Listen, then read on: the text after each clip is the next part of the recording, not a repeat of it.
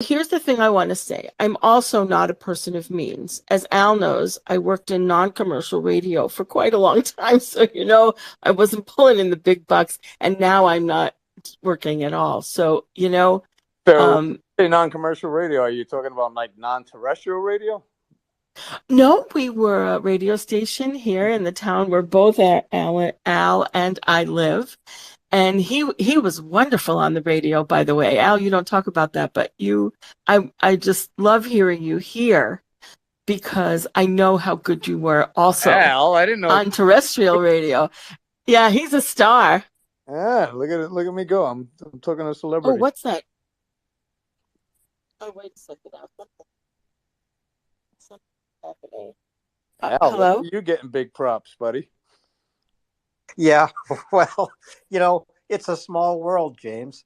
It Yeah, is a small world. It is a It's a small world, but giant but world. Al's a big somebody in some places.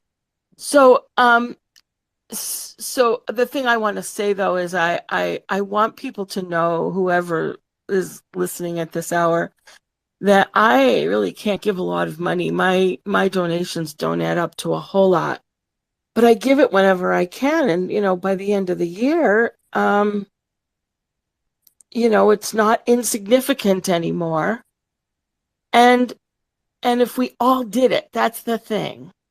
And because grassroots radio, and I was a grassroots fundraiser at that radio station, I know that the $5 is add up, and the $10 donations Well, add up. that you're exactly right, and that's what I've put out many times. I'm like, look, I don't need, Ripley's Heroes doesn't need uh one person to give $1 million. It's just, I have 412,000 followers or so. And it was like if I just gave $5, I mean, we can move mountains with that, you know, and that's Right, because if we all did it, it's just a habit. I grew up with the habit because it was the habit in my religious spiritual practice and in my family. And every Friday evening, we were gathering up the coins to put in the little can and donate it, when the can was full. And so I grew up with that as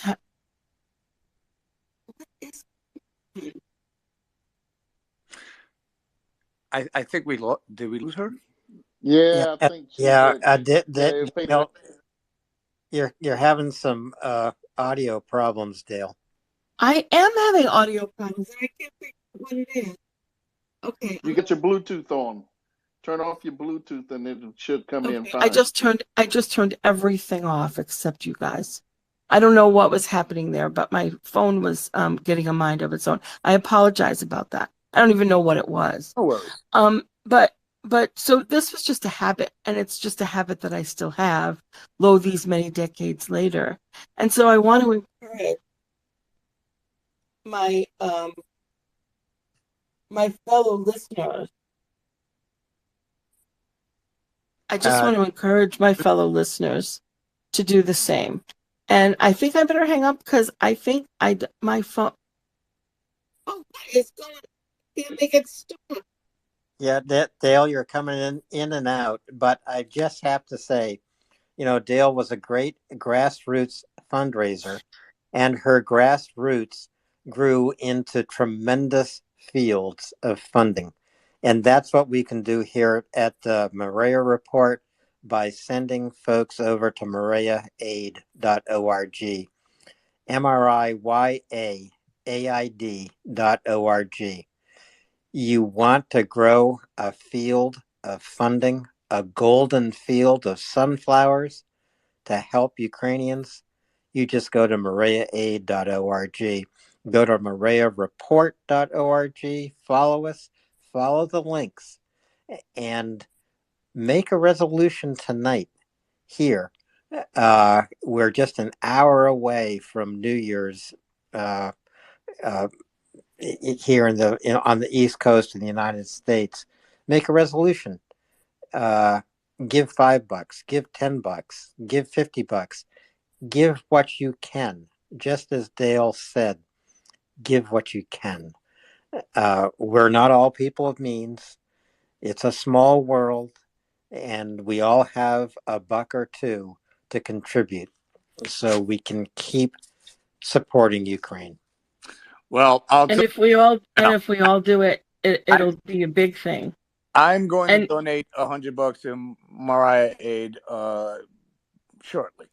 So you're talking to a guy who hasn't had a paycheck in 10 months. I don't get paid for anything that I'm doing over here. So I'm living off my life savings at this point. But I will donate to Mariah Aid tonight, and I hope others will do so as well. so and Al, you took the words right out of my mouth. Thanks, Dale. It's great. It's great to see you come up. It's great to hear you, Al. I always have loved your work, and I've been so happy to hear how wonderful you do as a host here. And Daryl and Al is like the super team. Hey, I could not do this without Daryl. I really enjoy having you up here, Dale. Thank you so much. It was great for your compliments, and keep listening and come up anytime. I will. And James, be well, and yeah, you're doing amazing things. Thank you, darling. You're repairing the broken person, rather than from yeah, when you come visit Al to hear his Maine accent. You are helping to repair the broken world, and it is so broken right now that all that good is making a difference. Well, all of y'all. It's an amazing feeling to be able to do that, and yes, and and I know not many people have the opportunity to do that, and it's a life choice that you got to be very committed to, and it feels incredible to be able to be here helping these people, and I've never been more vigorous in my life than I am right now. So it's been an honor and a pleasure to. Now just stay safe, please. Yeah. Thank you so much. And good night. And Happy New Year. All right, darling. Good night, Dale. Thank you so much for coming up. Good night, Al. Good to hear you. Okay. And as we say, it's a small world. And in this small world, the majority of us stand with Ukraine. It's just the right thing to do. It's just the right thing. Hey, Daryl, are fireworks going off in your town yet? Not yet. Although the gunshots there have been some fireworks, but when you hear something that goes off a little strange, they got other things popping too. That's one thing, growing up in the South, you have to get used to you'll hear the big, boom, and then you'll hear this. You'll hear that kind of stuff, and then you'll hear. Sounds like a shotgun. Yeah, shotguns. You'll hear the somebody with the 45, and then you'll hear the 32, and then you'll hear the 22s pop off because it doesn't make a real loud report when they go off, but so you kind of get used to the sounds of the different ones. But well, you should come to Ukraine. You can see rockets going off. I can do without the rockets. Yeah, I'm trying to do without them as well. I think everybody can do without the rockets. Yeah, but James, hey James, yes sir. Has it quieted down? Yeah, I'm actually I'm out on my balcony right now. I'm looking up at the sky. There's cars driving in the streets. Things are back to normal. Today was a rough day. We got hit hard, but like I said, these people are so resilient. Life goes on, and today's not going to be any different than any other day. It's just. Unfortunately, it's the world we live in over here, and people still move on, and it's amazing how everybody just, I'm sure that in a couple hours there's going to be kids playing in the streets and all kinds of things going on, and like nothing ever happened yesterday. Even though it was a barrage of rockets hitting the city, and um, again, I don't know the casualty count yet, but I'm sure we'll hear about it in the next couple of days. But this is a daily occurrence over here. This is life. Well, let's hope it won't be that way, won't be life for very much longer. Um, there's a lot of things, the ruble falling, and hopefully the sanctions are starting to going to take more of an effect. There's some other mechanical issues that they're starting to have with the bearings. Hopefully a lot of the things that they are depending on to execute this war will start turning, sideways for them and derail that whole situation. So um, the only thing we can do is be here for Ukraine to make sure that they got enough to put the pressure on them to put them back in the hole and send them home. Yeah, agreed. And again, I just want to reiterate how amazing you guys are for doing this all the time, 24 hours a day, 7 days a week, keeping everybody informed. Um, a lot of times, I get intel from you guys before when I'm downrange. I don't have the opportunity to know what's going on. And I get more information from you guys than I do, from where I am. Because James, what you just said is kind of funny because that's something that Nuki said when he was on here, how they listened to us down in the field. And, if you guys are listening to us and, the information you get is positive and it keeps the men's and women morale up to know yeah, what's happening and what's going on, then hopefully we're doing a good job of that for them. yeah, And sure thing. You guys are amazing, and Rip and I are big fans of you guys, and we've been listening to you guys for a while, and honestly, I shit you not, um, when you're here and you have little ability to find out what's going on, except for the area that you're on and or you're at in the your area of operations. Sometimes you just don't find out what's going on everywhere else. And sometimes I get more information from you guys than I do, have intel on the ground. So it's important what you guys do, and you guys do an amazing job at it. well, we appreciate every one of them. And it's a I'm not it's not even transactional because we could never repay them for what you know they do for us. So we're just glad that we can be their voice. Um, and for some of us, that's all we can be is their voice. Well, And doing that's well, and I appreciate that. all right. We got Carlos here. Carlos, what you got?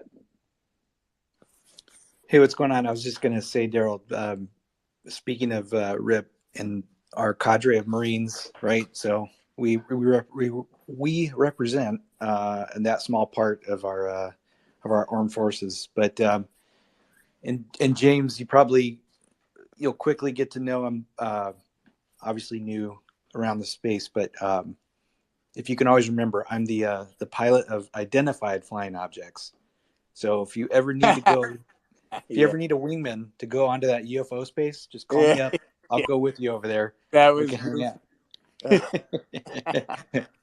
I was almost too embarrassed to admit that, but I had to. It was just No, too. it's good. It's too good. I'm gonna forever I will remember that because it was hilarious. And I couldn't believe I was on there for like 20 minutes before I realized I was like, what the hell is going on? All right, but go on. but I was going to tell you, so I was just going to give you a little other nugget about that. When I was over stationed in Japan, we flew out of Iwakuni, and our whole purpose there. I don't know if you heard Alan ask yesterday. I think you were gone by this time, but there was a U.S. aircraft that had joined up, or I should say, a Chinese aircraft actually joined up with a U.S. aircraft, and it's just kind of things that they do out there. But anyways, some of that footage that was taken that the Navy released and was acknowledging as UFOs. Obviously, they're just unidentified, right? They're not saying that there's aliens. They're just, but that's where it was. A lot of that stuff took place. They don't even call them UFOs anymore. What do they call them now? Oh gosh, there's like 5 different terms. I'd have to look in the style guide, by the way, because But the language thing is funny, and I don't know if you guys can understand me because I have a very thick California accent, Alan. But how I know we have Canadians is, what do they say? What do you have to ask them about, right? All you have to, if I hear about or anything like that, I know that they're Canadian, but I can't even say it. Boot. There you go. A boot. A boot. But I was going to tell you, James, so another guy that we had on, and I don't know if you follow him, Nolan Peterson, really, really great reporter. We had him on last week. He's actually a former Air Force. He flew with, I think, the 160th. Anyway, it's the Spec Ops guys, basically. But he was one of those pilots, and he sent out a tweet. And so obviously you have the explosions. He's there in Kyiv as well. And they had a impromptu New Year's party in the bomb shelter. But I just thought I was going to share that with you since you were on here.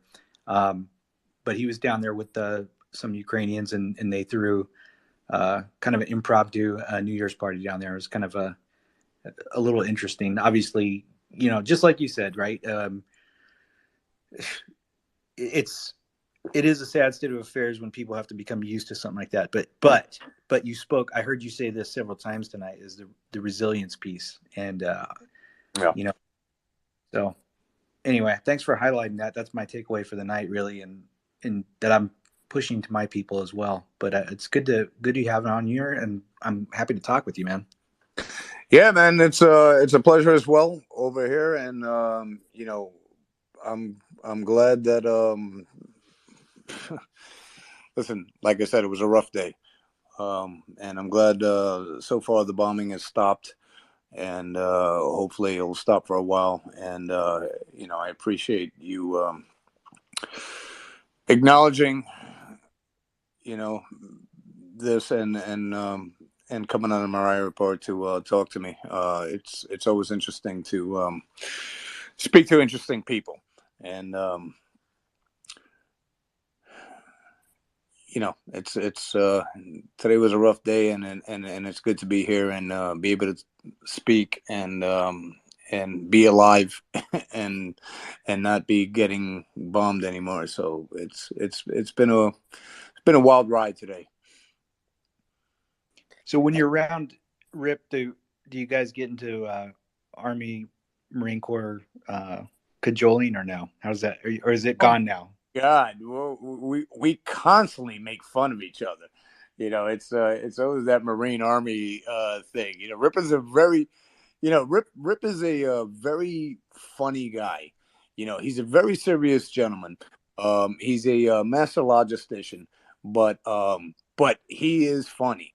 And he'll throw out some crazy jokes out. Yeah, and we're always, kicking each other's asses with jokes, Marine versus Army. So it's kind of a funny dynamic, how we have. And Rip is just like a super smart guy. A lot of people don't know this, but Rip is a 3-time best-selling author. New York Times best-selling author. He's written 3 books. He's got a 5-book deal, to write books in the future. He has shelved that just so he can, put all his attention to our foundation, which is remarkable, considering that he's throwing a lot of money away just to do this and what we're doing and help the cause. So, if anybody doesn't know that, I just want to put that out there, and I hope if he hears this that it doesn't bother him that I'm saying this, but I don't think it will. But the guy is he's one of the smartest guys I've ever met in my life. And he's good at what he does, and he's a master logistician. And we have this dynamic. I'm just, I consider myself to be just kind of a bullet sponge, and not as eclectic and smart as him, by any means. And but I know my role in society and in life, and and what I need to do. And he he's just a great dude, and he's funny as hell. And we have so much funny banter going back and forth all the time when we speak with each other, especially when it comes to the Army Marine things. If you were sitting in a room with us and you heard our conversations, you'd be laughing your ass off. And he's just a funny dude, and he's just a good dude, and he's just a really good guy to know, and one of the most amazing people I ever met in my life, and it's a pleasure to call him a friend, and now a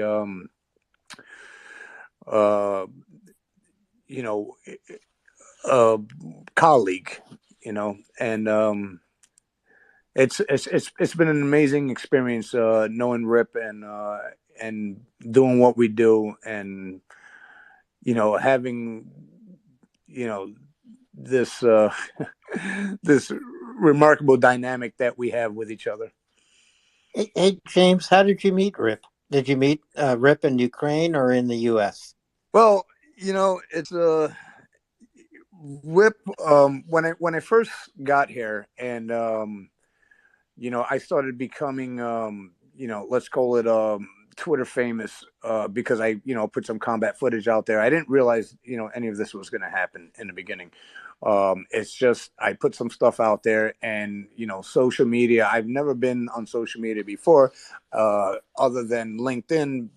As a professional, social media account. I never was into social media. Didn't care for it. Didn't want it.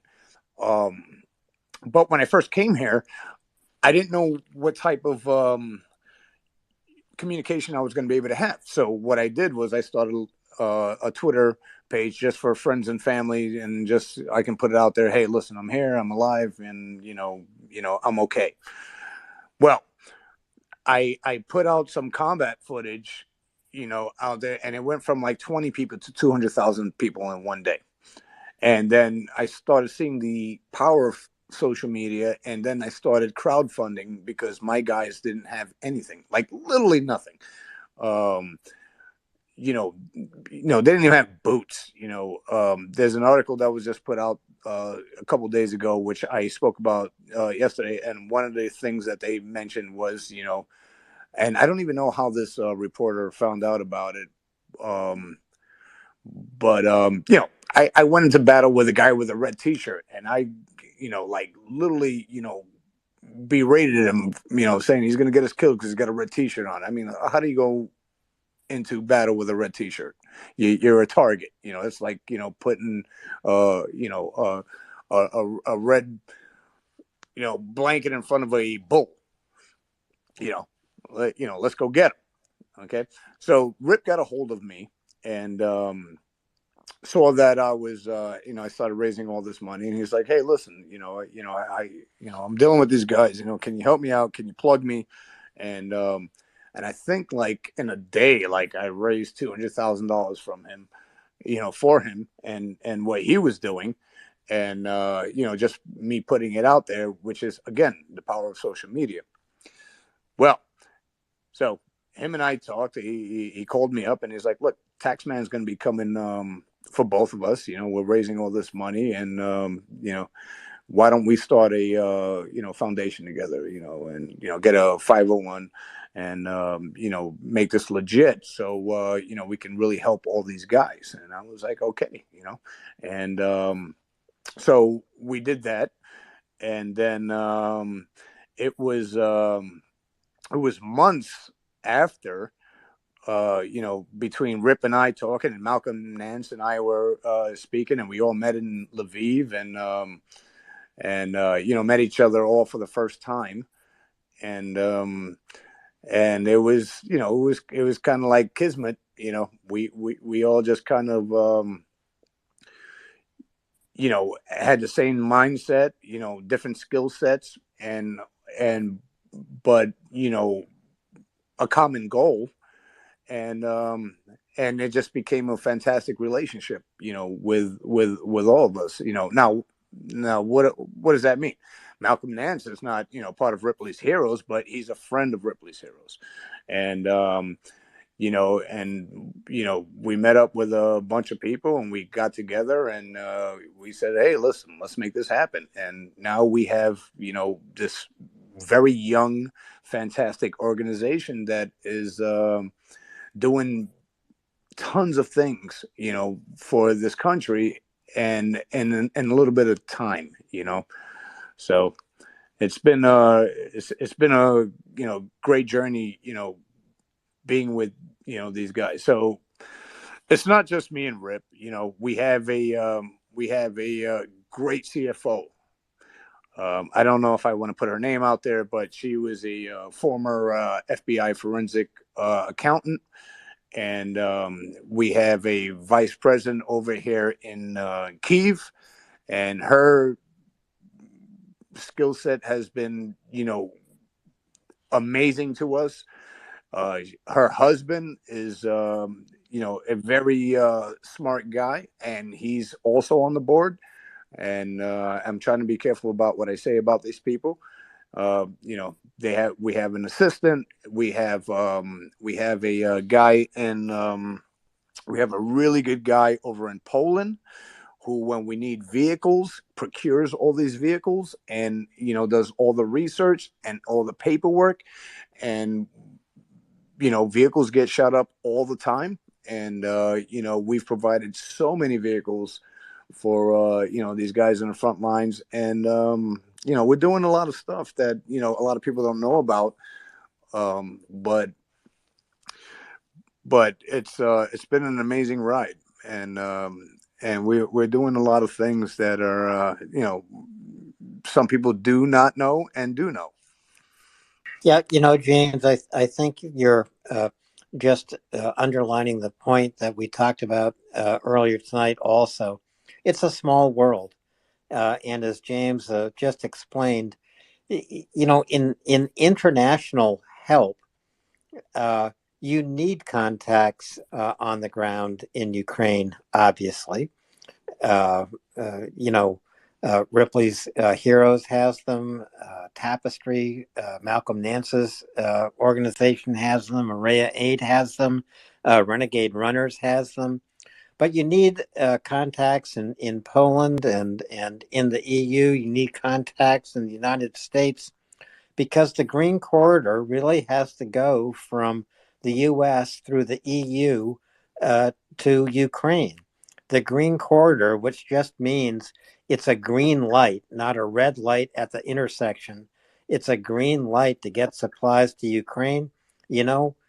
Maria Report is a green light. Maria AID, Maria Aid is a green light. So get in your car, come up to the intersection, drive right through, Yeah. send your donations to help Ukraine. Yeah, I mean, it certainly takes a village, and listen, I'm not going to be afraid to say that that whole Green Corridor thing. I I don't want to sound like an asshole, but I brokered that whole thing, and how did I do that? Well, I met up with a good guy over in Poland, and I'm not going to put his name out there because I don't know that he be right before I left, and young man, by the way, 28 years old or so, art dealer, evidently very influential. Didn't know this at the time. So I'm sitting with him, in my hotel room right before I'm about to, or in the hotel lobby restaurant. having breakfast with him, and he asked me an interesting question. It's like, what can Poland do for you? And I'm like, well, you know what, buddy, you can stop holding our shit up, in customs when we have critical things that need to go down range, and you can stop, queuing up these trucks, for 24 hours or 30 hours or 3 days, when we need to get critical things down range. So what does he do right in front of me? Calls up the Minister of Interiors, says, I want you to meet up with James Vasquez tomorrow here over at his hotel at 1 p.m. And I was like, fuck, that's crazy. And sure enough, the guy met up with me. And then I got him, I got Rip on the phone. We had to him bringing the Minister of Interiors in, to us now having a meeting with 4 nations, and that's, Canada, Ukraine, Poland, and United States. So it was it was pretty cool how that just all worked out, and how everybody was so okay with making this happen and making it happen quick. That is a great story, James. Amazing story. James, things are quiet in Kiev as the sun is almost coming up. Sun's not coming up anytime soon. Like I said, it comes up at about 8:00 a.m. over here. It's 6:30 a.m. right now, but everything is quiet. I haven't heard a bomb in a while, so let's just hope for the best for the rest of the day. This is New Year's Day over here, so hopefully these people over here can celebrate in quietness and not get shelled again, because yesterday was pretty rough. Not just yesterday, but also in the early morning hours of tonight. So the first year of 2023 is coming to first light in Ukraine, and 2023 will be the year of victory in Ukraine.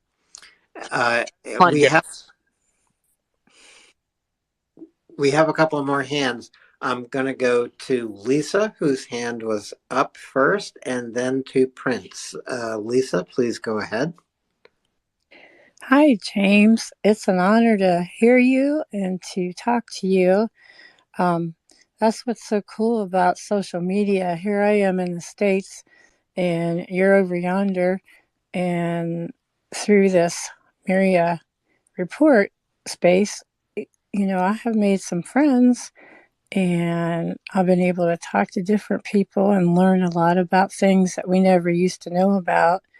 And I guess something that didn't dawn on me right away was, I thought when you guys volunteered, I thought that you guys were covered by the UA too, and they outfitted you and equipped you.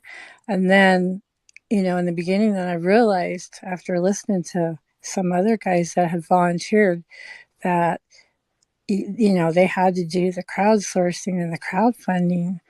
And there's a guy that comes on here that was over there in Ukraine, and he was in he was in the Ukrainian army, but he's in the States, but he helps get things for people. You're speaking to Constantine, Lisa. Yeah. I didn't know if I should say his name or not. I'm trying to be careful. Well, you just got outed. You're blowing my cover, dude. You're blowing your spot. But no, I didn't know, but I just leave that up to him, because I have talked to him off the space, and I don't want to. He doesn't want a whole lot of spotlight on him, but yeah. So anyways, my dad was in World War II. He joined the Coast Guard at the age of 17. He begged his parents to go, and they wrote a note, and he really did want to go in the Air Force, but he wasn't old enough, and he didn't want to get in trouble so he stormed the beaches of Normandy. He he never once talked about it except on the 50th anniversary. And then he said a lot, and he never said another word after that.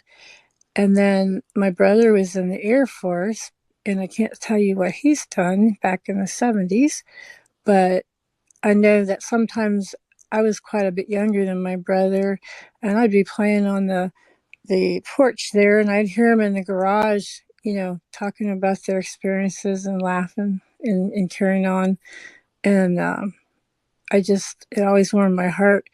But I had said earlier, when my dad had ended his conversation with me, he had told me, he said, there was a lot of people that sacrificed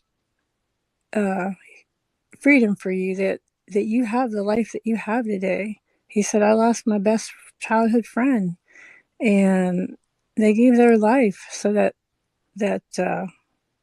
everyone could be free from what was going on in time in World War II. So I want to thank you for your service when you were in the service, and I want to thank you for going over there. I mean, for me, that would take a lot of guts and being brave and courageous. I imagine if I had joined and I knew what I was doing, it wouldn't stop me. But I'm like really old, so I mean, I'm far beyond joining the any kind of military. But just thank you so much for sharing your experiences with us. And I want to tell you a funny story. My dad was always a practical joker, and he was always a happy man. He was always whistling and carrying on. I was upstairs and I heard him coming up, and I thought it'd be really funny. And he had always told me, "Don't ever sneak up on me." Well, here I was thinking I was going to be funny, and I hid in the hallway closet, Oh boy. and I jumped. And mind you, I was like probably 9 years old, and I jumped out of him and went boo. And you know what? Last thing I remember is like seeing When you stars. woke up? Yeah, I lay in there, and he thought he broke my nose, but he didn't care. He said, "Now see, I told you, damn it, you don't scare me. You're lucky I didn't kill you." And I thought, whoa, I learned my lesson. Yeah, that's not a doesn't sound like a good idea to do. But I was a World stupid, War II veteran. stupid kid. But yeah, they thought I broke my nose. I can remember it was bleeding, and Mom put ice on it. She wasn't mad at. I mean, she was mad at Dad. She was mad at me. She said, "You need to learn to listen. Your life may depend on it." So, I and my brother, when he came back after he got out of the service, he was the same way. Only he said, when you come down in the basement, he said, make a lot of noise, so I know that it's you. And You I know, knew. Lisa, that's a good story. And people who have been in war, like your father or my father and my cousin, my mother, they don't share their experiences easily or lightly. Mm-mm. I remember in my family, uh, neither of my parents spoke about World War II. Um, Honestly, in for over 30 years, and then when they finally did, it was still not easy for them. Right, But right. but the world is changing in a way, and here on Maria Report, we know we have to speak about what is happening in Ukraine daily. We have to speak about the war crimes that Russia is committing. It's not easy to talk about, but it's necessary. It is absolutely necessary. So thank you so much for that story. Yeah. And thank you, James. And I'll be praying for you and your guys and everybody you're around. And God bless you and have a happy New Year. Well, thank you so much. And to your point, my friend, you're right. You know, I've lost I lost two good friends. You know, obviously Victor recently, and a young man that I fought with many years ago, 30 years ago. God damn Uh, it! It's crazy to say that it's 30 years ago because shit, that was a long time ago, and I can't believe 30 years are already passed. yeah, Um, and yeah, you just it was something that I never talked about or said anything about up until recently. That I actually and I'm not afraid to say or shy to say, this is something I would have never said anything. I would never have said this years ago because it would have been a sign of weakness, and it wasn't something. We're taught to. Just suck it up and drive on, and that's been kind of a mantra for a long time, in the military. And finally, I went to therapy after many, many, many years, and had to really throw my dick on the table and just excuse my language, and just talk about my good friend that I lost, one of and then you lose men, and some of the men that you lose, you don't know them well enough to harbor you know you know it's never easy, but right, you do lose some men, and you just say, well, this is war. But some people you're very close to, and those people, when you lose them, are very difficult to you know take in. It's men. Some men that you lose are more painful than others. And I hate to say that, but that's the truth. well, And I think that was an excellent idea that you went to counseling therapy. it Um, took me a long time to actually do that. And well, it's hard. It's hard to do that, you know. but I did. And so I lost a good friend of mine, many years ago, and and that stuck with me painfully for many years. Almost not a day that I went by that I didn't think about him. Had survivor's guilt, all kind of nonsense like that, and and up until recently, my good friend Victor, who just got killed on September 17th, was the second person in my life that really hit me hard. Hmm. But this is war, and these things are going to happen, and sometimes you're going to lose people that you care dearly about, and so understandably, to your point, your parents who didn't speak about these things and these atrocities because it's just sometimes so painful that and the reality of it is so disgusting that it's something that you can't even talk about. And I didn't talk about my good friend who got killed, you know, 30 years ago for 28 years. I just kept a picture of him and I in my pocket, which I still have. Oh. Kept it around for, you know, at this point, 30 years. I was very Hmm. young when this happened. And so there's only two pictures I have in my pocket. One of me and my buddy Clark in the United States Army, and one of Victor and I.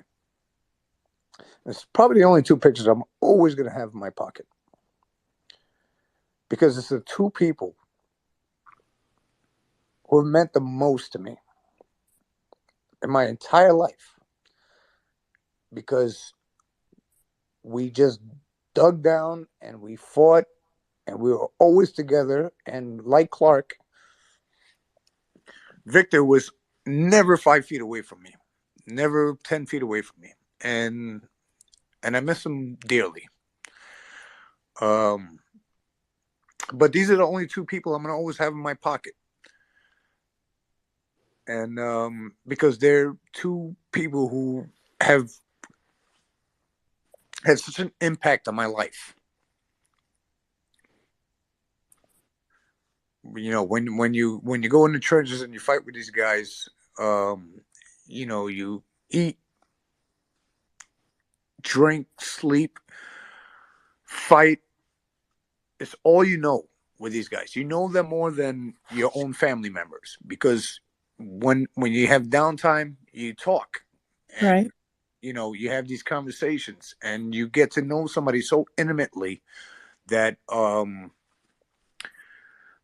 you tell each other things that nobody else in the world knows, because that's that's How close you are.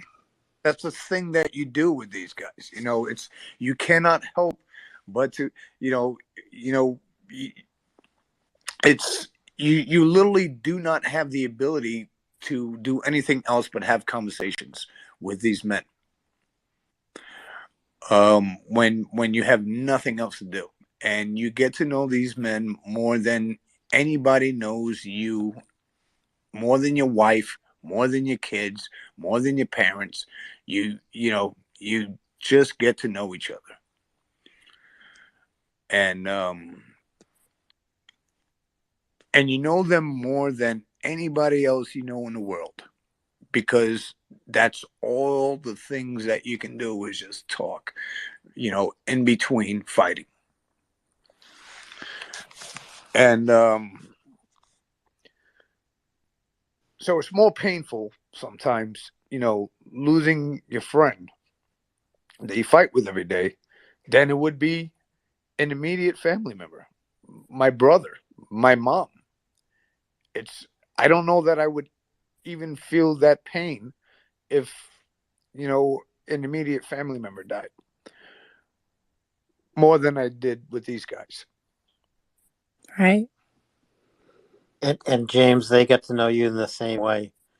Um, I mean, this is just about the deepest kinds of friendships you can have, and it's because you're thrown together. You're thrown together in a random way, but in also the most meaningful way. Um, that's a. I just thank you so much, James, for talking about that. Thank you. Yeah. Uh, Thank and, you, and James. Lisa, I want to go to a couple of other hands. Sure. We I have understand. here.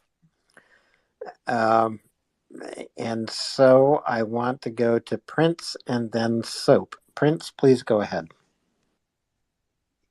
Thank you, Alan, and I'll get serious here in a minute, but first I need to address Carlos. Carlos, um, as a person who holds both United States and Canadian citizenship, but was born and raised in the United States and never lived a day in my life in Canada. Well, okay, but except for a couple of summers, but that doesn't count. Um, I'm going to give you a couple of tips here. Colby is a very, very good English speaker. You do not hear his Canadian very much until he says the word process. And process is the dead giveaway for Colby. I will give you another tip. If you would like to get some more ideas on how to pick up language differences between what we speak here in the United States and what those foreigners up north speak, watch the movie Strange Brew. And then when Combat Trash Panda comes on the space, do this. Say, and see if he responds. And I guarantee he will. But that will only work if you watch the movie Strange Brew to understand it. I Man, actually I'm going saw to Strange Brew, and you know exactly what you're talking about. get. Thanks for the There's a, homework. Thanks for the that's homework. I appreciate it. yeah, it's a great old movie from the 80s. Yeah, And that's old school. You're showing your age, darling. oh, honey, I know it. I know it. Very much But like this, Nate. yeah, and James, I just wanted to say that I've never been in the military, and I don't have any very close relatives who have been in combat. Other than that one cousin who was in the Air Force who was extremely bored during Desert Storm because he was a weatherman stuck out in the middle of the desert in a tent and checked the weather twice a day. But Oh, I that do sounds like have some fun. acquaintance. Yeah, right.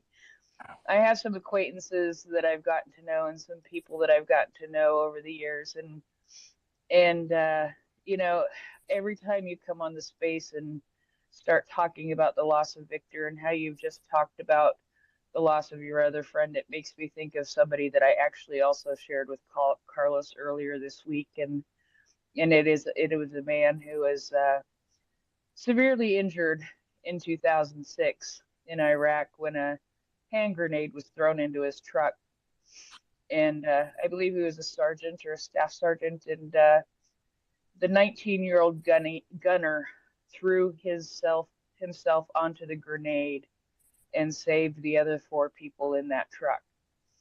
Now, um, the other people were very injured, and the person that I know has made an amazing recovery that took many, many years. But his wounds are not all healed, and it's the wounds that aren't healed that I hear in your voice sometimes when you talk.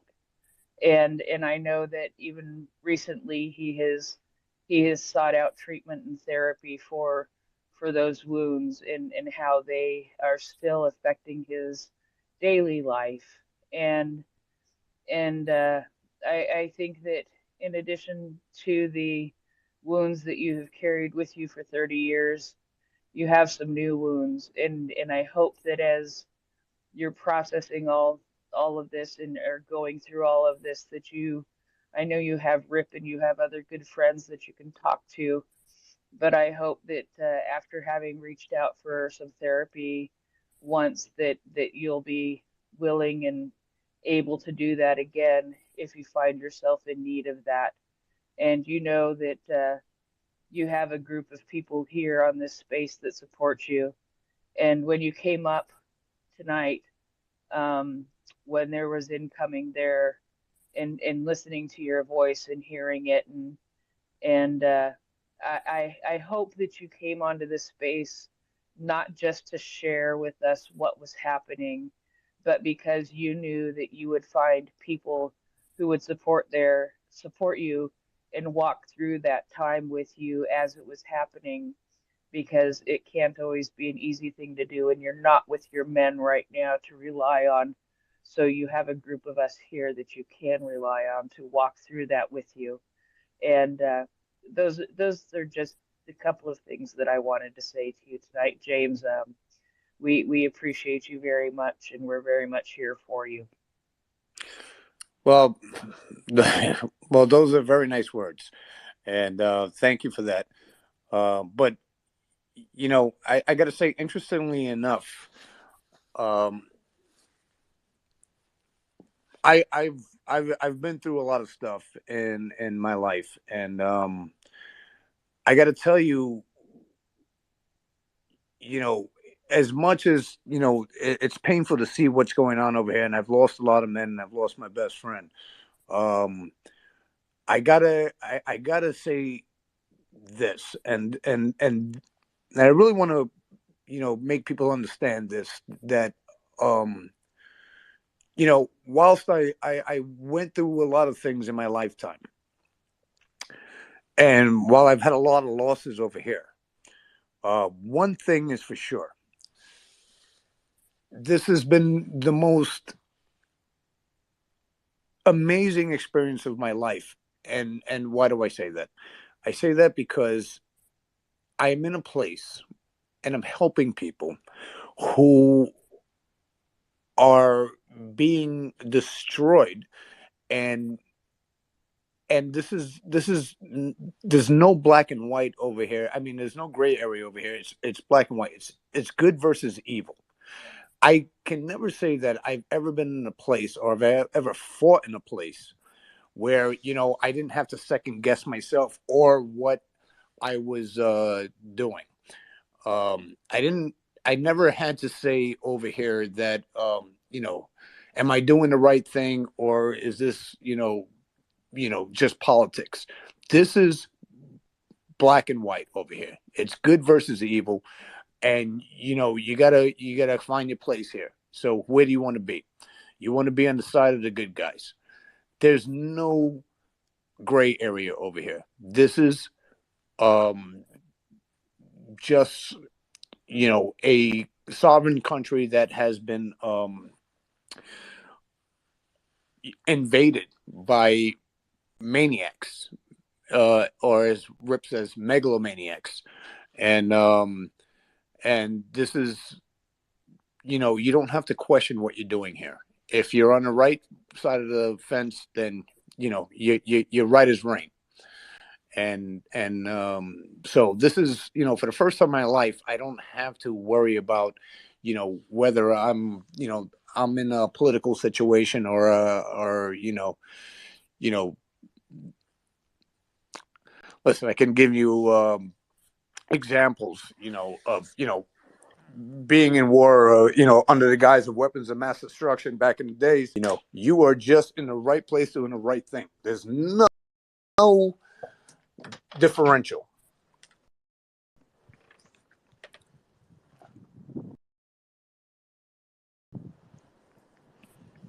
James, I just want to thank you again for being with us tonight on Maria Report. And I'm wondering, the time zones stretch so far around the world, but I think tomorrow afternoon, Malcolm and John Spencer and Chuck Farrer are going to be here. Excellent. And I wonder if you can join us. Even I think it's going to be around 3 p.m. Eastern time, which would be probably about at 10 p.m. your time. Yeah, I can get on. Well, they are calling it Sober Up Sunday, but neither you nor I nor lots of people here will need to do that tomorrow. A couple of other speakers here tonight will have to do that tomorrow, so they probably won't be here until Monday. Yeah, I mean, listen, just listen. You guys have my contact information. Just give me a ring. We will definitely shoot you a message when Chuck and John and Malcolm are all up, because I just hope that that you're here. I like to think of the four of you as the four horsemen of the apocalypse. You're all doing your thing. Yeah, I don't know if you have my phone number, but I know Axel and a couple of the other guys do. Joe does as well. So just have them give me a ring. No worries. We'll be in touch. I want to welcome Charles here as co-host. Charles has already celebrated New Year's, so far as I know, right? From where? Oh, Charles Charles is in Europe. Oh, okay. All right, cool. Yeah, good morning. Yeah. So happy New Year, James. Yeah. Guess it could have been a little bit better there early this morning. I listened just after the New Year. You talking about the missiles. I'm sorry to hear that. Any new information from your side on what happened? Or no, I don't have a lot of intel right now because this is all fresh and new, and I'm sure we're gonna hear more about it tomorrow. But it's the first time that I've ever been talking to Maria Report or anybody while missiles were actually flying over my head.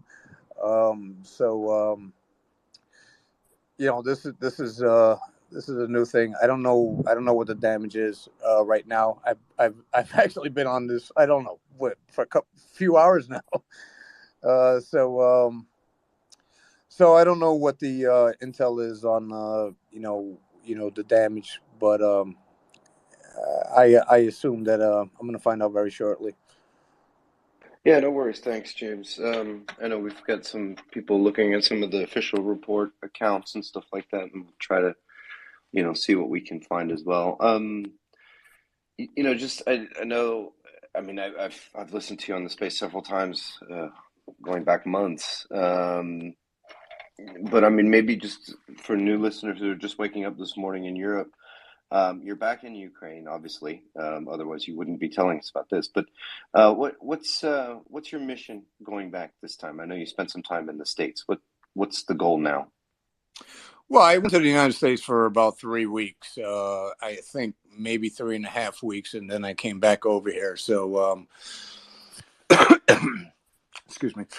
I've been downrange. I've been back and forth. I'm doing multiple things. In other words, I'm trying to support, Ripley's Heroes and, what we do over here and get geared down to these guys in the front lines. And in between that, I'm, fighting.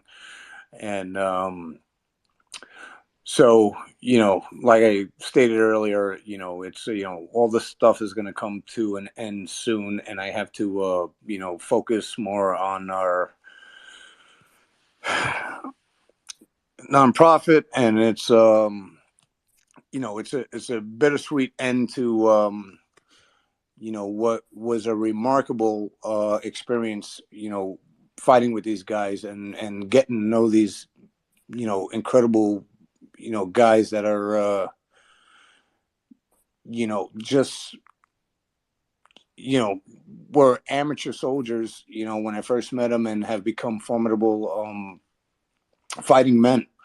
So, it's been an amazing experience, and I hate to walk away from all this and walk away from my men, but no, am I walking away? No, I'm not. I'm still going to be supporting them, through Ripley's Heroes and providing them with the things that they need, and like I said, earlier, I'm doesn't mean it's going to be the last time I fight. It's just going to be the last time that I'm going to be embedded with them, on a daily basis. So,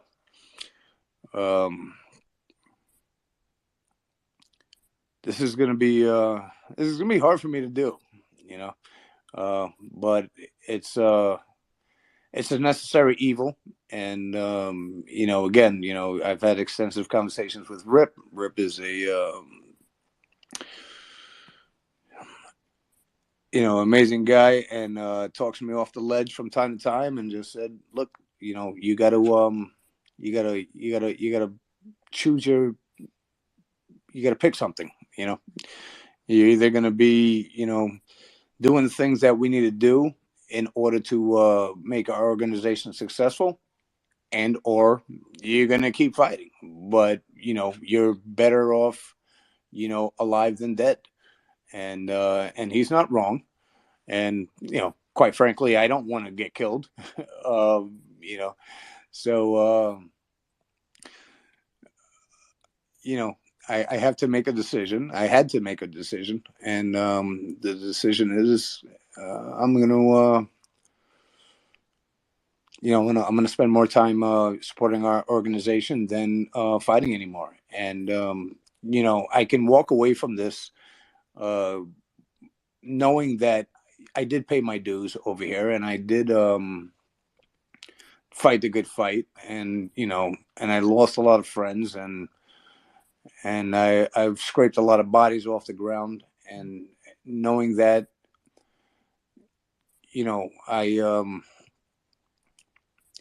knowing that I did this, and I did it honorably, and I did it,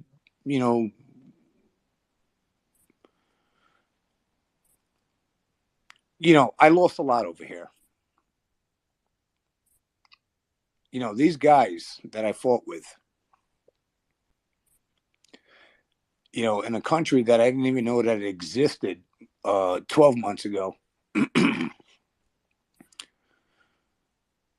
I I put my heart and soul into it, and I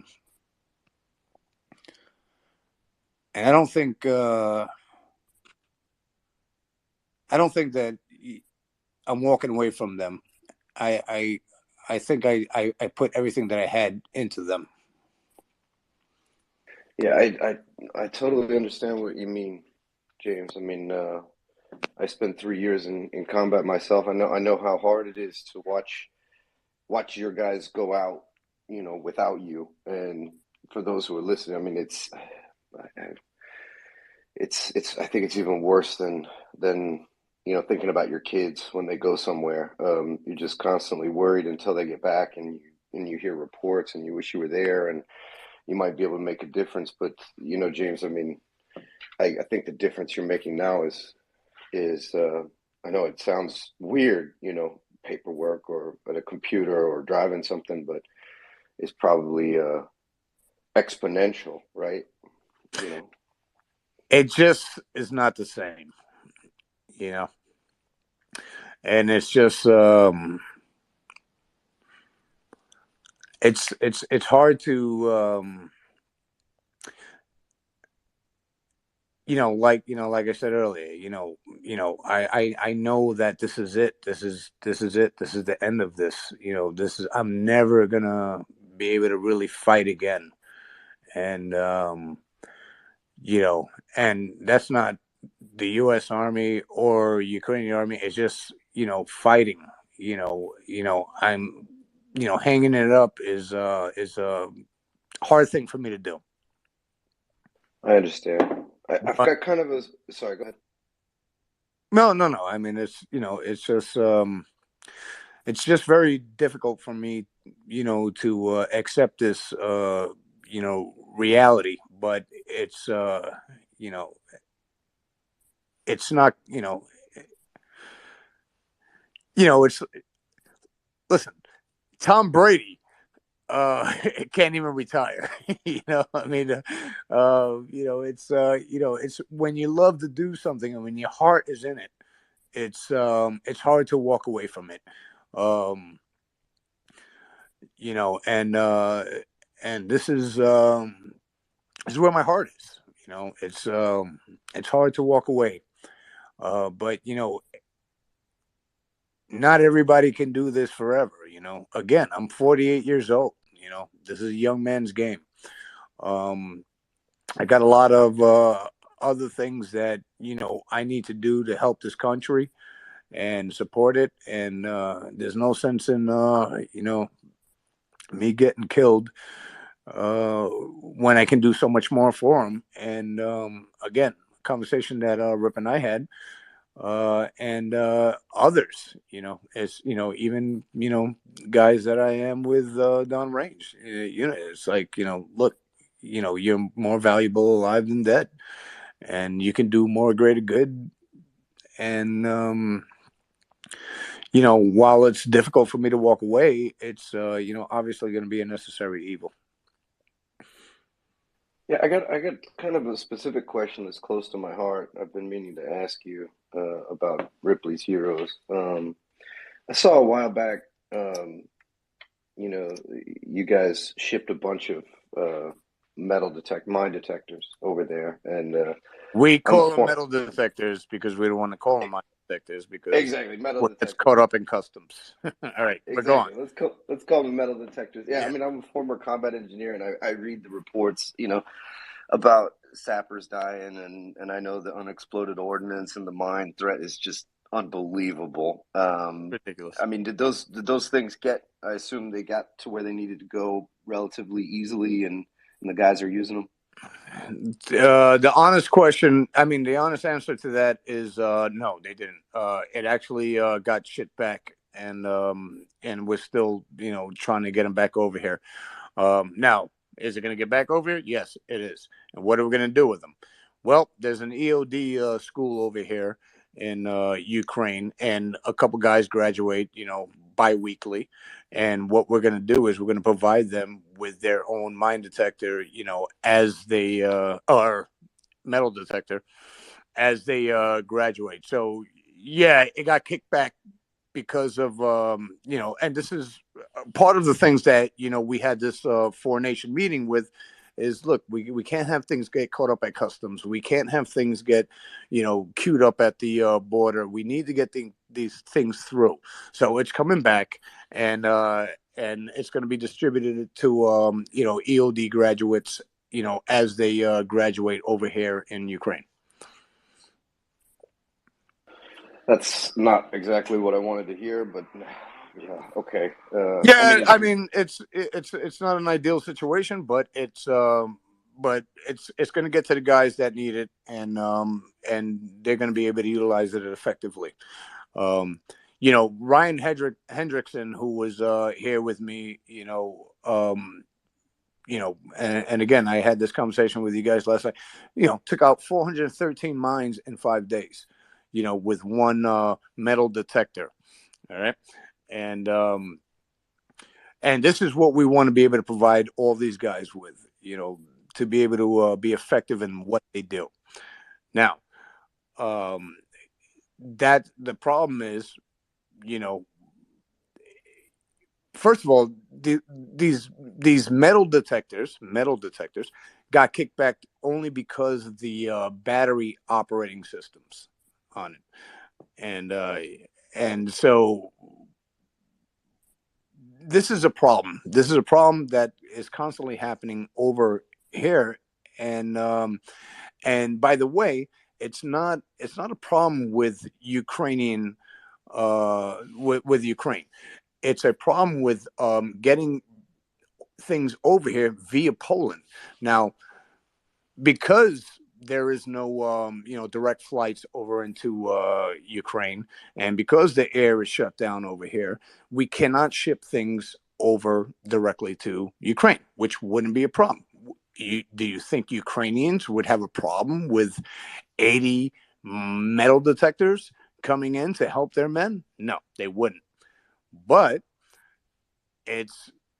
we have to fly everything into Poland and then bring it through the border. That is the problem. This is why we had this meeting. This is why we're doing the Green Corridor, and this is why we had this 4-nation meeting, which is, going to be very effective in the future. Thanks, James. Yeah, I just hope that stuff gets through efficiently. And I remember we were talking to Ryan, from, he's working with 3XR, and I think he was in Poland as well for some of that. But yeah, I must say, it's so frustrating. Ryan is amazing, man. I'm telling you, I saw this guy, in real time, working on these things. He handles mines like you and I will juggle balls. It's amazing watching him work. Yeah, so there are a few Ryans here. There's Ryan Hendrickson, who is the demining expert. And then there's Ryan, who was a former co-host here, who worked with Renegade Runners. But the point you make, James, is, all these supplies that are turned back for whatever reason in Poland cost additional money. Malcolm Nance has talked about it. You've talked about it. Ryan's talked about it. You have to pay for it to be shipped back to wherever it came from. Yeah. You have to pay for it to come back to where it needs to get to, which is Ukraine. Right, and it's a tremendous amount of waste of time and money. Yep, it's a waste of time, money, and effort. That's why the Green Corridor, which is being set up from Poland to Ukraine, it did take 4 nations to figure it out: Ukraine, Poland, Canada, United States. It's going to make a huge difference. And by a Green Corridor, what we're talking about is a green light. It means like that all for the border. Yeah, all the intersections are clear. You just drive through. Yeah. Unfortunately, I was downrange when I couldn't make the meeting personally because I was in the front lines, but Rip came over and Lily was just people don't understand how long it takes to get over here, from the United States. It's a lot. Rip came here just for like 2 days just to attend that meeting. Um, Now I attended the meeting via Zoom, but had zero input in it, and just was amazed to see the progress that we were able to accomplish in that little bit of a time. And Rip went back to the United States. He's going to be back here very soon, but it was an amazing effort. Number one, for him to be able to come over to Poland to attend this meeting, just to do it for 2 days and go back home. I mean, listen, the guy's got a family. He's got all kind of things going on. He's running the show on Ripley's Heroes as a CEO, and it's not easy to less anybody thinks it's easy to come over from the United States to Poland just to be here for 2 days and go back. It's you're talking about 4 days for one day.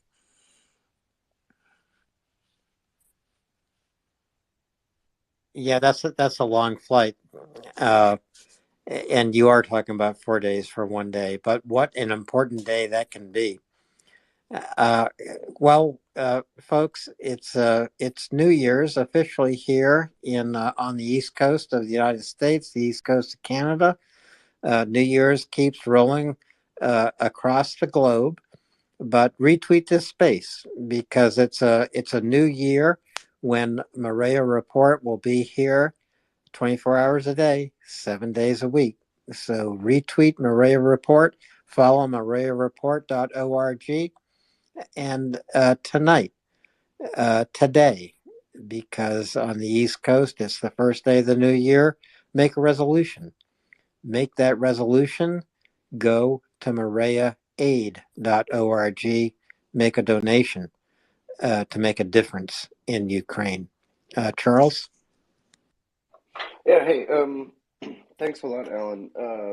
James, I apologize if I ask you some questions that you've already answered, but it's been great to have you on the space the last couple of days a lot.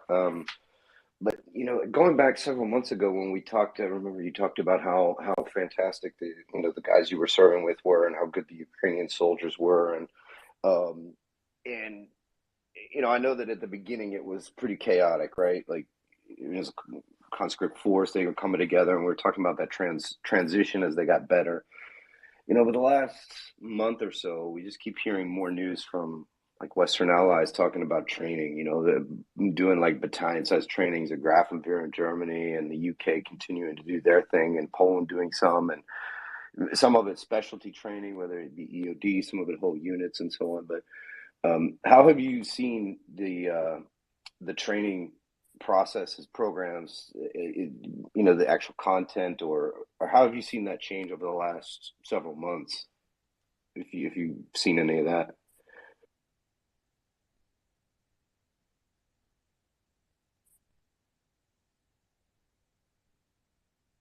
It looks like we lost him. Oh, did we lose James? James will be back, I'm pretty sure, Charles. He's been here for a while tonight, really from the very moment that that missile started to come into to Kyiv.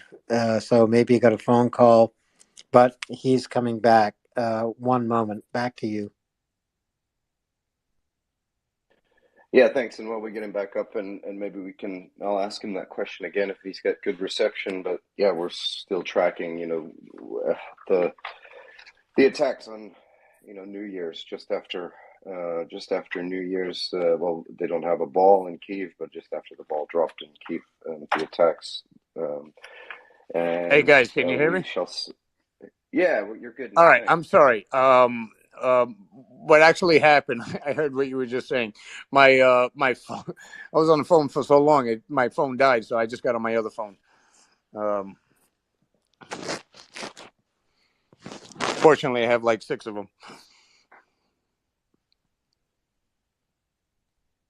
Nice. Yeah. So I just I don't know if you heard my question. I did not. I caught the tail end of it, but go on. Ask me again, please.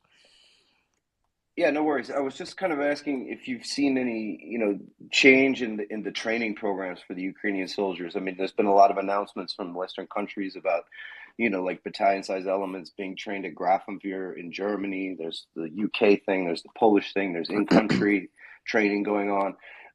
Have you seen it, the systems, the structures change, the content change? Like, how's that working out? Absolutely. In the beginning, like I said, and this is something that I spoke about earlier. These guys were completely untrained. They just put on uniforms, and then it was like kind of like sink or swim. Now, at this point, many of these guys have to go through extensive training, and especially when you're going to be with SF units, special forces units. These guys have to go through significant training, and now that they actually have the time to be able to train guys, you know, you know, without, in the beginning, it was basically it was a much needed element. Just put on the uniform. Here's an AK-47. Let's go, and figure it out later, right? So now these guys are actually, they do have, like, what we would consider in the United States Army a basic training. It's not as significant, and it's not as long. It's more like a 2-3 week, training course, and then depending on what type of unit you go into, the training becomes more significant. But it's still not United States military training, but it is better than it was in the beginning. It's not you just not just get thrown out there uh, and say, hey, go out there and be somebody. It's more like, look, this is what we got to do. This is how we're going to train, and depending on what you do, because there's a lot of talented drone operators here now. There's a lot of different elements uh, of units and different types of training. So it depends on what you go into, but there is training now, and these guys are getting trained better and better every day. To answer your question. Yeah, that's great. That's great to hear. Thanks a lot. Is it primarily individual based or is it unit No, it's based? unit based. It's they're definitely becoming more organized and having you know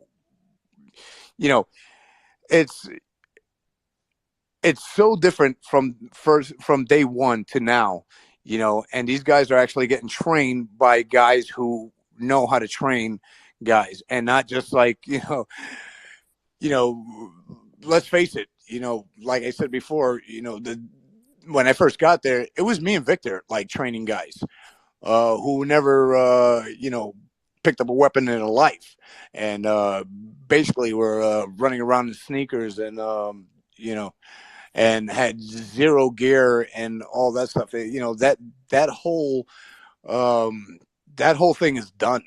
Now these guys actually, are going into training, and they're siphoning them in and out, with good training elements and good, what we would consider drill sergeants or drill instructors in the United States military, and that's what they're dealing with now. This is again, this is only 10 months in, you know, when you really think about it, coming from zero training and just throwing guys in there to now having, guys being professionally trained.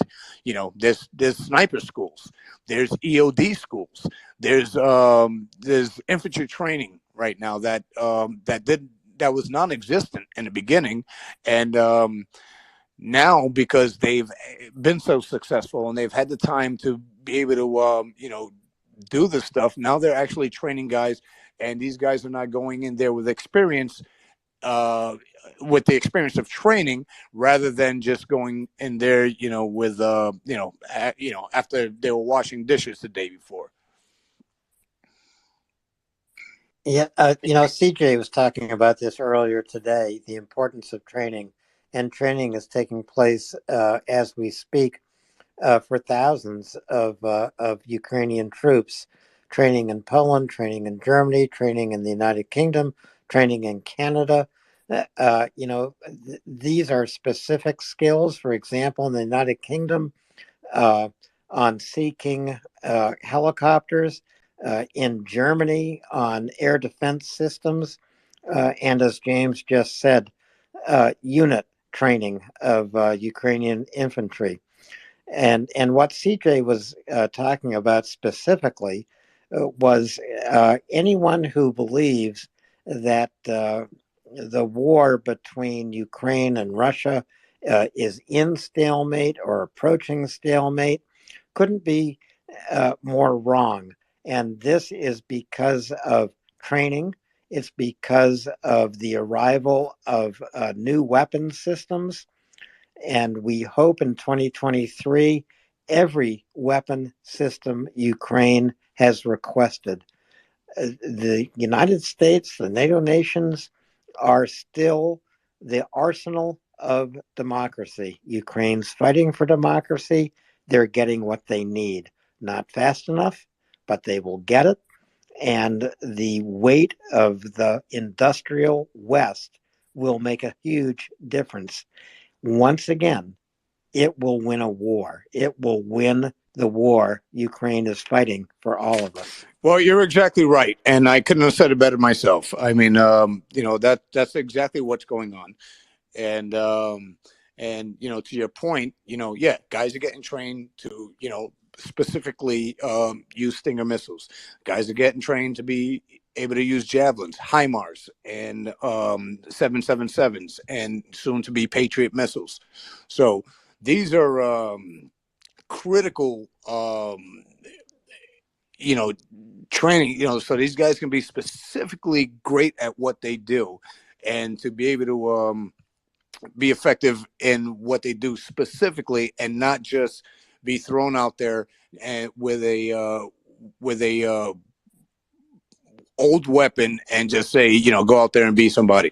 So, this is what's happening now, and these guys are being trained, and they're being trained specifically for what they're doing. So people have, again, drone operators, Stinger missile operators, javelin operators. These guys are being trained specifically to do a particular job and to be good at it.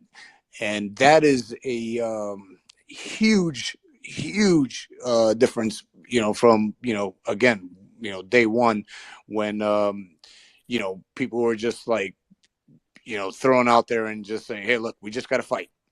So, again, you're looking at a 10-month-old army that was really bad at what they did in the beginning because they had zero training, but they had nothing but heart. Now their heart has, come up to their skills, and that's a dangerous thing for Russians when you have a Ukrainian whose heart has now matched his skills.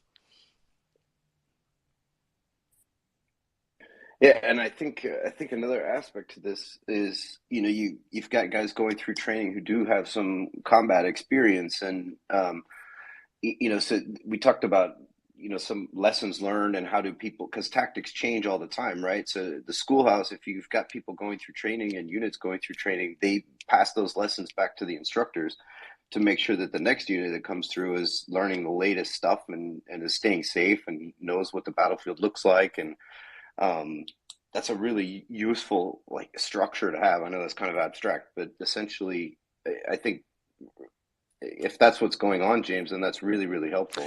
What do you think? Well, no, to your point, that is exactly right. And now, what do we mean by skills? Okay, so skills not only being able to fight, formidably, but also be able to identify, what can possibly happen. So look, Victor got killed because he hit a tripwire, right? We know in that particular area that, there's booby traps and there's all kinds of things. So you not only need to know how to fight, you also need to know, what the possibilities are of making mistakes while you're going into fight. So we know that these guys, are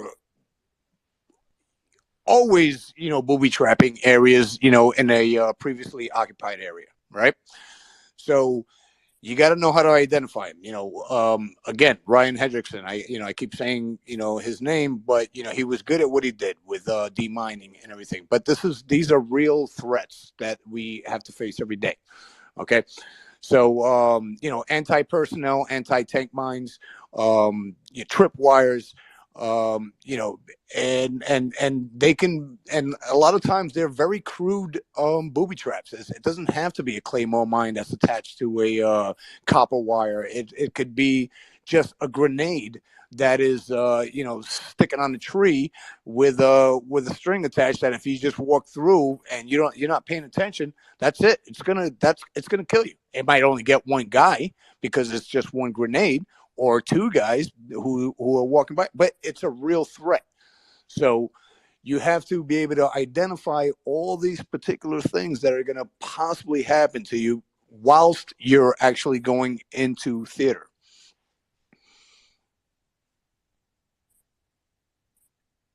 Yeah, thanks a lot, James. Yeah, and that's why it's so important. I mean, I think some people, when we talk about this topic, they sometimes get the impression that once somebody's trained, like, it's done, right? Like they're done, but it's never done. It's never. Because, You're exactly right. You're always going to get better at what you do every day when you see different things, because you're going to come across so many different things that can possibly happen.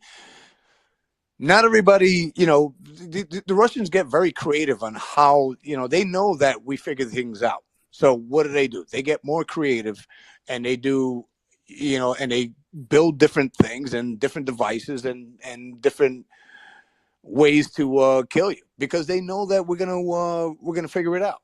So you can never be smart enough.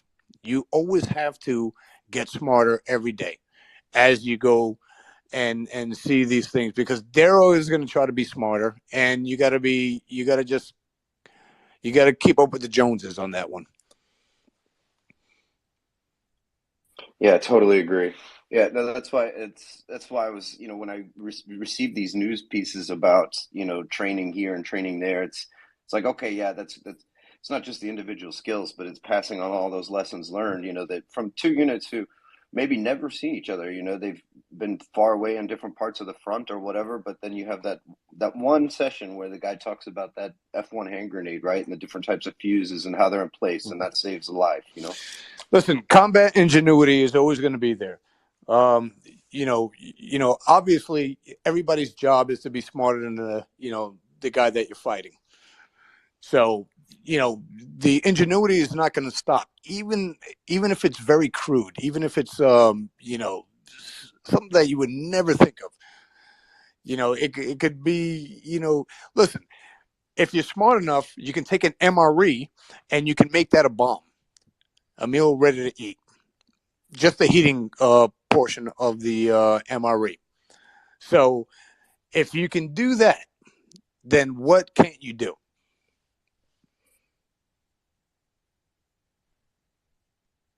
Exactly. Yeah, thanks, James. Will you be involved in any of that stuff, or is that with Ripley's Heroes? Is it just about equipment? Would I be involved with what? So any kind of training activities, or is it strictly in procurement and getting the guys the equipment that? Well, I mean, I don't know if you know who I am, but I've been training and fighting with these guys since March. I'm just now getting away from it.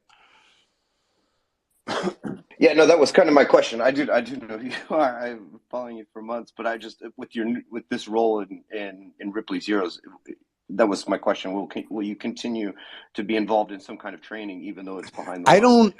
I don't exactly know. The honest answer to that question is, I know I'm going to be going back downrange, and I'm going with a special forces unit, and I'm going to. This is kind of going to be my last hoorah, but it doesn't mean that in the future I'm not going to be in some sort of training and or future fighting capacity. I just don't know.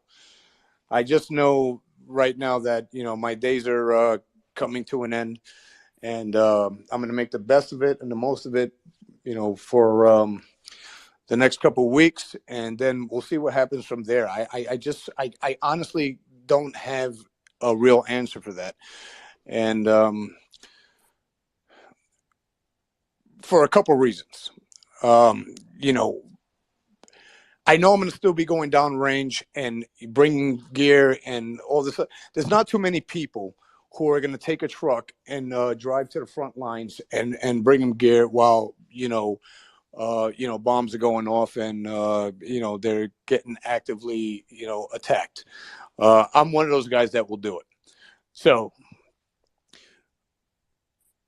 I don't know if I'm going to be training or fighting much after this. I know I'm going to be focusing on, what we're doing as Ripley's Heroes. And like I said earlier, if I go down range and these guys, and this is a unit that I'm supporting and, that I've never fought with, and if they give me the opportunity to fight for a day or two with them, I'll be happy to do it. It's just not going to be, as constant as I usually do.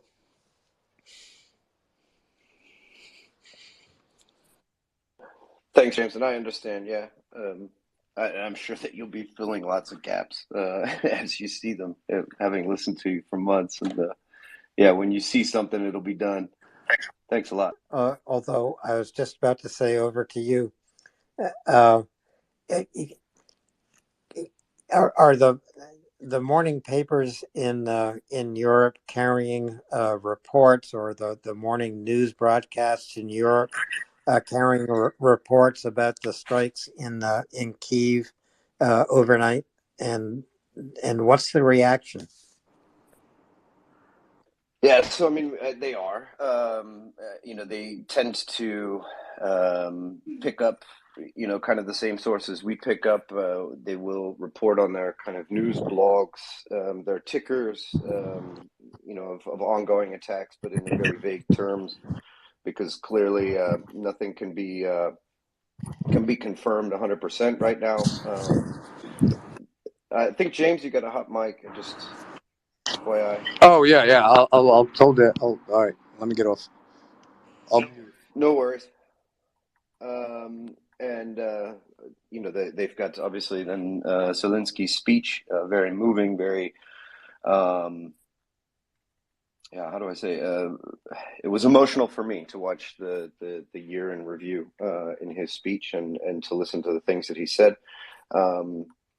That's in the papers, but nothing really concrete at the moment. In terms of reaction, I am noticing. I think James was talking about this a little bit when I first heard him come on, but I've noticed that in the past several weeks there has been more and more coverage, at least in the German press, regarding some of the war atrocities that being committed, the genocidal activities of the Russian invasion weren't being covered as they should be. That's changed, I think. It seems, and that a lot more of that's being covered. I think some of it's helped. For example, the New York Times article on Bucha has the newspapers, the big ones, and the magazines, they look at each other. That's changed a bit. I don't see any articles about that this morning. Obviously, it's New Year's Day here, so it's going to be a little bit slower. But the main topics, of course, are the President Zelensky's speech, the official statements out of Kyiv, as well as then, of course, the ongoing attacks on civilian targets. So that's about it. Charles, I noticed in the United States today, a small newspaper in California, the Santa Rosa Press, yesterday carried a story about Russian war crimes. So when you see small newspapers like the Santa Rosa Press, and this was not a wire report, this was a story written by one of the newspaper's reporters. It means that people in the United States are beginning to pay attention to what is happening in Ukraine in terms of war crimes and what will have to be prosecuted. And yes, as you say, The media is trying to protect people's sensitivities, but I would, and I know you would agree with me, when Ukrainians say, don't look away, you can't look away. Uh, we cannot. We simply have to open our eyes to what the Russians are doing. We have to open our eyes to the more than 50,000, I think it's more than 54,000 war crimes that are being investigated in Ukraine right now. We hope that those 54,000 war crimes are also going to be prosecuted. Yeah, exactly. And, um, and some of this, and I think, how do I say this politely? Okay, so I mean, the main media outlets here in Germany, so the large newspapers and stuff like that. I mean, they are generally beholden to official statements, as maybe they should be. I don't think it's necessarily a bad idea that some of their top coverage is some of the political stuff, for example, the aid packages, or what a certain official said, whether it be European or Ukrainian. And obviously they report on that kind of first, right? And then getting down to, we'll say, the human stories takes greater access. Reporters need to be there, at least in their case. But there have been several topics that have come up from the Ukrainian side or from the battlefield that have helped kind of trigger news outlets to cover this in a bit more depth. I mentioned the New York Times article, obviously them kind of taking the lead on that one with their in-depth reporting, but also things like, President Zelensky talking about how, mentioning tribunals in some of his public statements, which is then the first source that a lot of these places are going to read, and they'll pick up on that tribunal and they'll follow that thread. Another one, of course, the destruction of the theater in Mariupol. And articles about, okay, what was the history of this, and then putting that into context for people. So I do see a change. I think that's extremely important, not only for people to be aware of what exactly the Ukrainians are fighting for and fighting against, but also in terms of reinforcing public opinion to end this war as quickly as possible. And the path to end that war is to provide offensive weapon capabilities, more humanitarian aid, more munitions, more of absolutely everything.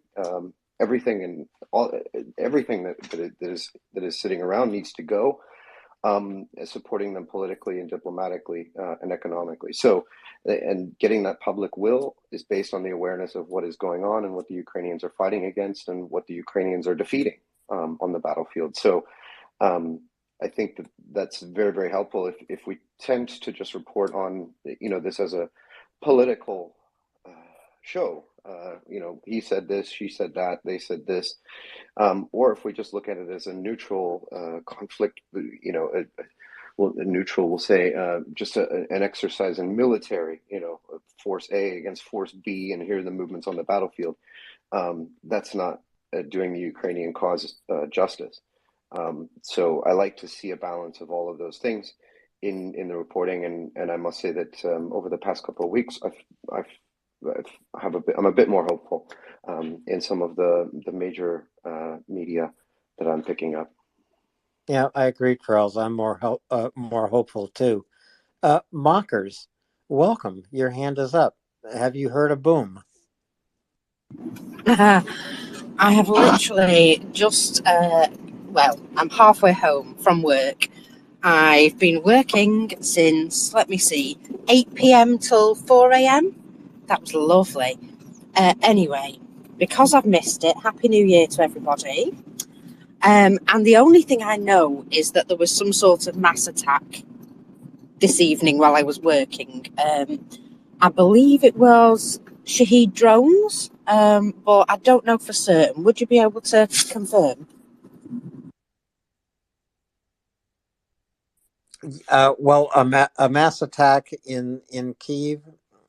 Yes, there was. There were waves of attacks in Kyiv, and I do not know what the reports are at the moment. Of course, it's just nearing sunrise in Kyiv, so I think we'll know more later. We were speaking with James Vasquez, who's in Kyiv, and was reporting to us as the attack unfolded. It wasn't just drones, it was a lot of missiles. And yes, some have been shot down, but not all. So, Charles, do you have a better update? I'm sure you probably do. No, I mean, there's a lot of chatter. We'll say, the different estimates. Some people saying, okay, there were 30, and there were a certain amount of interceptions, and all of that. I think we've learned that as these attacks happen, a lot of times these estimates can either be much too high or much too small, and the interception rates are not exactly accurate at the very beginning, because people are reporting from Ukraine, specifically what they see in their area, right? And it's not until, hours later that we have sort of the overview. But yes, definitely, many munitions, let's just call them that, whether they were Shaheds, whether they were S-300s, whether they were cruise missiles, is all still being worked out, and also the interception rate. But we know that some things hit their target. We know that there were some interceptions. We know that people in Kyiv spent a long time after the New Year's time in bomb shelters or in their bathrooms or wherever they tried to seek safety. So once we have more confirmation, then we can actually start to give more reliable numbers. Yeah, we do know there were casualties from earlier today. We also know that in Kyiv, citizens opened their windows and sang the Ukrainian national anthem together out into the night, because Kyiv was a dark city tonight with few lights and many missiles. Charles, go ahead. I'm going to bring a couple of more people up. Hey guys, I want to just interject really quickly. I know I'm not usually supposed to do this. There are rules over here on how you can post things, but I just posted one of the attacks from yesterday. It's a little 15-second clip, and I tagged Myra Part as well as Ripley's Heroes and Malcolm Nance. So if you guys want to take a look at it, you can see actual footage of the damage of that hotel that got bombed last night. Yeah, this is the one with that hotel that you were talking about, and I think you mentioned that it's, we don't know the casualty numbers because the building is unstable and people cannot go in. I would imagine that they're not going to be able to get into the building anytime soon. It's going to have to,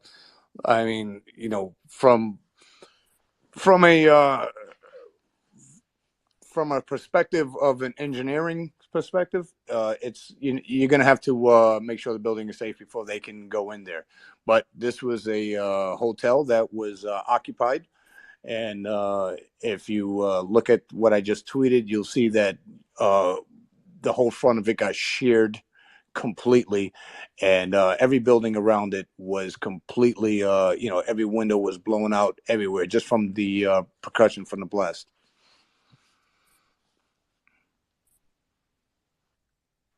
Yeah, thanks, James. Mockers, go ahead. Yeah, just to come back on that, really. I saw a report very briefly of 32 drones shot down, or at least 32 enemy aircraft, it said, which means drones as far as I'm concerned. That is just what I saw, and that's what prompted me to ask the question with the missiles as well, because I had a feeling there would be. And my thoughts on that can't be broadcast, so I'll stop there. Yeah, to say that I think we're all seeing red a bit would be putting it mildly regarding this attack and the attacks over the last several days. We will see. I think we're also tracking an explosion in Belgorod, on the other side of the border in Russia, but no confirmation on that, unless I'm not sure whether some of the listeners have more information or if there's anything more concrete discovered about that. But there seemed to be some kind of shooting going on both sides last night. Not sure. Yeah, there was a lot of Well, you chatter, know me. Charles. I'll probably go and have a look before I go to bed. There was a lot of chatter about that, Charles. And I see Colby's coming up. Maybe he has some more information. I was going to say, you know who knows? Excellent. Is That saved Colby. me looking. Sorry, I was just scoffing a big piece of chicken when I spoke to you then, so I apologise if you couldn't hear what on earth I said. No worries. After a long shift, I can imagine you're hungry. Hi, Colby. Good evening, sir. Good evening, everybody. I'm just out for a New Year's Day walk. One of my resolutions is to shed some pounds that were accumulated over the holidays. So starting off on a good foot here. So Belgorod. Explosion in Belgorod is confirmed. There should be a tweet in the nest. Yeah, so I threw my geolocation up there. Something did explode. We don't know what. I haven't seen too much further on what might have caused the explosion. I suspect it may have just been Russian air defense working, destroying something. I haven't seen reports of any damage or fires active on the ground, but I'll give it another look and see what I might be able to find. But we do know that something did go boom in the area of Shebekino in Belgorod Oblast. While you're here, do we know any more about things that were happening in Crimea yesterday? I don't think that was substantiated. Yeah, well, I heard the rumours too, but nothing ever seemed to come of it. Yeah, most of the reports over the last 24 hours are completely unsubstantiated. There was a huge amount of chatter about all sorts of different stuff happening in Russia, with a lot of old footage being shared to substantiate it, and a lot of big name accounts are spreading it around, but it's all false, and I haven't seen anything to suggest there's actually anything really going on in Russia. Yeah, thanks for highlighting that, because I think that was something I saw several hours ago. Some pretty large accounts sharing information about, for example, explosions in Moscow and St. Petersburg and other places, and that all seemed, so that's all rumor, right? Yeah, I haven't seen anything to substantiate that, and there were a lot of pictures and video that were of old incidences that were being shared again today to support these claims of various different fires and explosions all over Russia. And the only thing that I can confirm is that I was able to geolocate this explosion in Shebekino and Belgorod. Luckily, we have guys like Colby and to check all this out, and also maybe while we're shortly on the topic. One of the things with a lot of these videos that come out, whether they be on Telegram or straight into Twitter or so on, the past. And we're starting to see some videos come out that are actually recycled from the initial days of the invasion back in February. Obviously, when we see a video, one easy way to tell when it came from is by looking at the foliage and the vegetation and the terrain to know, to match it with the current weather and the current season and all of that. We're now being 10 months in, the vegetation in February looks kind of similar to the vegetation in January. So just a word of caution to those who are posting and reposting to kind of check and maybe hesitate a bit until some of these things are confirmed. Anything to add, Colby? Yeah, thank you for bringing up the point sort of about vegetation, because something that does happen is that videos that are recorded earlier on in the war, pictures taken, are not released immediately, either for operational security reasons or other concerns. But there's been numerous instances in which, weeks or months, many months in some cases later after something occurs, we will receive visual media of that happening. And that's totally legit. even though initially you might say, oh, it's, winter now, but this video was just posted and it's clearly summer because you can see the trees are, completely green and all that. And that's in those instances, it's not disinformation or misinformation. Just the content was not released until now, and all of the the honest accounts will make that point that this is new footage that was not previously released until now, so it couldn't have been shared. So we're sharing it now to provide additional information. But then you'll have other instances when people take old, very obviously old footage, as you can tell by the vegetation, and sort of pass that off as something more recent. And it's important to be able to make that clarification and make those make that clear when they are sharing videos. If something is actually new content that is unseen, it is just old because it wasn't authorized to release, to make that clear, and then that helps distinguish that sort of content from people that are dubiously recycling old footage, possibly with malicious intent. So Charles, if you can hear me, I'm going to sign off. We're an hour past. Okay, I think Alan may be having a technical issue. I'm not sure. Can you hear me, Alan? I can hear you. Can you hear me? I can hear Alan. Charles, you can't hear him. He's having an issue, I guess. Okay, If it helps, I can't hear Alan either. So I'm the only one who can hear Alan. So Alan's just gonna sign off for the night. If Alan, you want to go ahead, and then I'll toss it over to Charles when you're finished. Perfect. So Colby, I'm just saying good night to you, and Slava Ukraini. Heroam Slava. Thank you very much, Alan, as always. You've been up here for a while, doing an excellent job as always, and we always appreciate that. Back to you, Charles. Thank you, and thank you, Alan. Thanks for everything you do. Mockers, go ahead. Yeah, I was just going to add to Colby's point. They're not necessarily even videos from this war. I've seen a number of videos which have been passed off as being of this current situation, and it comes to light through people who know that it turns out that these were explosions in a completely different country at a completely different time. And it does amuse me that people are passing those off as what's happening now, obviously. Yeah, absolutely. I've seen footage earlier on in the war of people even sharing content from Syria and passing that off as having happened in Ukraine. And that's obviously very dubious, but there's a lot of good sleuths out there to spot that sort of thing and ensure that these things were being caught and putting that information out there so people aren't being misled. But absolutely, there's all sorts of different malicious actors finding video and then passing it off as something happening in Ukraine just to get clicks or whatever. Yeah, thank you, Colby. Thank you, Marcus. So it's coming up on 8 a.m. Kyiv time, so the sun will be rising. I believe it's dawn nearly for you, James. And we will see what the new year brings.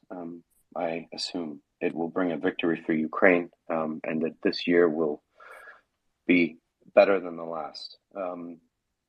It's almost New Year's in Central Time, United States and Canada. So thank you for listening to the Maria Report. Please check us out at mariareport.org. A lot of guests coming up over the next week or so. I've got General Mick Ryan, General Ben Hodges will be on the space coming up in the coming days. Put out more specific information about that soon. We've got Joseph coming up as co-host, and we've been talking to James, starting with the attack on Kyiv over the night, and we just mentioned we'll be tracking that and see what the actual numbers are, what the interception rate, and of course what the damage and casualties are from that. Another egregious attack by the Russian government, the Russian regime, the Russian people against the Ukrainian people.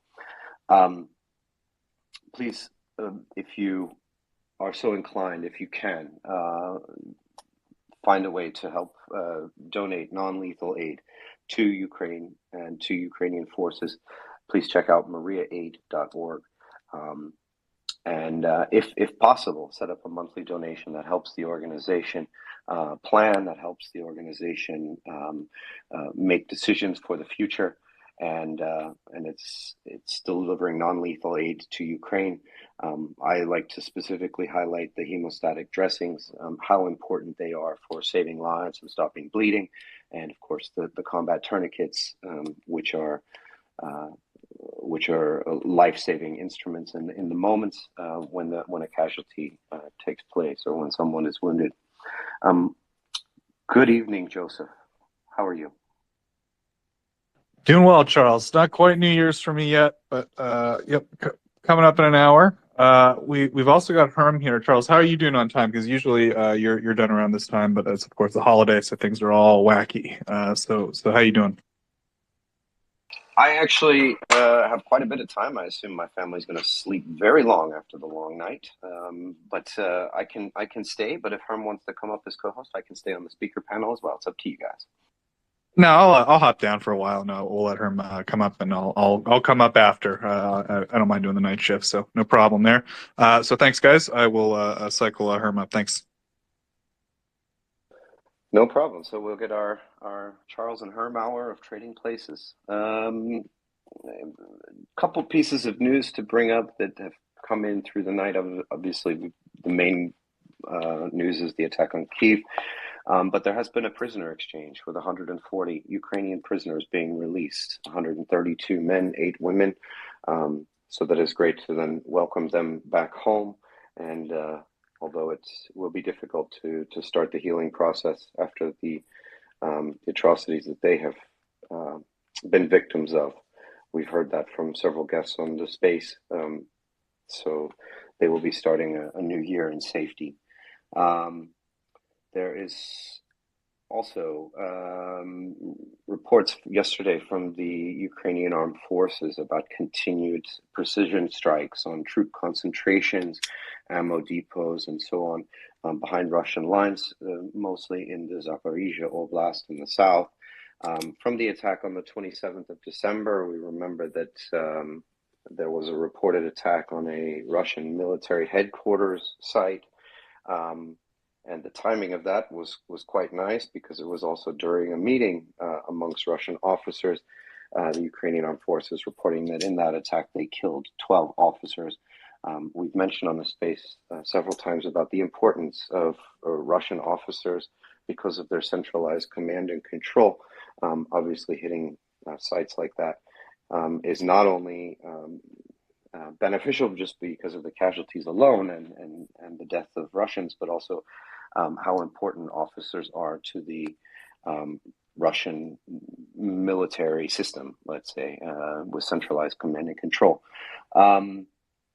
Also, the head of the GRU, Budanov, so the Ukrainian intelligence service, has said that all of the ammunition that was in Belarusian, more unlikely if the ammunition has been allocated to the existing front lines. We've been talking a little bit over the past days about, what is the ammunition shortage and so on. It's been a big topic about the last couple of weeks. I'm sort of waiting to see. Clearly, there's still a lot of artillery being fired every day. It maybe isn't the same level and the same numbers as it was, say, in June, but to say that the Russians are out of ammunition, I think is a bit premature. But the head of the GRU saying that he is seeing an ammunition, say, shortage or a reduced usage of ammunition, and he is saying that also then in March it will become acute. This is similar to what I think the United States intelligence has said as well. So there's just a few pieces of news coming in. One other thing, the U.S. Transportation Command has moved 313 million pounds of military aid to Ukraine since the start of the war. So just an indicative number of the support from the United States and perhaps from other countries as well. The U.S. Transportation Command will also transport goods for other countries. So that's kind of a short overview, Harm, that I have. Welcome and good evening, sir. Of course, no, yeah, Charles. Yeah, thank you. Happy New Year, everybody. I'm still in 2022, y'all. I'm hanging out here for 2 more hours, and most of you are already in the New Year. Question. So you said about the ammunition shortage of the Russians, that that's probably not fully evident, so they still have shells to shoot. But is it safe to say that while the Russians have less and less things to shoot with, and they have more and more concerns of where to get things that can shoot, the Ukrainians are stabilizing at a manageable level of ammunition supply? Is this a fair assessment that I'm making here? Yeah, maybe Colby can add more to this as well. My general feeling is so. First of all, if we're talking about people saying, okay, the Russians are going to run out of ammunition, I don't think that's true. Obviously, they're producing ammunition. They produce a lot of ammunition each year. Now and for me specifically, when I look at the allocation of fires on a day-to-day basis, that doesn't necessarily tell me, okay, they don't have, they have an overall shortage of ammunition. And once you start getting into the details, it just becomes more and more complicated. Like what calibers do they have? What types of shells do they have or not have? What is the quality of those shells? How old are they? What is the supply chain to get the shells to the gun? Yeah, especially getting it the last mile. So I think it's a much more detailed picture than simply saying, okay, well, they're running out of ammunition. They may reduce their ammunition consumption, and depending on how much ammunition they have available, it may change what they are operationally able to do. So, if, for example, if they did have some kind of shortage, they may say not make a daily attack on Bakhmut, for a week until they have more shells available. But it doesn't necessarily mean that they're out. So I think for both sides, obviously the Russians never expected to be in this position, in this prolonged conflict. And we know the stories for Ukraine and the West in ramping up production of shells. It's a very, very artillery intensive war, which is eating up a lot of steel. So both sides are going to have to adapt to that. The question, of course, who can adapt to it fastest and who has the entire structures to get those things actually to the tubes and to make sure that the tubes are being used effectively and being taken care of and maintained and all of that stuff. So for me, it just gets to be a very, very complex picture. So broad statements about, them running out of ammunition for me are a little bit too simple. But Colby, what do you think? I agree with all of that. I'm hesitant to go much further. A lot of people have been working on more detailed assessments and estimates of what is Russia's inventory, what's their production capacity, when might we expect them to sort of reach crisis levels given current expenditure rates. But these things are all dynamic, right? They're not static. Russia doesn't use the exact same amount of ammunition on a daily basis. That number can go up or down depending on tactical operational strategic considerations. Their production capacity could go up or down, again, depending on a lot of different factors. So I'm hesitant to say, yeah, at this point in time, Russia is going to quote unquote run out.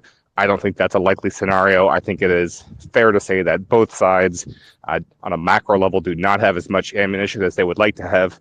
And on a micro level, there's certainly going to be shortages at the front line, with certain units not having as much as would be needed under ideal circumstances, given what the tactical situation necessitates in terms of the number of fire missions that they would want to conduct. But I wouldn't go too much further than that, I think, because I don't think it would be I don't think we can accurately say make more accurate predictions than that about Russia running out, or at this date is kind of when they're going to be out of shells. I think that they're going to probably be able to maintain some baseline level of production, more or less indefinitely, I would say. So they're always going to have some ammunition. They wouldn't have as much as they would want to. Yeah, I'm definitely agree, Colby. I think one thing we can agree on is that fires and artillery is immensely important to the Russian battlefield, whether it's offense or defense, and especially in the defense. And so, I think this is one of the factors we talk about when what are the capabilities of the Ukrainians to conduct these offensives. And one of the things we'd look at was, what do the Russians have in terms of fires, because it is so incredibly important to them. And I assume then the Ukrainians would be trying to gain as much intelligence as they can, not only about how much do the Russians have at a macro level, but that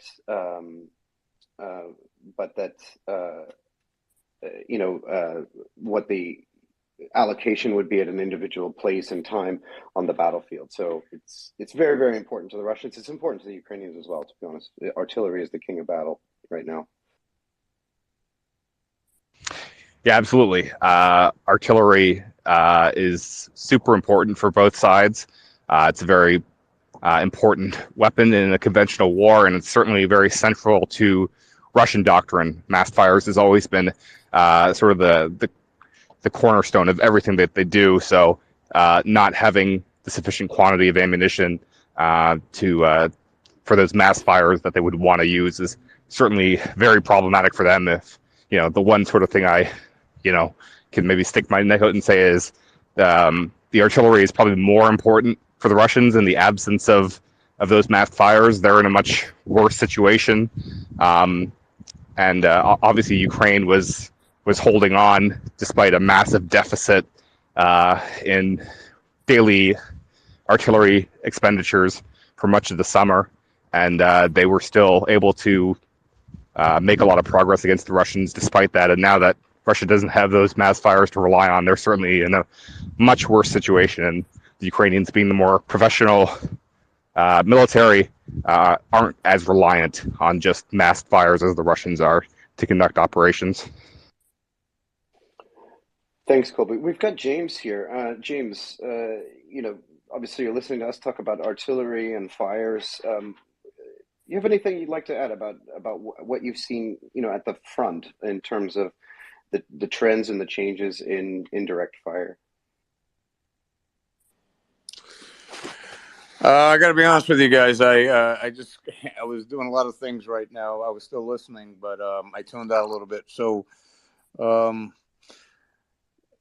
yeah, I've seen a lot of different trends in the front lines as far as how when I first got here, we were getting shelled 24/7. It was nonstop. It was. It seemed like it was endless artillery, and excuse me. I didn't think it was ever going to end, and then it took months upon months before we started getting before we started getting counteroffensives, before we started getting the HIMARS in and the M777s, and we were able to have a reaction to their artillery, and then it slowed down significantly. So yeah, it's definitely different from day one. It seemed like I think the Russians just thought they were going to take over the country so quickly that they just were launching such massive attacks. And they, it seemed like endless artillery. But now, so one of two things. It's either that we have now a counteroffensive that we can, really rely on and hit them back with these weapons that have been provided, from many countries, and the United States as well as other countries, and or they're just running out of, they're trying to be more careful about how they expend their munitions because let's face it. I mean, how long can you sustain this? How long can you expend all these munitions without running out of them? And so I think it's a collective of the two, between us being able to have a counteroffensive and these guys just are saying, hey, look, we got to be a little bit more careful on how we expend our munitions because, these aren't infinite, and they never thought in a million years that it was going to last 10 months. And so they were hitting hard in the beginning, and now they're just being a little more careful. James, can I ask you a question, please? If you had to choose between the Russians having less ammunition or the Ukrainians having much more, what would be your preferred option? Is that a rhetorical question? I mean, of course I would want. Well, I would definitely. Well, it's both. I would rather have Russians have less munitions and Ukraine having more. It's that's a non sequitur. I don't even understand the question, really. I mean, did you just ask me if I would rather Russians have less munitions and Ukraine have more? Yeah, so that's a question towards the balance on the front line. So when the Russians are shelling your positions, Ukrainian positions very heavily, and Ukrainians do not have enough ammunition to do the regular artillery work that they're doing against the Russian positions and doing the counter artillery, the counter battery operations at the same time. They need to pick and choose what they do when they're firing at the Russians. That's what I think what I was trying to getting at. Is the Russian artillery so much impactful that it's really hurting more than actually having the ability to fire back at them? I'm not sure if it makes sense from your perspective. I'm just seeing that Ukrainians do not get enough shells. I'm trying to get the context of that. I hope that makes sense to you. Well, it's not what I want; it's what we have. And we're clearly outnumbered as far as munitions go. If I wanted, we would have everything. But doesn't everybody want to have everything? It's more about what we have to we have the cards that we're dealt over here, and that means that we're clearly outnumbered with munitions. We're outnumbered with manpower. We're outnumbered with just about everything. But these guys are putting up a hell of a fight, and they're not giving up their country, and they're not giving it up for anybody. So it doesn't matter what I want or what we have. It's it's who's got the bigger heart, who's gonna win this war. And well, what I see here is a tremendous amount of big hearts with the Ukrainians, and I see a lot of demorale with Russians. And as far as I'm concerned, if that is maintained, then it's not only a winnable war; it's imminent winnable war. So I don't know what more I can say about that, but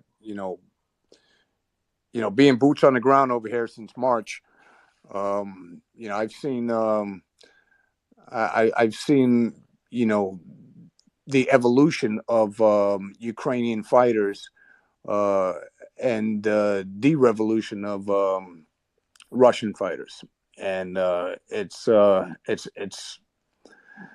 pretty substantial, you know, how the tides are turning.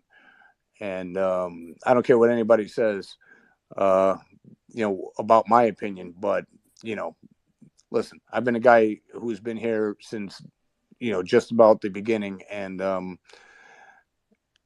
I've seen a tremendous amount of change, and the tides have turned, and I don't see this being a winnable war to Russians at all,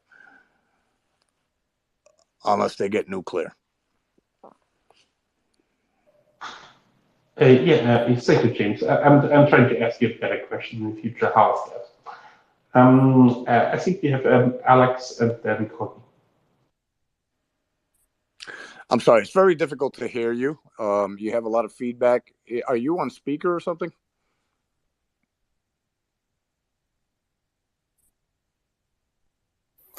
Is this better now, James? Yes. Okay, yes, thank you. Then let's go to Alex and then to Colby, please. Sorry. Thank you. I just wanted to wish Happy New Year to everybody. I want to wish victory to Ukraine in this new year, and victory to all of us. This will be victory for all of us. Victory of Ukraine. I do believe there will be some good news from these years. It's it's still a, you know, I would never thought that New Year was always, you know, festivity and happiness, and there are people, they are in Ukraine fighting even at this time, and let's always remember about them and try to give them all they need to win this war. I know that it's a lot of things are being done, but I still think more can be done, especially if we talk about tanks and tools that help them move quicker and appear where Russians do not expect them at all. So,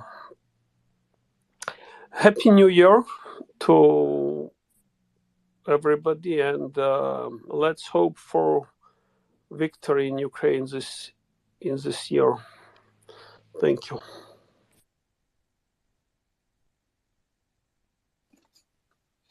Thank you, Alex. And I agree from all those many things that we were able to give to Ukraine this year. It was not enough.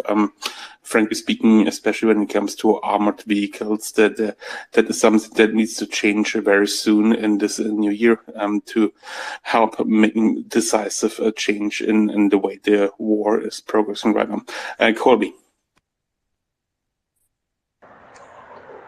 Purely as a theoretical exercise, because I'm not the one taking grad rocket fire, Russia is already not expending very much artillery rounds as they were over the summer. That which they are firing is not very effective by their own admission, not nearly as effective as the Ukrainians are able to utilize their artillery. So if a choice was between Russia firing even less than they already are and Ukraine firing more, I would choose Ukraine firing more, because they have the ability to be much more effective with their artillery due to the precision nature of the systems that they have. They can effectively interdict Russian CNC and supply lines with things like HIMARS or Excalibur and all the other long-range fires that they have. So that would be much more advantageous than for the Russians to just fire less than they currently are, in my opinion. Well, yeah, I tend to agree there a little bit. I mean, And for me, it's a little bit hard to distinguish. Are they firing less because they have less shells, or are they firing less because the Ukrainians are using the precision-guided munitions to take out their logistic routes and their ammunition depots very effectively? I tend to believe it's more the latter. And yeah, the Ukrainians can probably use a couple of hundred more barrels to put more shells through. That would be very advantageous, to say the least here. I think Herman, and maybe James can speak to this, but I mean, you know, when you shoot anything, you want to hit what you're shooting at, right? It doesn't help to miss. You know, even if you fire a rifle bullet and you miss, you've just wasted a bullet. That's why we talk about marksmanship at the individual soldier level. Is, you know, if you can put that first shot downrange on target, that's great. That's perfect. That's exactly what you want to do. And I think it's the same with artillery. So, I mean, if artillery, you know, wears out and becomes less accurate, then that means you need more rounds to actually fire to hit what you are trying to hit. And I'm not sure, James, whether you've seen a change in accuracy. And I also am kind of wondering about this using tanks as indirect fire weapons. Have you seen something like that, James? I'm sorry, guys. I was on a phone call, so I completely tuned out, and I just heard you ask me a question at the last minute. Go on. Say again, please. No worries, James. I know. So, just regarding the accuracy of artillery fire, whether you've seen trends in the accuracy as potentially, you know, shell quality diminishes or barrels get worn out, and also, have you seen this technique of using tanks as indirect fire weapons? On our side or their side? On their side. Let's stick with the Russian side, the incoming side for you, unfortunately. Gosh, I'm again. I'm like kind of tuning out. I'm like in the middle of a lot of things now. It's morning, and I'm getting a million phone calls. But to try to answer your question, they're inaccurate and accurate. You know, I mean, it depends on where you are. You know, as far as it is when it comes to like being in Kyiv or you know, Lviv or anywhere else that's not, they're more accurate in the front lines. And that's because they do, you know, their due diligence. Over here, they just seem, you know, again, I'm in Kyiv. I'm about to head downrange right now in a little while, but they're a little more accurate when it comes to the front lines because they have drones and they have more intel. Over here, they're just kind of like lobbing things up, you know, and you know whatever hits, and unfortunately, that's usually civilian casualties, and it's almost never, you know, any type of military base and or military structures.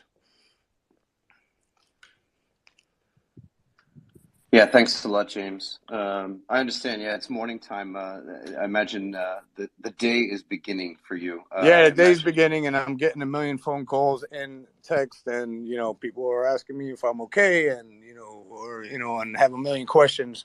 So I'm kind of like multitasking over here. No worries, man. Yeah, I know that there's never a day off, right?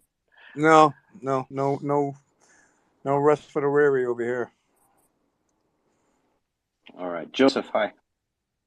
Hey, Charles. So one thing I was thinking about was that it seems that one of the plans or the ways that Ukraine's allies and friends are helping to mitigate some of the production problems with artillery is, of course, using Air Force or airborne systems that can be adapted to the Ukrainian Air Force.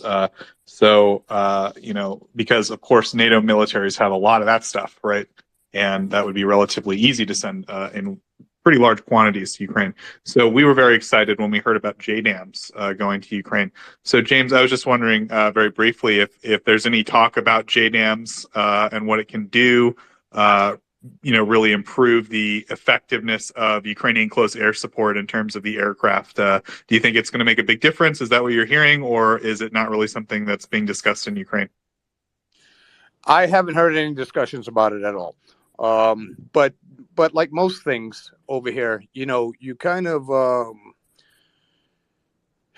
you don't care about anything until it's actually here, So, when they said they were sending HIMARS, we were like, all right, well, that's great. That's going to be fantastic. But, they're not here yet.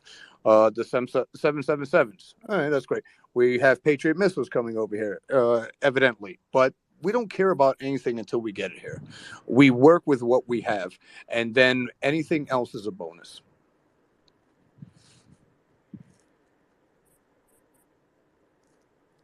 Yeah, Thank you very much. Makes sense. Yeah, exactly. Yeah, that makes perfect sense. So it's all on the coalition, the allies, the trainers, and all of that stuff, to get that there as quickly as possible. Like we were talking about earlier, those metal detectors. I mean, it's great that they're on their way, but as long as they're on their way, they're not being utilized, right? Yeah, I mean, you always have the attitude that, a girl can dream, right? But until it's here, we don't worry about anything. We work with what we have, and we utilize everything that gets here when it gets here. Even when it gets here, also takes training. Not anybody can just use these weapons. So you gotta figure out that it gets here, and then we got to train people on it. So how long is it going to take for us to actually start utilizing these weapons? And you try to do it as quick as possible, but it's not easy. Listen, these guys, using Stinger missiles and javelins, which are relatively easy to use, it still takes training. And so to even put that in effect when it comes here, it's you're looking at a month or so out before somebody can use it effectively. And James, along those lines, obviously we've heard about various countries helping to train Ukrainian forces. There's a program in England that's being helped by a lot of Commonwealth countries, and as far as I understand, at least a lot of people have already cycled through. I'm just wondering, have you encountered anyone who has been through these foreign training programs? Do they is there like a qualitative difference in how they operate, or do you have any experiences with them that you might want to highlight? No, I don't actually, but I do know that the world at large has to be careful because this is a non-NATO country. So, a lot of times, training has to be done outside of Ukraine, especially when it's a foreign country that is, a NATO ally. And so what does that mean? That means sometimes that they have to, train in Germany. They have to train in Poland. They have to train in other places. And then they got to get those weapons down here. And then they got to get those trainings down here. And then they got to be able to use these weapons effectively. So, it's a weird dynamic, but, it's just, the lay of the law. And, you just got to, be careful on how you conduct your business because of this sensitive issue that is NATO. Thanks, James. It sounds like your day is starting. I don't want to violate your time here. I know you've got. I actually got a boogie, guys. I mean, I've been on with you guys for hours. I've been reading the mail and listening to you guys. You guys, again, as I say, do a fantastic job.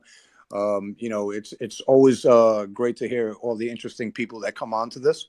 And there's always like a lot of good brains, and I love listening to how everybody has their different opinions, and it gives me a lot of insight on things that I think I know and I don't know. So it's always a great pleasure listening to you guys and being on with you guys. But I do have to kind of get out of here and start conducting my day. I have to start heading down range. I just got a phone call, and looks like I'm going to be heading down to the front day before that I thought I was gonna. So I got to start packing up and heading out. Thanks a lot, James. I just need one last thing from you. We've got all these listeners. Tell us how we can help Ripley's Heroes. Tell us about your organization. What can we do? What do you need? Listen, all we need is donations. We take it from there. We have an office over here in Kyiv. We provide, all non-lethal equipment. That means, body armor, Kevlar, whatever anybody requests, in this particular, whatever the squeaky wheel that needs to be oiled is. And in this particular case right now, we're doing a lot of cold weather gear, radios, drones, whatever we can get these guys, whatever they request. We support many, many, many units. We don't have any particular favorites. If somebody asks us for something, we try to do the best that we can to get them the stuff that they need. Again, vehicles are a big thing. We've provided probably, I don't know, over 150 vehicles since we started. These vehicles are throwaways. We don't have Humvees or, armored vehicles over here. We don't have the sustainability or motor pools in order to maintain them. So, the vehicles that we have are, basically pickup trucks, civilian vehicles that, we just paint up and take them into battle, and that's it.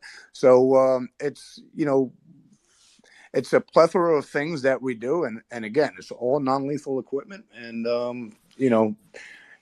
donate to Ripley's Heroes if you want, and or Myra Report. You guys do a fantastic job as well, and everybody needs stuff over here, and it takes a village, and fortunately, we've had a lot of good people donate to our foundations and your foundation at Myra Report and Malcolm's, and thankfully there's so many good people that are stepping up and doing this, but it's endless what this country needs, and what these foundations need. So Thanks a lot, James. Yeah. I hope you have a successful day. Stay safe and head down. And appreciate you being on the space with us tonight. Slava Ukraine, my friend. Yeah, I'm gonna go down range. I'm gonna meet up with Tuck. So maybe if we have the opportunity, we'll give you guys a call collectively, and I think that would be cool. Yeah, we love Tuck. Tuck has been a guest on the space before, and of course, I do want to urge our audience, give James a follow. James, as you know, our door's always open. Please feel free to stop by anytime for any length of time. We really appreciate you hanging out tonight for so long, or today. Yeah, I mean, it was an interesting night because all the bombings and stuff. So that kind of kept me awake. But it seems like daylight just hit, and I'm ready to head down range, and so we'll talk soon, guys. Thank you so much for having me, and thank you for what you guys do. All right, and to all the listeners, you can check out Ripley's Heroes at ripleysheroes.org. There they have a way to donate, also an overview of everything that they provide, bios of their people in their organization, including James Vasquez. You can read more about him. Obviously, follow him on Twitter. Great organization, doing a lot of great stuff, not just, and we talked about it a little bit also on the logistics side, and the customs side. There's bureaucratic issues that have arisen in trying to get non-lethal aid into the people who need it the most. This organization also taking lead on that to make sure that not only for their non-lethal aid deliveries, but for many other organizations as well, that it gets there in a timely fashion. So it's been great to have him on this evening. It's about 8:40 in Kyiv now. So the sun is up. We shall see what reports we have from the attack last night. Obviously another attack on the Ukrainian people. And let's be clear about it. I mean, the Russians know exactly when they're firing all of this as the Ukrainian people try to celebrate New Year's and look towards the future. A fantastic speech from President Zelensky last night. Encourage everybody to check that out. James, FYI, I think you have a hot mic just in case. Yeah, no, I was just gonna say my goodbye. I was letting you finish up. It's an unusually beautiful morning over here in Kyiv because the weather is very fickle over here. So thanks again, fellas, for having me on, and thanks for letting me listen, and thanks for everything you guys do. And I'm gonna head out, and I'll talk to you guys very soon. Okay. All right. Thanks, James. All right, So, boys. all right. Have a great night. Or a great day. Happy New Year. You too. Happy New Year. All right. Thanks a lot, guys. So, Herm, maybe over to you. Any other news you'd like to highlight today? So we've been following the attack on Kyiv for most of the evening, or daytime, your time. But any other topics that you have picked up on over the course of the last several hours? I'm aware of the attacks on Kyiv. I haven't managed to figure out yet what is going on there. I get the notion from those things I'm reading and trying to scrutinize the information that I'm taking up that there was a different attack than we've usually seen. Meaning less against the energy infrastructure. I haven't gotten a really good sense of what the Russians were targeting in Kyiv today. Maybe there was something special they've been doing. And yeah, I'm sorry, I wasn't really able to follow up this news today. So we had some flood issues going on here in our neighborhood and our house. So I wasn't really online much today. I'm sorry. No worries. You've got floods in sunny California. Okay, that's new. Joseph, hi.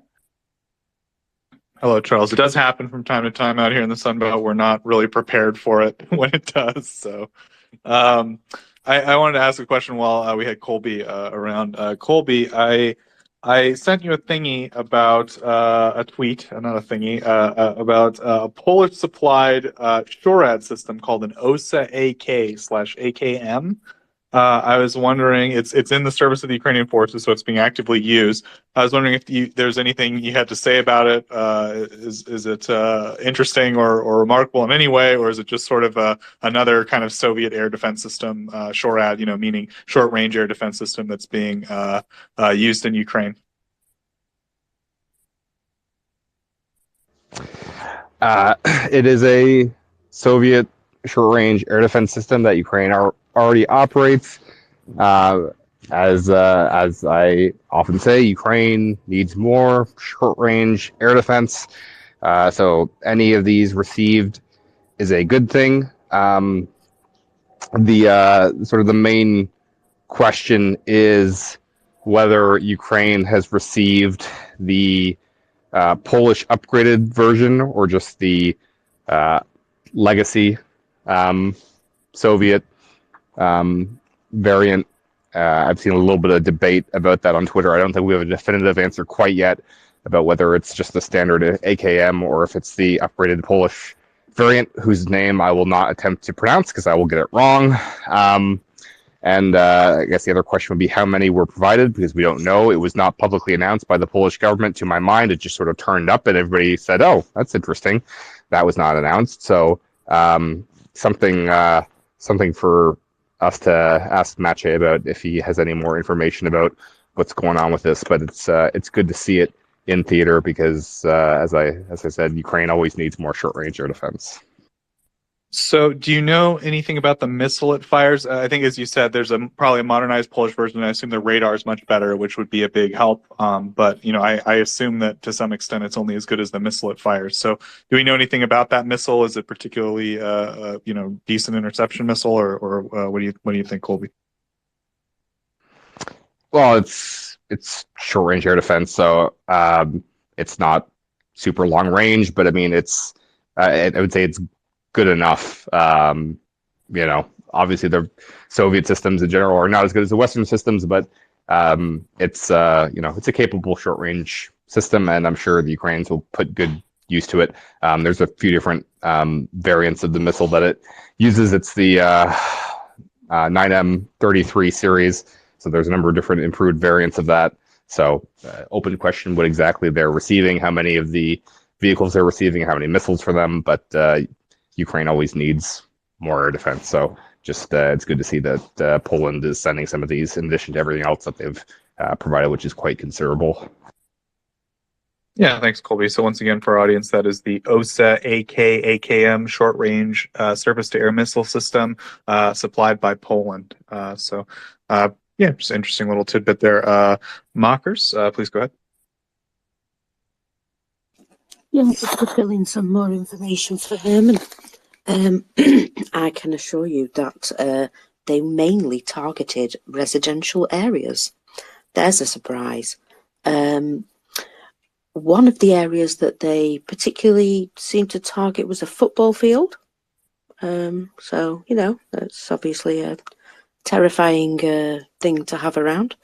And 32 drones have been taken down over the Kyiv Oblast alone. 45 drones are said to have been downed in total on New Year's Eve. So it's just a bit more information for you.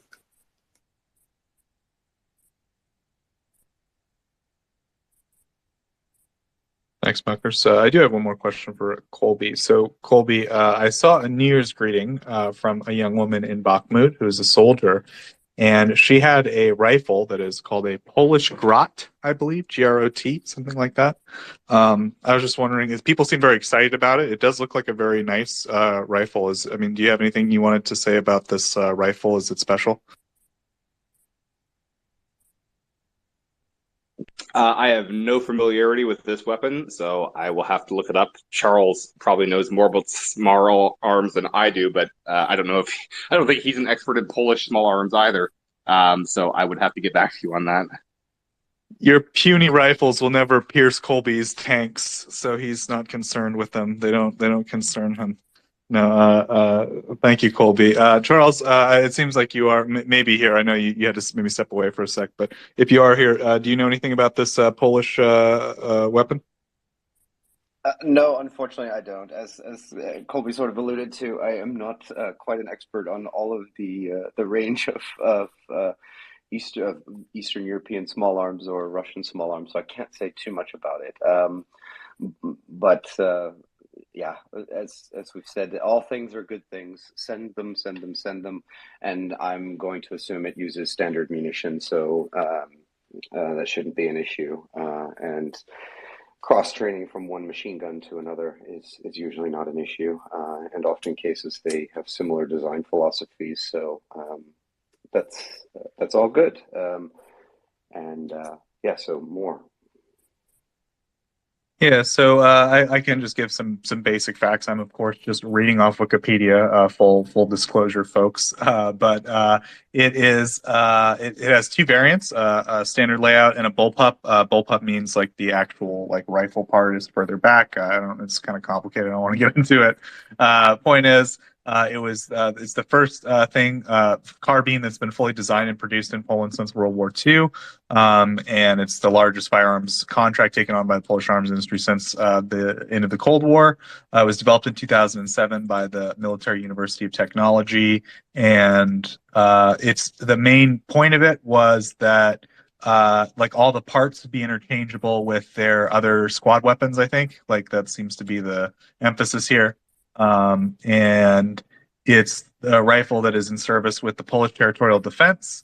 It's designed to replace the FB barrel as the primary infantry weapon and service rifle of the Polish Armed Forces. During the Russian invasion of Ukraine, 10,000 grots were sent to the Ukrainian military, and they just sold a bunch to an unspecified East African country. Nice. So yeah, that seems to be the story of the Grot. It's it's fully ambidextrous. It uses standard STANAG like NATO ammunition 5.56. So yeah, it's seems like a pretty standard rifle. Poland's just like it, but it's standard, but it's ours. I think that's kind of the takeaway here. Charles? Yeah, it sounds a little bit similar to at least the tactical purpose as the squad automatic weapon in the U.S. Army. It's a light machine gun. This is particularly useful for in close range combat. You typically wouldn't use it as an Overwatch. It would actually be carried with the squad that it's going in. I mean, the key with all the light machine guns, and it's nice when you said that it was recently developed. Light machine guns tend to have issues with jamming. If you take 5.56 rounds with its length or in whichever way it's linked, these parts are actually quite small because these bullets are quite small. So these things tend to have smaller working parts, smaller springs, less reliable levers, and so on. And one of the issues with light machine guns is jamming, which, as anyone can imagine, is not a good situation when you have a jam. And because of some of the robustness of the parts, it can be difficult to clear this jam. So it does make me happy to hear that this is a newer model, because this is then something that is likely then put into the design philosophy and all of that. So that's good. With heavier machine guns, like one's medium and heavy machine guns, they actually jam far less. It sounds maybe counterintuitive, but the parts there seem to be or are typically much, much bigger, more robust. The parts, the working parts inside are not as, how do I say, don't have to be as finely toleranced. And the fine tolerance is not just in the manufacturing process, but also then dirt and sand and water and carbon. All of that tends to affect light machine guns much more than heavy ones. So good, and within a squad, and especially if you're clearing positions and so on, light machine guns are especially useful. So good that they're giving them. Yeah, I think it looks like a good rifle in the sense that they didn't they didn't go crazy. They didn't maybe I'm totally reading the current US, because right now the US is looking for a new rifle, if I understand correctly, Charles. And there's I don't know, it seems like there's a lot of extreme ideas about what it needs to be and what it needs to do. It does seem like the Polish said, okay, here's what it needs to do. It needs to be interchangeable with other squad weaponry, which makes total sense. That's always a big problem is this has been the kind of at least in my understanding, Charles, correct me if I'm wrong, the eternal battle of military logistics people in countries all around the world since the advent of modern warfare is we want the squad to have use the same ammunition, the same parts on all the different weapons. Because if you start in Europe, especially, you had, or even in the United States, you had an Italian, rifle and a German machine gun and, this and that. You had all these different parts. You had all these different ammunition types. It was a huge headache. And a lot of militaries, I mean, even in modern times, they haven't quite integrated this fully. But, obviously NATO's gone to great lengths to do that. I think, more or less the Russians have as well. But I don't know. It's always kind of a battle. So the Polish said, we need a pretty standard rifle here. We need it to have very interchangeable parts. We need it to be very modular and have capabilities to suit all the needs of a service rifle in the Army. Like if it needs to be a carbine, if it needs to be an assault rifle, blah, blah, blah. Right. I think that's probably the way to go, right? You don't want to get too fancy with it. You want to make sure that it can do everything it needs to do and nothing more than that, right? It needs to be simple. That's kind of my hot take on rifle design, Charles, from a guy who knows nothing about it. Yeah, I mean, you're right.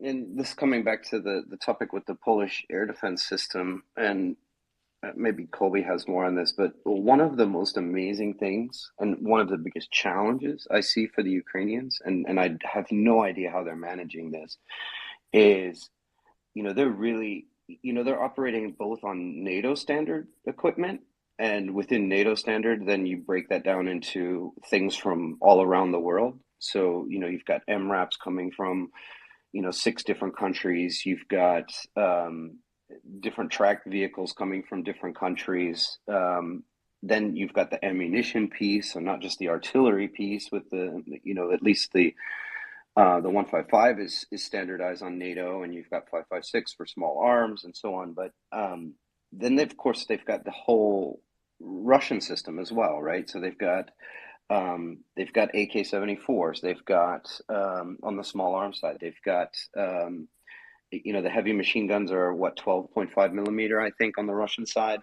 So they've got all that ammunition, not just the 50 caliber. You can't just put a 50 caliber bullet into a Russian heavy machine gun. They're totally different. And I have no idea how they're managing this, but it must be a ton of effort. And I think they seem to be doing it very well. But this is something where if you would ask, I think, an army, a Western Army supply person, how would you like to manage a patchwork of international equipment across two different munition standards and all of the spare parts and everything, they would probably have nightmares at night. But the Ukrainians seem to be doing it very well. It's a lot of friction. I think as moving forward, everything up to this point and still is, an immediate solution, right? So we need to get them everything possible as quickly as possible. But of course, they will be looking at ways to make this more efficient, whether that's a full unit being standardized. So like a brigade has all the same weapons, that makes things simpler. The worst thing you would want is to have mixed systems down to the company level or platoon level, because that just makes things so much more complicated. But I don't know, Colby, what do you think? How are they managing this? It's amazing.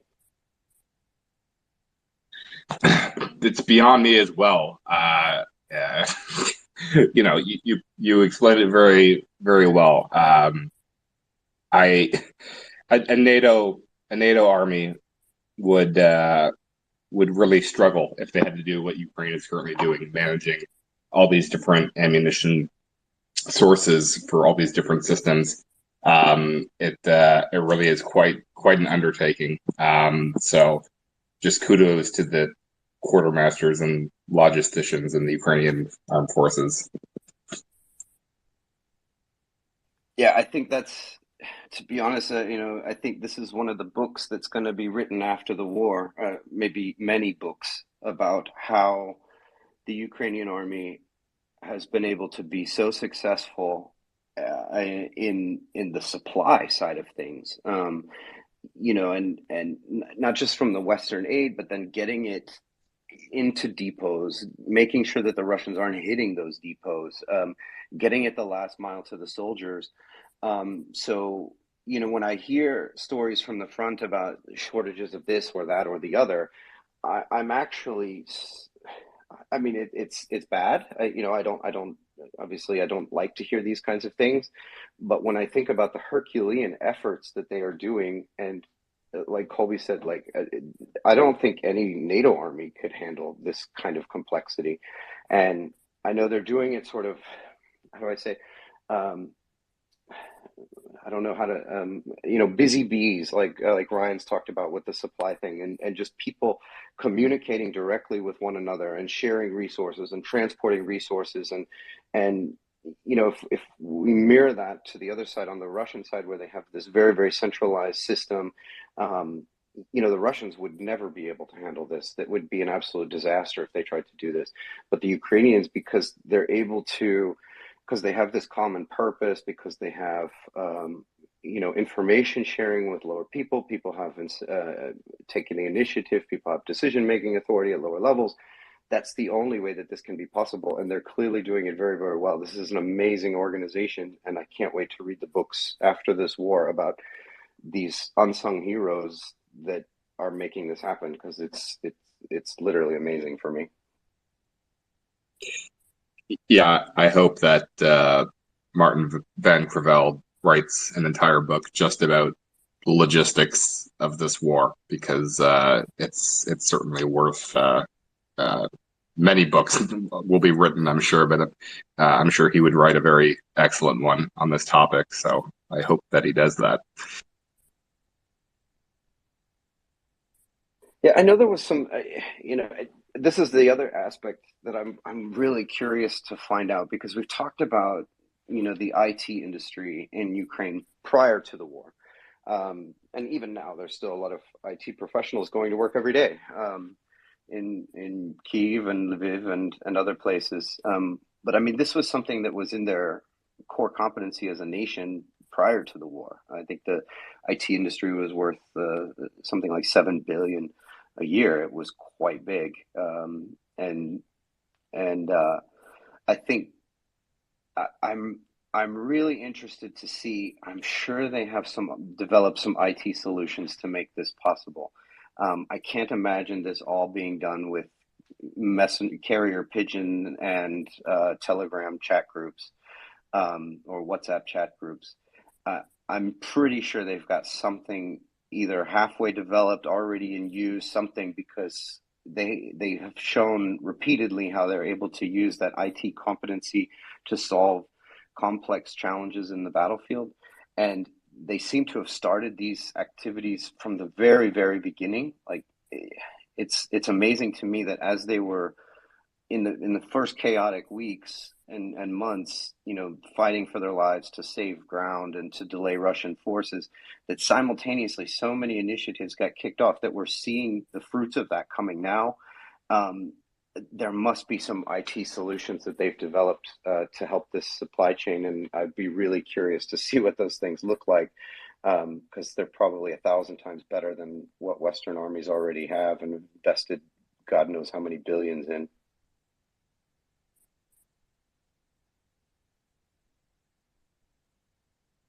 Charles, unfortunately, I don't have any information. As you said, it's better right now that we don't know. We're going to read books after. But I do have some information that the U.S. government has published. And it's not about specifically to Ukraine, but it is U.S. Transportation Command support to allies and partners in Europe. As of December 25th, 2022. There is no start date. I would assume it's since the full-scale invasion. That would be the presume. Since January 21st, 2022. So since the buildup of the Russian military, I would presume. Okay, so it's pretty mind-boggling. 939 flights, 57 vessels, 141 trains, 5,500 trucks delivered. 313 million pounds of equipment, 111,000 anti-armor rounds and systems, 16,000 troops, 200 million small arms rounds, 14,000 small arms, 1 million artillery rounds, 246 artillery systems, 2,000 air defense missiles, 1,400 air defense systems, 47 radars, 70,000 sets of body armor, 48,000 helmets, 15 helicopters, 26 patrol boats, and watercraft. So really incredible, logistical effort on the part of the United States. And just kind of in the spirit of that, Charles, I was wondering, in your time in the U.S. military, did you ever see any kind of logistical feats or just like something that demonstrated to you the sheer scale of the logistics of the U.S. military that just kind of left you befuddled? Well, I mean, the closest thing I could ever come to would be the initial invasion of Iraq in 2003, when the U.S. basically had 4 divisions that moved from Kuwait to Baghdad in the period of a few weeks. That was an immense logistical undertaking. I was always at the last mile of it, so I didn't even see the whole background behind it. But I do remember, the planning was clear in that, I remember setting up or guarding or preparing areas for depots and collection points and distribution points and all of that kind of stuff.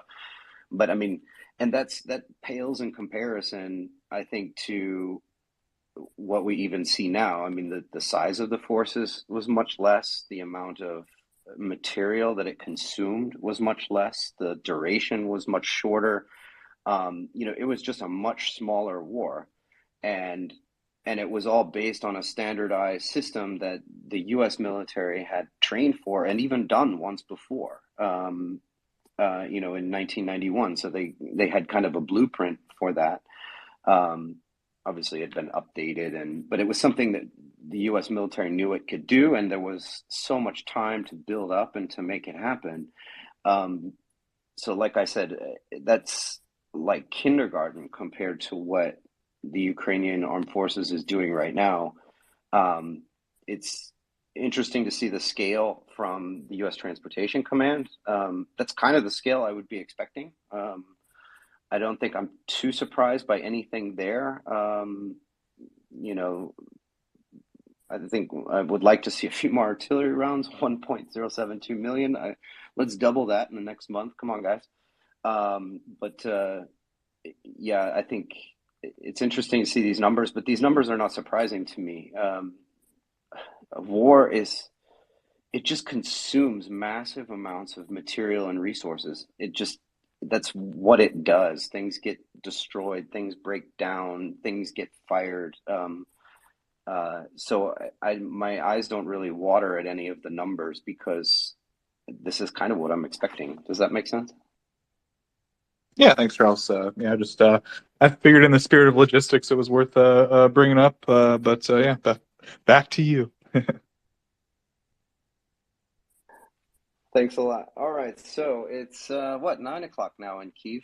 Happy New Year to those of you who are, I guess it's mountain time now in the United States and Canada. So now, Charles, technically, I'm in Arizona. We are technically not, but yeah, we're not mountain time. We're our own time. We don't believe in daylight savings, right? So right now it's off, but in America they're turning it back on forever in the spring, right? So we're going to be Pacific time. So Arizona is a special thing, but technically it's mountain time, I guess. So yeah, Happy New Year. It's New Year right now for us. So Happy New Year, everybody. I'll be quiet now. no worries, I understand. I think you guys are either an hour late or an hour early for every meeting that you have outside of that state. I think in Canada, I don't know how many people live in mountain time, but hopefully we have some listeners. So Happy New Year to you. Yeah, sun coming up on Ukraine, January 1st, 2023. I will say, like, one thing I've learned working on the Maria Report, like, we have a funny relationship with time, right? Like, it's all relative. Like, what time is it where? Like, where am I? You know, who really knows, Charles? So that's kind of what I've learned this year. Yeah, no problem. Yeah, so that's yeah, so maybe just to catch up, obviously, for any of the people who have just joined. Yeah, welcome to the Maria Report, and we've been here for 24/7, 7 days a week, 24 hours a day. We're here discussing all things Ukraine and the Russian invasion of Ukraine, the Russian genocide against the Ukrainian people. Check us out at mariareport.org. A lot of interesting discussions last night, so good morning to Europe.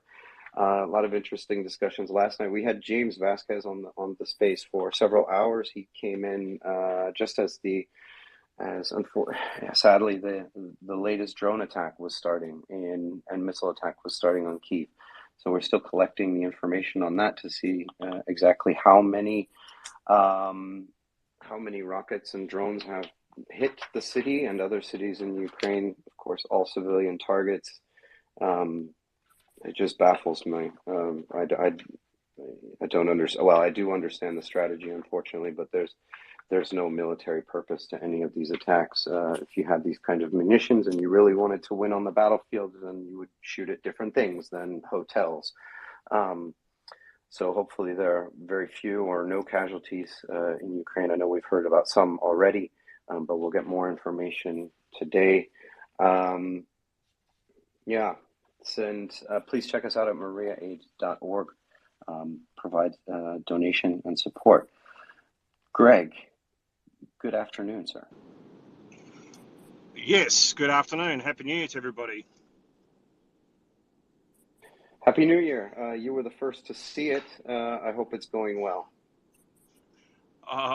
Well, it's nearly 100 degrees Fahrenheit here at the moment. It's nearly 6 p.m. in the evening, so I'm just driving home from a big day out, and yeah, just catching up all the news from overnight. So obviously horrible what's happened to everybody in Ukraine. I've been speaking to quite a few people there by DMs, but yeah, so yeah, I don't really know what to say, to be honest, but my heart goes out to everybody, and I'd like to thank you on the panel for all the work you do during the eggs. I know you guys don't get paid, and some of you guys do ridiculous hours, so it is appreciated. Do you know what I mean?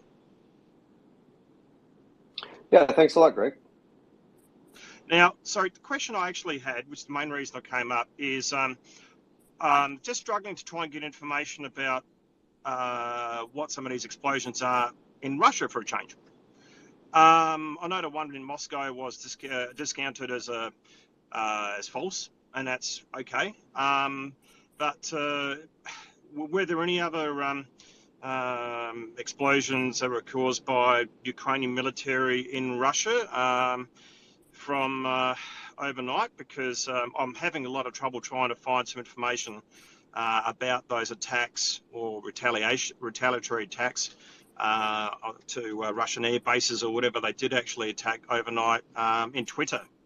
So is there any way you guys can, if you can, enlighten me as to if something did happen to some of the Russian military bases from the Ukrainian military, and what the details are, if possible? Yeah, great. Thank you for bringing that up, Greg, because last night on Twitter there were a lot of rumors regarding different explosions around Russia, but I'd like to hand over to Colby because this is kind of into the myth debunking time. Colby?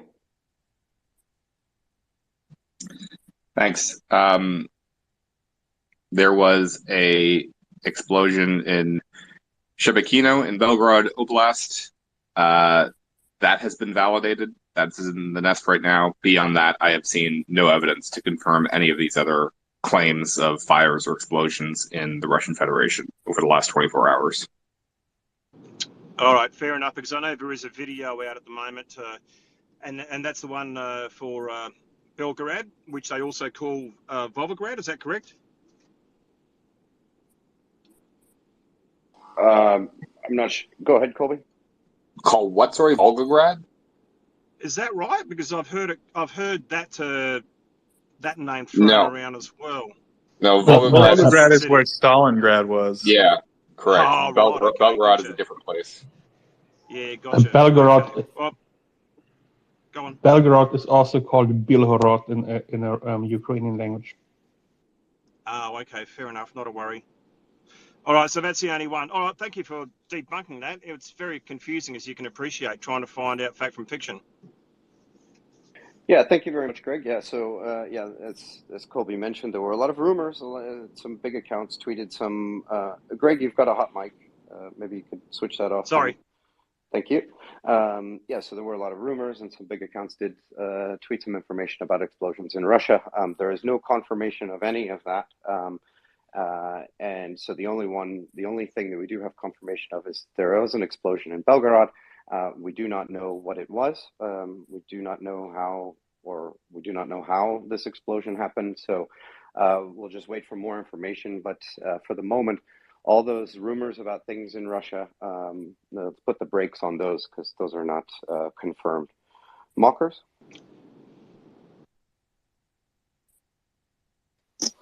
Oh, thanks, guys. I'll step down. Have a good day and keep up the good work. And Slava Ukraine. Haram Slava. Mockers? Thank you. Bye-bye. Bye. Haram Slava. I just took the time to watch Zelensky's New Year's speech, and I'm surprised I'm able to speak, actually. That was really powerful stuff. Lump in my throat all the way through watching that. If you haven't already watched it, you should. You should treat yourself to that because I really found it very powerful and moving, and hopeful. Very hopeful for the future. And as it should be. Incredible. Anyway. I'm going to put my nightcap on in a minute and go Betty Bowes, but I just thought I would bring you that about how incredible I thought that particular speech was, and I've never seen a piece of history like that right in front of my eyes, and that was truly a piece of history I just witnessed.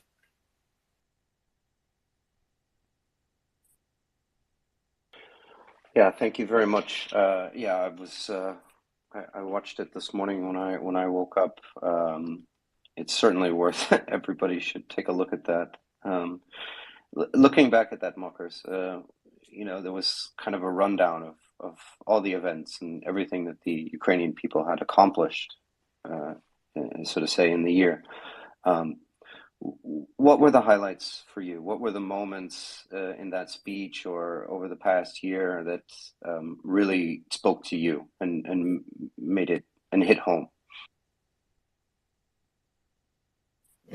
To me, the segment where he went through each place and gave a little bit of information about each area, as though, he was saying what each area meant and how they'd liberated each area. And it just, it was almost like staccato bullet points, and it was interspersed with images of these places and how destroyed they are, and how he was saying, we will rebuild these places. These are places of strength. They've, kept us safe by taking the brunt of the, the shelling and what have you. So we owe it to these places to rebuild and renew. And I just, the whole message was, what's happened is effing awful, but we have hope, we have clarity about what we want for the future, our eyes are open, and we're willing to fight for it. And fist punch and all that, fist pump.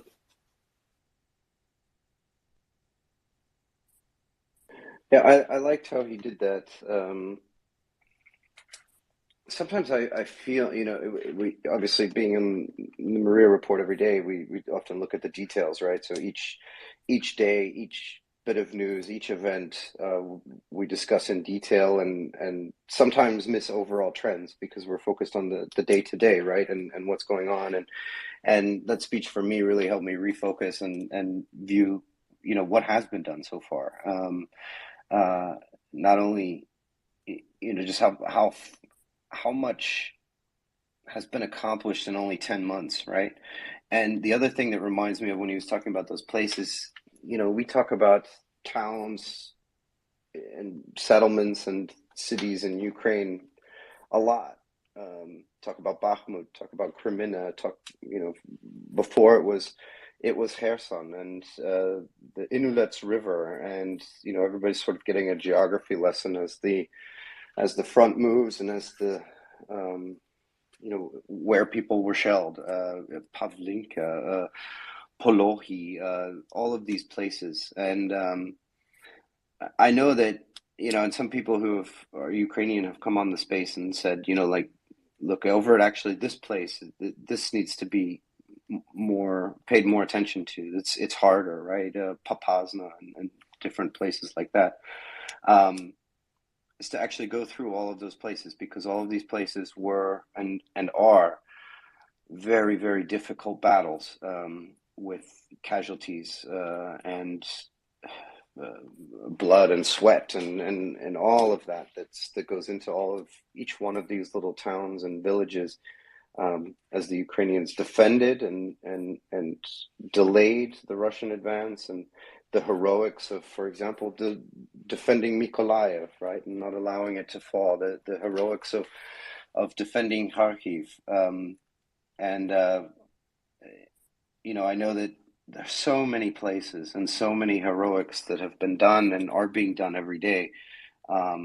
Sometimes I feel bad and saying that we don't say all those names enough of each one of those places. And so it's great for me to hear that from President Zelensky as well. He reminded me of, even though they're not forgotten, but reminded me never to forget those names.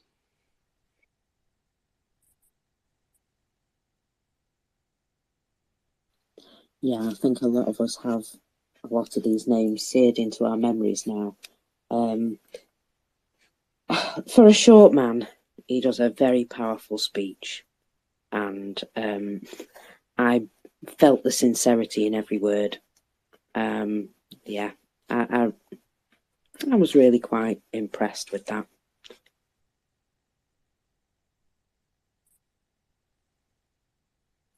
Yeah, certainly. Marcus, go ahead. Sorry.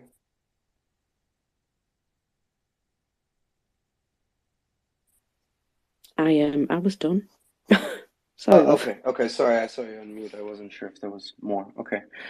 Um, Great. Yeah, and so a couple other events looking at is prisoner exchange yesterday. 140 Ukrainian soldiers released. Russia still holds 3,000 Ukrainian soldiers, or approximately 3,000 Ukrainian soldiers in captivity. And there are 15,000 Ukrainian troops and civilians are still missing. This is, of course, independent of all of the forced deportations that Russia has carried out in the occupied territories, and of course all of the murdered and executed and all of the war crimes that have existed in the occupied territories. Every time the Ukrainian forces retake and liberate territory, we get another view at how horrible it is. But for 140 today, it will be a much better new year. A prisoner exchange: 132 men, 8 women, 22 officers, 118 NCOs and soldiers have been released and will be able to spend 2023 with their families in safety. So that's excellent news. Marcus. Yeah, you missed another important hostage release today, and that was the Azovstal dog. It's a large pitty type dog, pit bull terrier type, and yeah, it was a companion at Azovstal, and when they surrendered, the dog went with them. And the dog is now home. He's been returned, or she, I don't know. Thank you. Nice story. Good. We've got a couple other things that came in over the night. There wasn't news about, this goes back to the international kind of politics side and Russia's ability to continue this genocidal war. Talking about energy dependency. We've talked about this a lot in the past. Germany's energy dependency, Europe's energy dependency on Russia. There was some news that came out about that. Since we've got an American German and German American on the panel, maybe we could take a look at that. Joseph, do you have the details of that? Yeah, so the German embassy released today a pretty optimistic or good.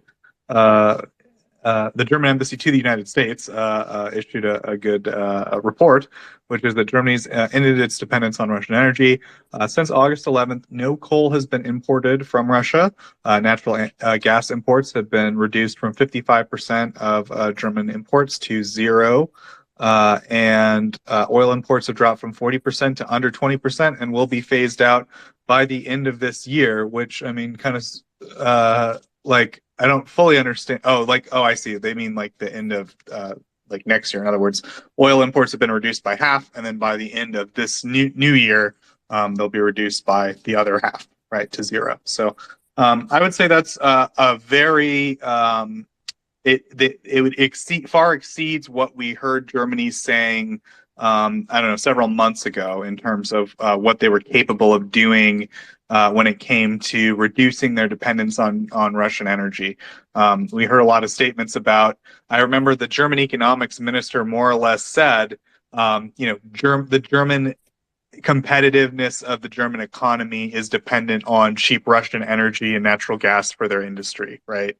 So, we go from that to a Germany that is now independent of Russian energy and natural gas, or at least almost independent of it.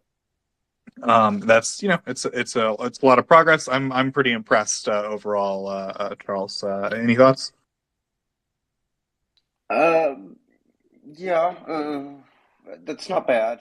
I don't like the oil thing. I don't think that's good enough. I just don't think it's good enough. But I don't know, Herm, what do you think?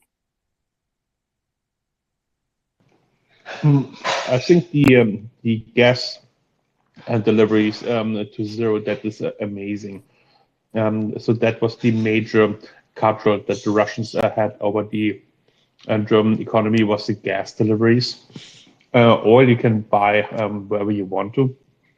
And I don't know much about how the German refineries are set up.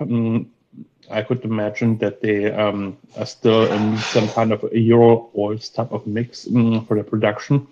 So either they get it from Russia directly or they mix it themselves. At least that's what I assume is the reason that they is still getting oil from Russia, because it takes them time to adjust the refineries. But again, that's when Ryan would be up here, he could probably speak to that. For me, it's very, very pleasing to see that they got the gas down to zero, because that was that was the big thing that the Russian had. It was the gas, the power of two pipelines. They're going only between them and Germany during the Northern Sea, and that can make the Germans so dependent on their own liquid energy, and that is done. That is, I'm celebrating it a little bit here inside myself.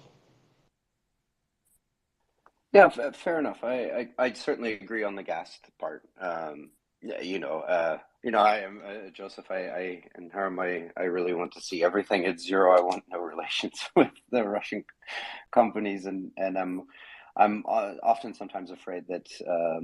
Well, how do I say it? I think what you said was right, Joseph. That the German economy is kind of built on this foundation of a stable energy price at a certain level. I wouldn't say that it is extremely cheap, but cheaper than what the alternatives are. But certainly this stable level, and there has been a lot of concern in not only large German industries. Take BASF as probably the biggest example of an energy consumer in Germany, huge German company. In the petrochemicals industry, but also the SMEs, the smaller ones that really make the economy tick, this famous German Mittelstand. There has been a huge concern. It's often in the newspapers. It's often discussed in political circles, how to alleviate that and how to make it more stable in the future. Why are we talking about this? I mean, the German economy is roughly a quarter of the overall EU economy, so it's really big, and it contributes a lot to the EU overall, the EU economy. So there's a lot going on. I think that is good news on the gas. I think the coal is not so surprising. I don't think that Germany imported a lot of coal from Russia to begin with, so I think they may be.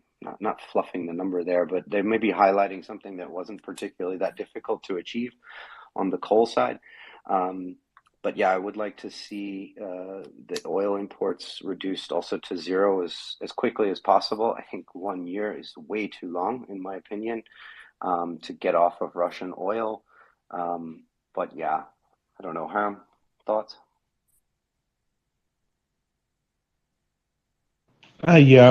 So. I mean, first of all, about the competitiveness of the German industry. If you look at the South Korea, for example, they are operating their entire industry, and they have a very strong industrial capability on LNG, on liquefied natural gas, forever. They do not have a pipeline. They never had one. They will never get one. There will never be a pipeline from North Korea to South Korea, and they are competitive. If the German industry complains they lose their competitiveness, then they lose their excuse for being really competitive. That's how I see it. If you are competitive, you can operate under the same circumstances as your competitor and out-compete him. And so I would like to see that. About the coal, I'm not sure where the German coal comes from. I can imagine that there's a lot coming from Australia and Canada. Australia was shipping a lot to China, and Russia was always trying to make coal deals inside of Germany. for 30 years. They're trying to sell a coal to Germany. And there was always this protectionism about the German coal industry, about the German coal mines going on. And they were phasing out their own, let's say, to be honest, a quite stupid German coal mine production. And that is, sorry? Trying to improve my audio. So they're trying to phase out their the domestic production of coal in Germany just because it doesn't make a lot of sense, and substitute it with other sources, and to also reduce the consumption of coal for renewable energy. So that was the long-term plan here, and that they really bought that much Russian coal. I don't know that. I remember vaguely that there are several bigger coal deals that the Russians proposed and the Germans rejected. But yeah, somebody with a little bit more knowledge about that, the history, yeah, please be my guest. In general, I would say, yeah, gas to zero, that is good. That is really what would drive the Russian crazy, because that was their sort of Damocles they had over the German economy, and that one is blunted now. Yeah, certainly. Joseph? Yeah, so Charles, I think, I totally see your point, right? But I think so first off, I found like an article from Reuters. So real quick, I'll mention Germany imported around 18 million tons of coal for steel making and power generation. It looks like primarily for steel making, relying on 53% of, or that's the total supply. It's more than half, 53%, right? So I would say that they imported a fair bit of coal from Russia. But I think like the important thing here is, like as Herm said, it's a question of it being these sort of key areas, these key linchpins in the German economy, right? Like the steel industry is really important to Germany, and there's various chemical industries in Germany that are very important to the German economy that rely on natural gas. And natural gas is also, of course, what the Germans have chosen to adopt as their like home heating setup, right? So those areas can be targeted very specifically by Russia to, influence in terms of their, energy politics, right? They're strong arming their energy, holding energy hostage. And then I guess I think the other thing too is just the, as Herm was talking about, I mean, this is a totally flimsy excuse. I'm not trying to, justify it in any way, but the long and the short of it is, I think there's a lot of people in Germany that would say we don't want to have any coal. We don't want to pay like the environmental costs of coal, right? So, they more or less said, let's outsource that stuff, right? And Russia, of course, stepped up and said, hey, like, we'll take care of that for you. We're happy to do all the dirty stuff for you cheap, right? And Germany said, sure. And that's been part of their economic plan for a long time, is like buy resources from Russia cheap and dirty, and let them deal with all the problems that accompany that. And we'll say we're all green and we're, and all that. And then, we produce, the high quality goods and stuff, and then we sell it all back to Russia, blah, blah, blah. So I think that's kind of the chain that's trying to be broken here. Like Russia's ability to target at a pinpoint level these like key industries, these key focal nodes in the German in economy and society, and then also Russia's ability to tell Germany, hey, like we know that you're trying to compete in the global economy, you want cheap resources, we're willing to pay we're willing to take on the environmental costs because we don't care at all, right? And any kind of safety, workers' rights or safety regulations and so forth. We're a fascist kleptocracy. We don't give a crap. So that that's kind of been the way that this it's been a huge avenue, in my opinion, for Russian political influence in Germany. So I understand what you're saying, like in terms of the actual scale of it, it isn't that huge. But I think at the same time, the the specificity of it, the way that it was targeted at these key areas of German society and industry, like that's what's significant about it. Maybe, I mean, I don't know if I convinced you, Charles, but that's like my attempt to. No, I totally get it, and I totally agree with you. I mean, and some of this is touching on some of my domestic political thoughts in Germany, and I'll try to leave that out of the room as much as we avoid internal U.S. Politics or other things.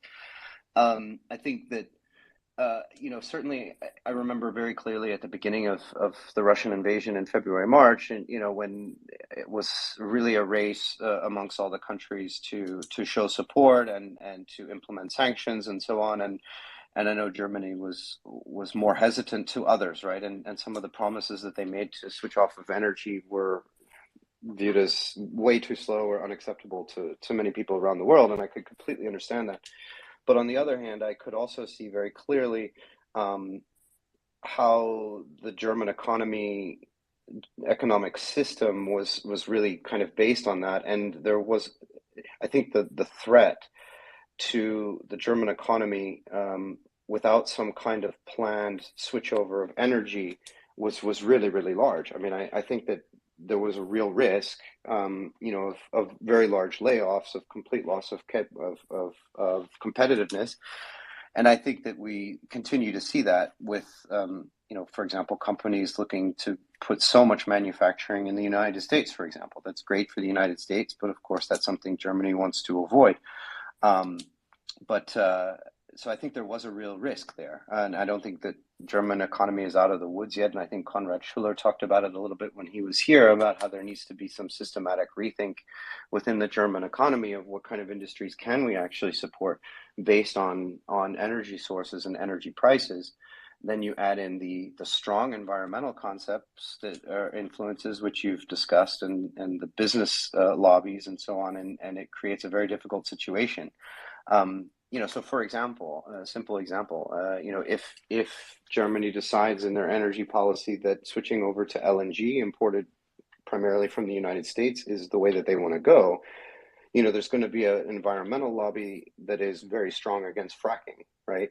And fracking globally, and they're going to have to answer that question politically. So that's kind of my thought, and I guess just personally, because of my support for Ukraine, I would like to see every euro or every ruble that goes to the Russian Federation is being turned into an artillery shell. So that's why I kind of feel emotionally about that one. Yeah, Charles.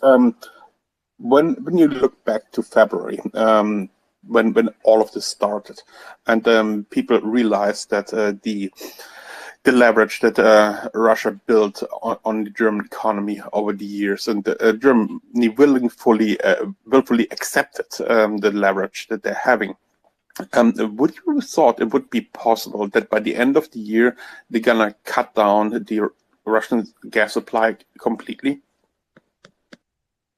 No, I wouldn't have. You're right, Harm.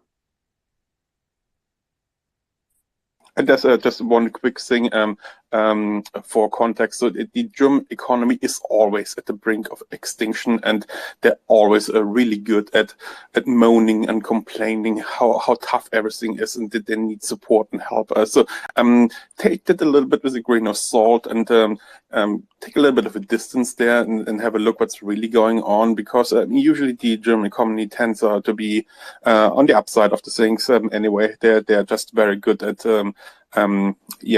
demanding things and trying to have it their way, and that is one of the things I do not really like about the German system, that the economy is getting such a loud voice in the grand scheme of things, although they're usually pretty much able to walk by themselves at one point. Yeah, that's a fair point. You guys are doing a pretty good job of trying to convince me here. Thank you. We've got Nick up now. Nick, hi.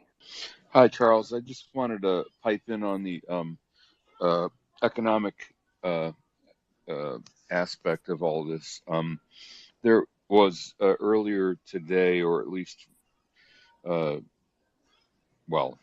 few hours ago, there was a list of companies still operating in Russia it's the Twitter account is RINAT, Renat, and it's pretty interesting. It and pretty detailed. And of course, companies like Nestle and Unilever are really hard to boycott because they produce so many products that we all buy, and we don't know that we're buying them unless we have either special knowledge or um, uh, we pay attention to the fine print on boxes and whatnot. But the list of companies is worth a look at. Again, the Twitter account is RINAT, Rhinot. And it's not, I don't even think it's comprehensive or complete. I think it's just a long list and a detailed list of some of the most significant companies that are still doing business in Russia.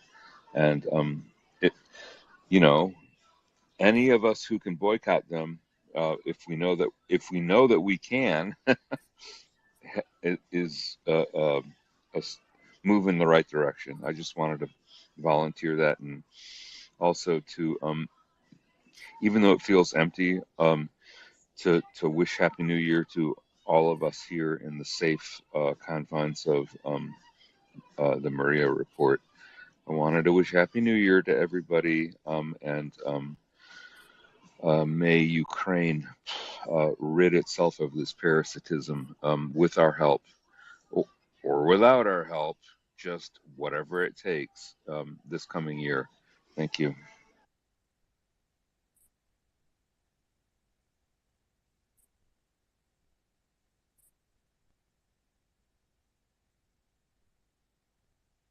Thank you, Nick. Thank you very much.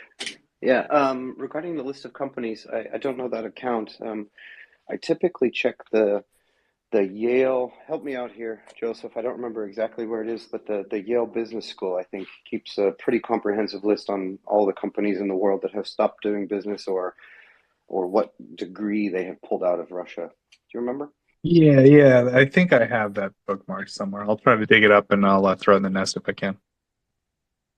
May I Thanks a lot, Nick.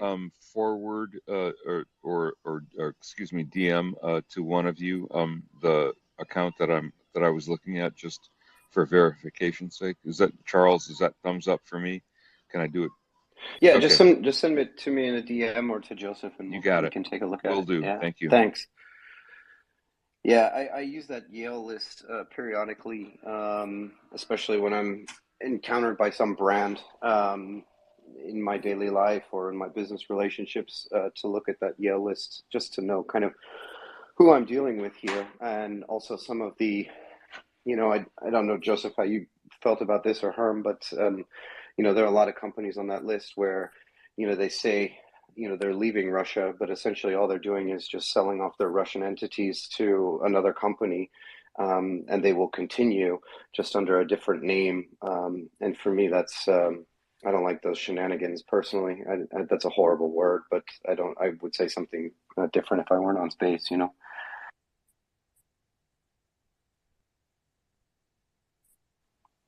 Joseph, any thoughts on that?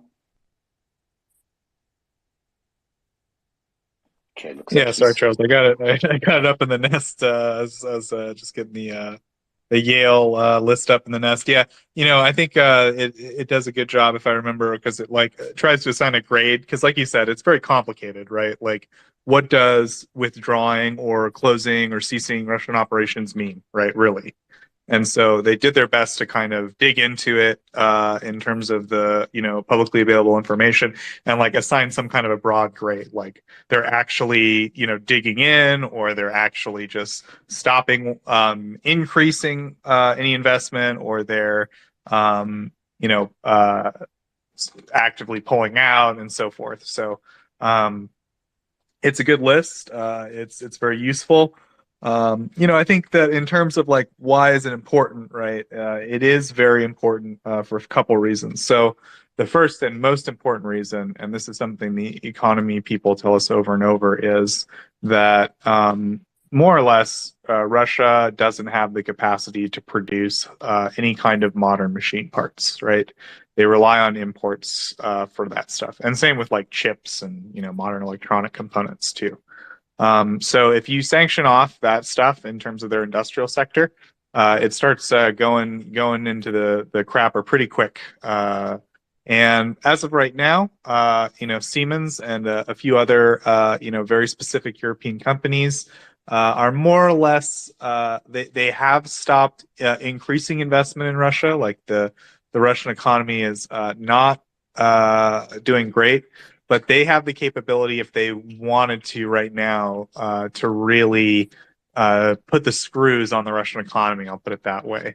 And so far, as far as I understand, we haven't quite seen that yet. So it's definitely been the sanctions have had a very, very strong effect on the Russian economy. Like I don't want to diminish that at all, but it is one of the areas where we think like, in general, the economics of all this can be very slow, and it's all going to unfold over the next couple decades. What Russia has done, right, which is like they've gutted an entire generation of Russians in terms of their standard of living, in terms of their future, in terms of their economic foundation for success, basically. Let alone, I mean, the ones that are just getting ground up like meat in Ukraine. I mean, that goes without saying, but. If we think, I'll put it this way, the people who know more about this stuff than me, who contribute to the space thing, that if we really turn the screws on some of these high-end machine parts companies to say, hey, don't even give their software updates or, brick this stuff, the Russian economy could genuinely collapse. Like there could be a real disaster on their hands. They couldn't even make ball bearings or basic things, right? And that would be like it's only a matter of time before the wheels start falling off. Now that said, right, maybe we're wrong about that. I don't know. It's entirely possible. Anyways, that's the first most important thing. The second thing is the Russian political system, the regime, relies on some form, I don't want to call it a social contract, that's being too generous, but it relies on an imperialist system, right? And that means that there's a metropole. There's actually a couple metropoles, right? There's like little regional metropoles, and then there's one big metropole, which is Moscow, right? But then there's also St. Petersburg, but even like in the regions, right? There's going to be a regional capital where there's some concentration of imperial authority, and then that's going to be a little mini metropole. The point is that the people that live in these areas, they expect a certain standard of living because they've, that's part of the deal with the regime is like you perform an important service to the regime, be it a technocratic one, right? You're an IT professional, right, in a country that mostly that needs IT professionals, or is mostly a resource extraction based economy, or you. Like Moscow's a very expensive city to live. It's not easy to be allowed to move there, more or less, if you're a Russian. So the people that do live there, they expect a certain standard of living, and that involves to them, in their perception, having the latest in European fashion and food and all that stuff, right? So it really does matter in a political sense, taking these luxuries away from the Russian population, because it does demonstrate that the Russian metropole, the imperial center of authority, that it is going to hurt them. It is going to affect them, right? There isn't this insulation that they have, that they can rely on the provinces to suffer the majority of the burden and the cost of this in terms of, and so far, I mean, that's what has been happening, right? I mean, that's what the imperial system is all about. It's all about putting the cost of this on the backs of the people that aren't chosen and special and in this imperial center, right? But eventually, and as we're seeing now, if you do take away the things that the Imperial Center has, it does have at least some political implications. Now, that said, does all this really matter? Like, are we really that interested in changing Russian imperial, the imperial system and so forth? I mean, ultimately, yeah, I think, we should oppose it, but at the very least, we shouldn't be economically complicit in it. And for a long time, even after 2014, we certainly have, right? There's been a lot going on that has allowed and enabled this backward imperialistic regime to have the modern convenience and technocratic know-how to extract oil and to have the luxuries of modern life, to therefore say that, isn't your life better now that this guy's in charge, and all that stuff, right? That has, some of that's on us, and we kind of, part of coming to terms with that is not doing business with Russia anymore, and not like I would say, like on a governmental level, I think that we should pass regulations where we don't do business with governments like this, not just Russia, but any government that is actively kleptocratic and violating international law and so forth. But also at an individual level, right? If I see a company that is willing to work with Russia and get its hands dirty for whatever reason, I personally kind of don't want a lot to do with them. Obviously, it's up to every individual. I'm not going to hate anyone for going to somewhere that it works, still does business in Russia or whatever. But the point is, I think there's some onus of responsibility on the West at large, and this is something we've talked to Ukrainians about. Right, we've asked them, like, what do you need us to do? And they've said, right, people, get us more HIMARS and get us more stuff like that, but also don't do business with Russia anymore. Don't think that when Putin goes away, when Putin dies and the new guy comes in and says, oh, we want to fix all this, or they overthrow him or whatever, that this just goes away, right? That, oh, it's okay, it's good, let's all move back into Russia and start investing and getting their cheap resources again, because it'll all happen over again, right? It'll all start again if we do that. So the long-term economic isolation of Russia until we see a real change in their imperialist mindset, I think it's not that we want to change Russia internally, it's that the imperialist mindset that Russia has inevitably leads them outside of their own borders. So in order to contain them to their own borders, we do have to at least not be complicit in it. So I'm sorry for that long rant, folks. I'll leave it there. Yeah, no worries, Joseph. And thanks. I got some DMs and also looked at that tweet, Nick, that you shared. So there are several resources for looking at companies that are doing business in Russia and who has left and so on. So the tweet that you mentioned, Nick, refers to a website called leaverussia.org. Another one I got in DMs was don'tfundwar.com. They all rely on the same Yale database. So if you'd like to get to the primary source, which we generally like to do here at Maria Report, you can use the link above and check on the most authoritative source on what companies are doing business, how they are treating their investments or operations in Russia. And the other ones that I've been receiving are all just drawing on that database. I believe the Yale one is they've opened it to anybody who wants to use it, and it is being used in other projects as well. Just on to the point that you were talking about, Joseph, so I saw a tweet yesterday of a photograph from inside of a Russian artillery manufacturing factory, right? And they were using German-made machine tools to make those artillery rounds. And I realize that it's not possible necessarily to go in and, remove those items. I mean, they've been sold, they're there, right? But I'm completely on board with saying, all right, software is the key to all of this. All modern manufacturing is based on the software of this. And you can stop giving service updates, you can insert malware, you can do different things. I understand for a company that's very difficult. There are probably contractual liabilities, service contracts that they have. There are service providers in country that you have contracts with, whatever it might be. I know that that's a big risk, and I know that businesses are run on the margin, right? They're not,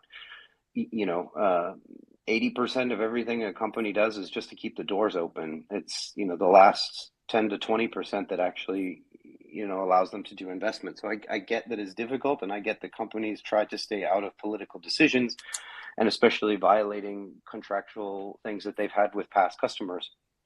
But I really strongly believe that, especially for modern manufacturing methods, it depends so much on software that there is a real lever there for the headquarters or the development arm or whatever to really put a hurt on existing equipment. So when I see companies that say, okay, well, we're not going to do any new business in Russia, I personally look at that and go, well, actually, that's not quite good enough. I think John Deere set a really good example when they bricked all of their tractors as soon as they sensed that they picked up that they were stolen. The Internet of Things in modern manufacturing is real. Most of these systems are connected 100%.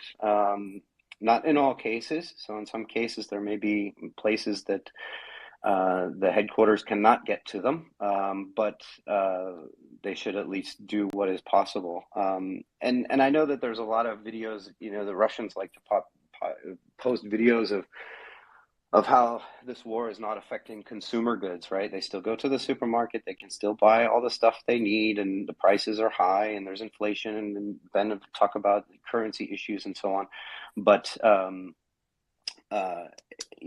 for me, that's kind of less important. It's really all about this manufacturing capability, which is first and foremost the way that they're able to continue this war. And second, that is a foundation upon which consumer spending and investment and other things are based. So I like the Yale list, although I must say I only look at it about once a month. But I am fully behind, especially software measures. And I'm not sure whether governments can put in certain restrictions on this. There's certainly software export control measures that are already in place, but maybe those things can be sharpened up. Maybe employees need to take action within their own companies to voice their opinion about how they feel about this war and what their companies are doing to support it. There's also political measures, and so I'm an advocate for all of that, as much as I am for leopard tooth. Yeah, and I think, I totally understand the logic of some of these companies. It's like, well, we have contracts, we want to be a business that sort of, stays politically, neutral or whatever.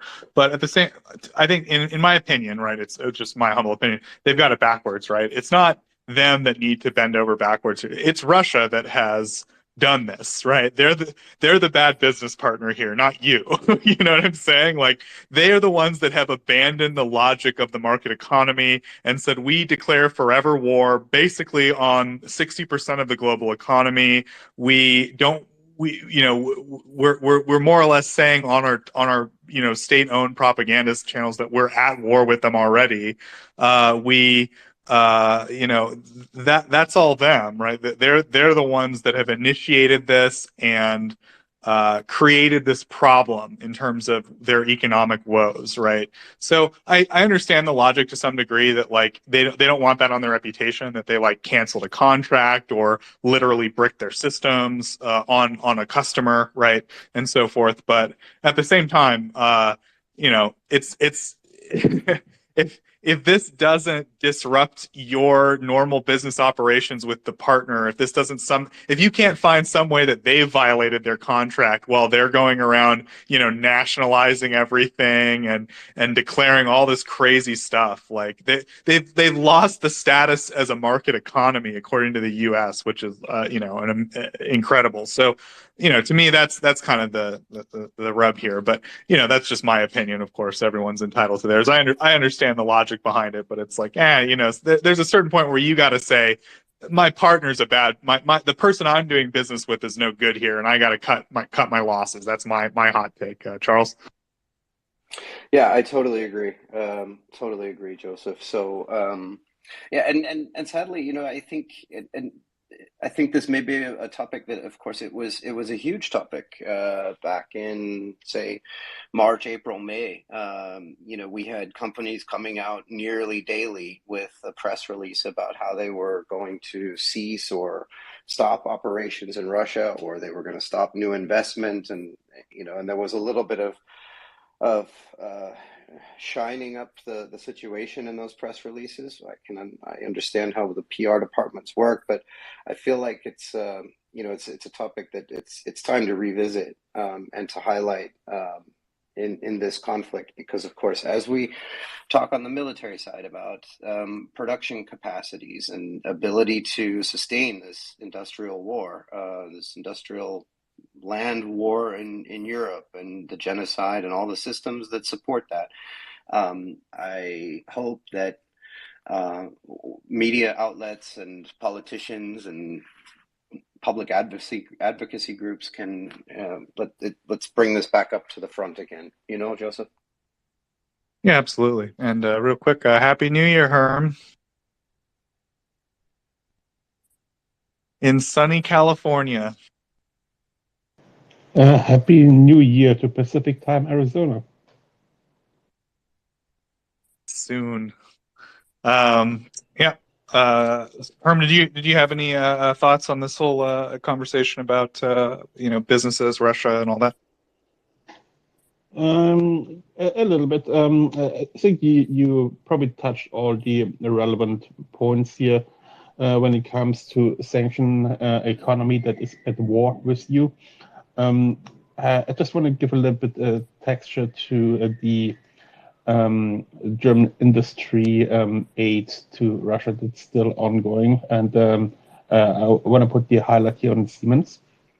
So what Charles mentioned in the passing earlier about those software updates, that there was quite a controversial topic earlier last year, and that was about those programmable logical controller that Siemens is the world market leader in, and that go in many of the advanced manufacturing processes. So what those things are, those are local control units that can be programmed by a computer.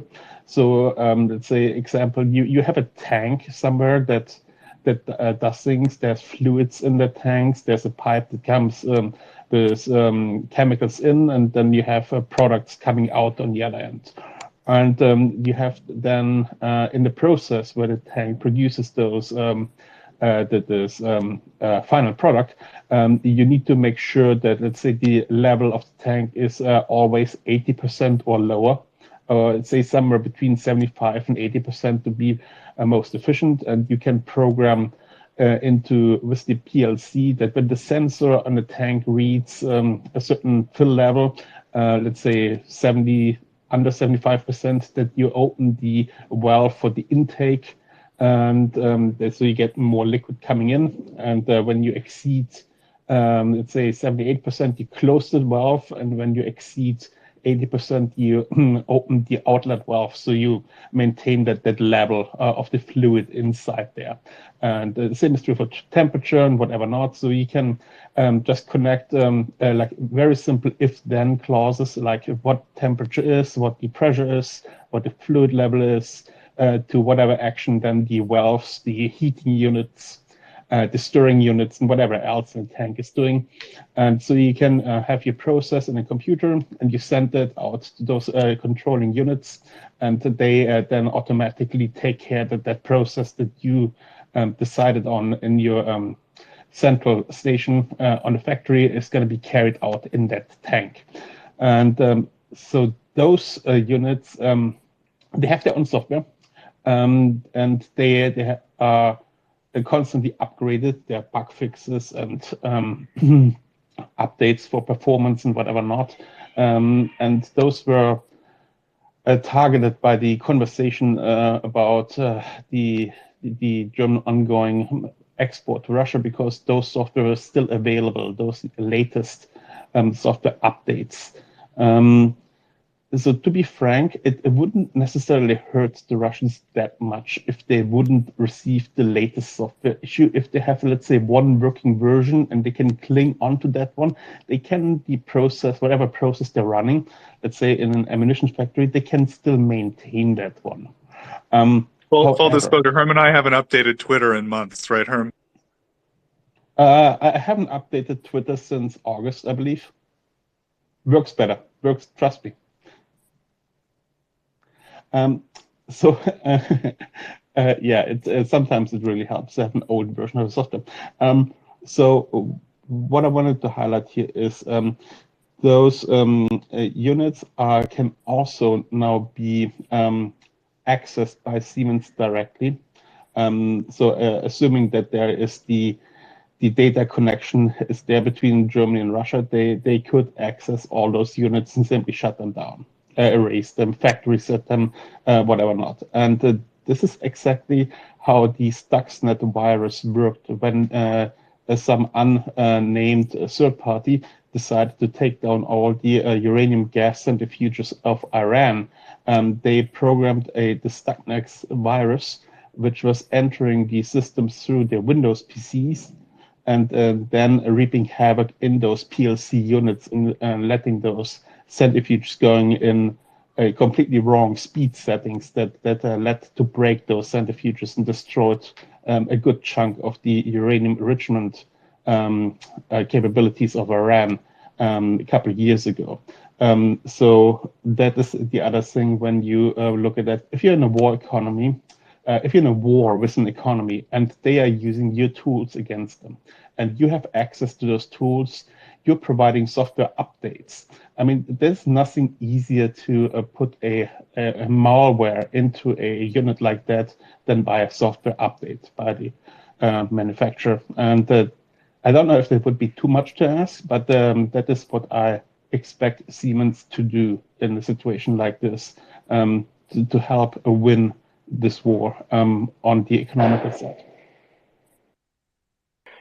Yeah, Herm, I mean, a couple things about the PLCs. I'm glad you bring them up, the Siemens PLCs. They are, there are a few providers of this worldwide. I think Honeywell is another major provider of these things, Schneider Electric in France. So they are, for those of you who don't know, kind of manufacturing processes, these are like all of the motor controllers, anything that controls conveyor belts, and they are the fundamental hardware architecture of pretty much any factory warehouse around the world. And they are little modules, little boxes that plug together and create this kind of architecture for your factory. And that's what one of the main things that Siemens makes. That's why they make so much money. I think it's probably their most profitable thing. And they do require service updates. I think, like you said, Harm, the updates is one thing. They can certainly run these items. You can run them on-prem, so they don't have to be completely connected. If you want remote diagnostic services and any of the IoT functionalities, you obviously need to be connected to the cloud, and you need to be connected back to the analysis people back at the development side. But they don't need updates to necessarily keep running. It can be different if there's any kind of Windows-based functionality. So if you're using any panels or whatnot that are Windows-based, there are Windows hotfixes that need to come out. Sometimes they have to keep things running after a certain amount of time. But yeah, you can keep things running for a while. There's also a black market or a third-party market for a lot of these PLCs, regardless of who the manufacturer is. And there are a few companies out there, smaller kind of black market companies that can do some software work on these. This is something these companies like Schneider Electric, Siemens, and others try to combat all the time. But I'm completely with you. I think, as a starting point, and I don't know whether they're offering software updates to Russia. I have no idea whether they've stopped that or not. Siemens Aktiengesellschaft has said that they stopped all operations in Russia. This is kind of we have to take that with a little bit of a grain of salt, because the Siemens AG company is different than some of its daughter companies, such as the healthcare one, the energy one, the mobility one, who all have their own positions on Russia. But I don't know whether they're offering software updates, but then of course, then the step to actually then brick their systems for those that they can access. I would like to see that. I know that that's a huge step for a company to take. That's why I look at the John Deere example as something I hope other companies in the West will follow. But just a little bit about that. Yeah, absolutely. I remember in the last time I checked, I think it was in July or August, they were still providing software updates for those PLCs. That was the information I obtained back then.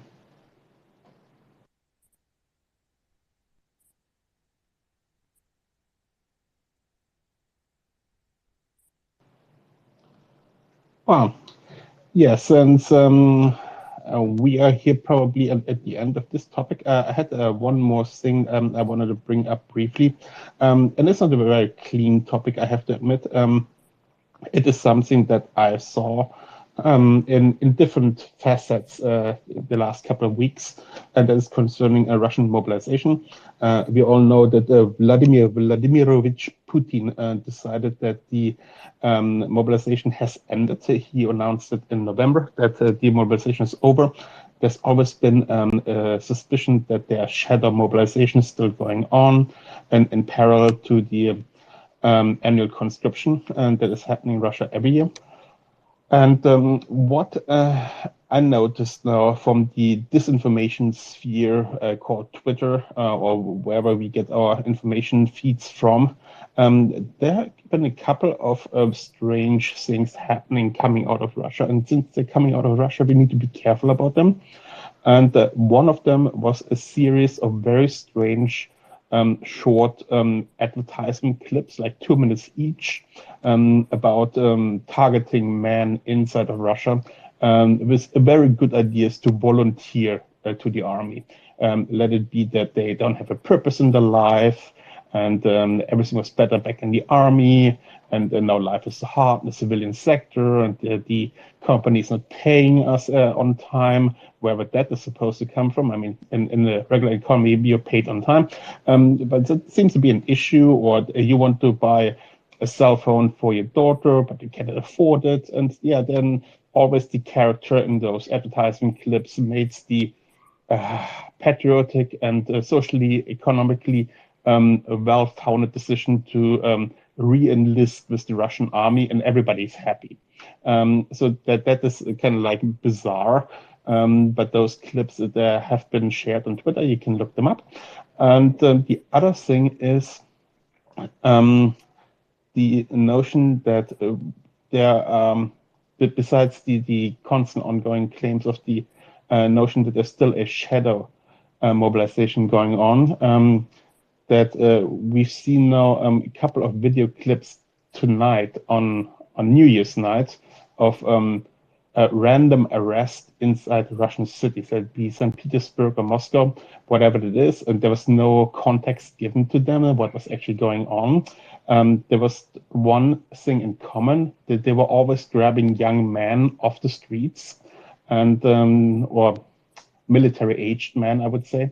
And nobody else is doing something about it. People are filming, people are trying to look what's going on and trying to evade the scene, and nobody really bothered. But that is something that's a little bit strange to me, that it's happening now on New Year's Day. So like a punishment for you guys who are supposed to be voluntarily enlist for now 2 months. We sent you all those video clips. We threatened you with freezing your bank account if you don't show up in a mobilization office, and you're still out there and enjoying your life. And on New Year's Eve, now you have the hammer coming down to you. So that's kind of like the image that built up in my head when I was exposed to all this information. But what it tells me is that they are really not sure that they have enough men. They're losing a lot of men. There was more than 700 combat losses again yesterday on the Russian side, which is about, it used to be a BTG. We called that a BTG verse of troops back in March, like about 800 men or something like that. And that's what they're losing about every day. And so if I take all those little bits of information together, it shows me a picture that Russia is really not able to sustain their own war effort here, that there are at least concerns and let's say not very wise decisions that are being made on the upper level on how to deal with that situation. And I think that's a very positive thing for me to take away from that. Although that's, again, not very hard single information bits, but in the overall, if you put them together, those little puzzle pieces, they paint a really good picture.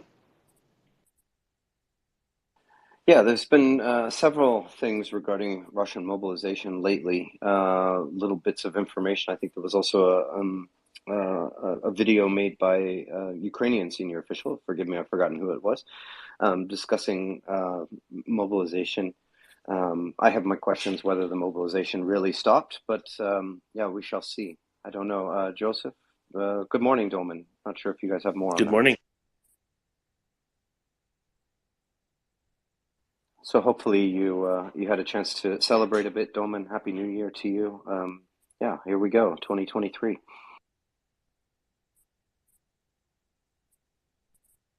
The year in which Russia resoundingly loses. How about that? Exactly.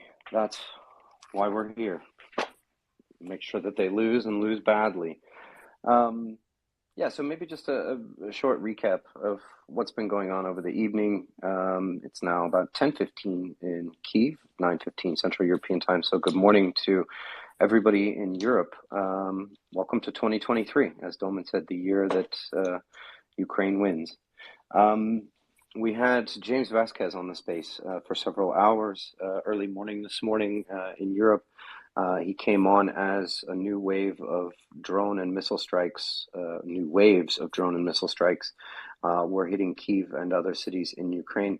We're still waiting on the final tally of everything that was fired by the Russians and everything that was shot down by the Ukrainians. We know that there were some impacts around Kyiv and that there have been some casualties, but there are various numbers floating around at the moment, as is normal with these type of attacks, as the individual reports come in from different regions and different observers.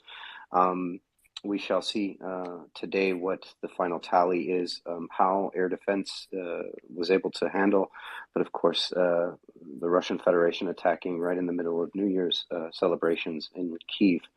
A lot of people drinking champagne in bomb bunkers in Kyiv, as you can imagine. The resolve and the commitment not lagging at all, just pisses people off more in those cities. So that's one thing we were discussing with James Vasquez over the evening. Also, please check out ripley'sheroes.org, where you can see what him and his organization are doing. And you can check out mariaaid.org to look at how you can support Ukraine with non-lethal aid.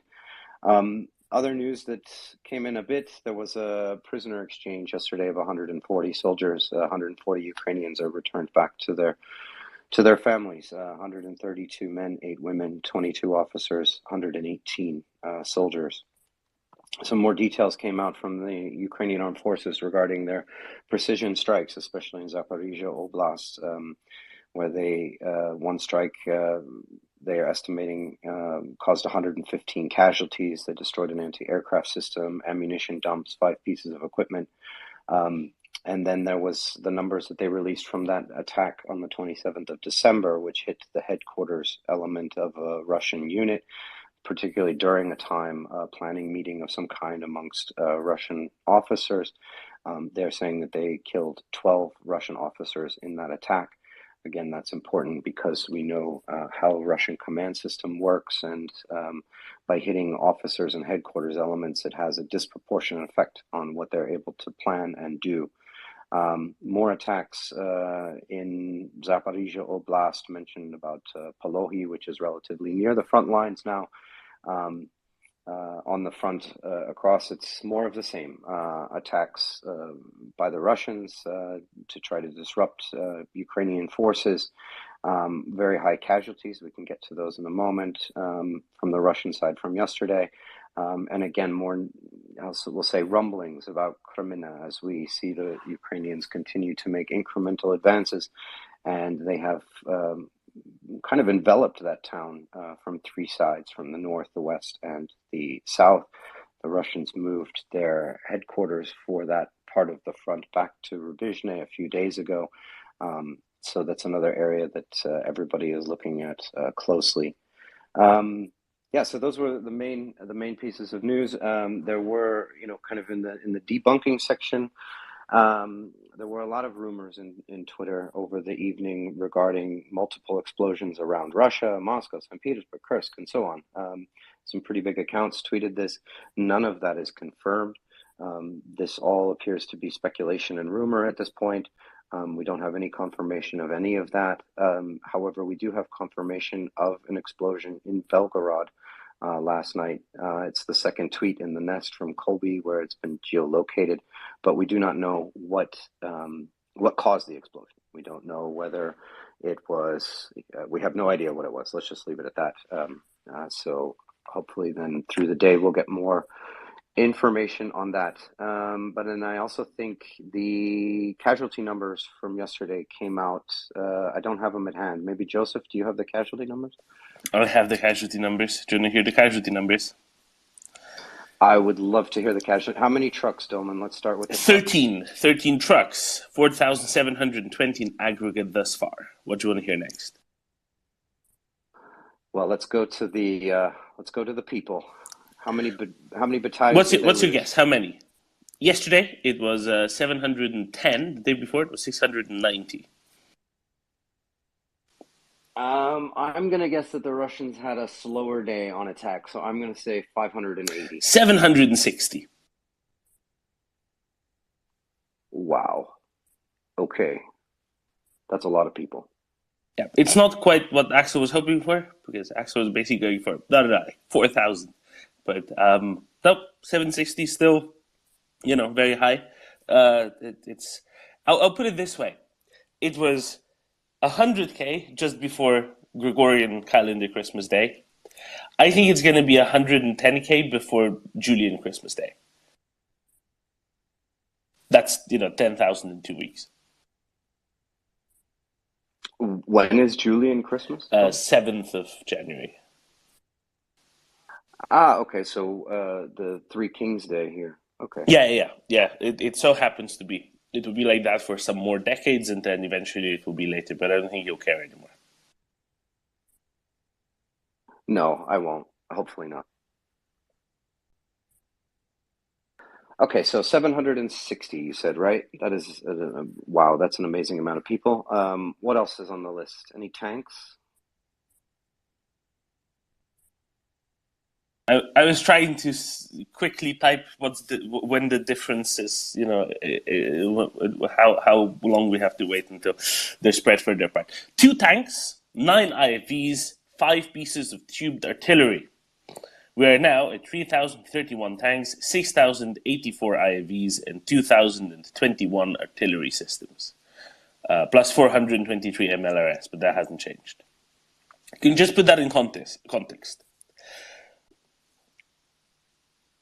A year ago, Russia had, let's call it, 21,000 pieces.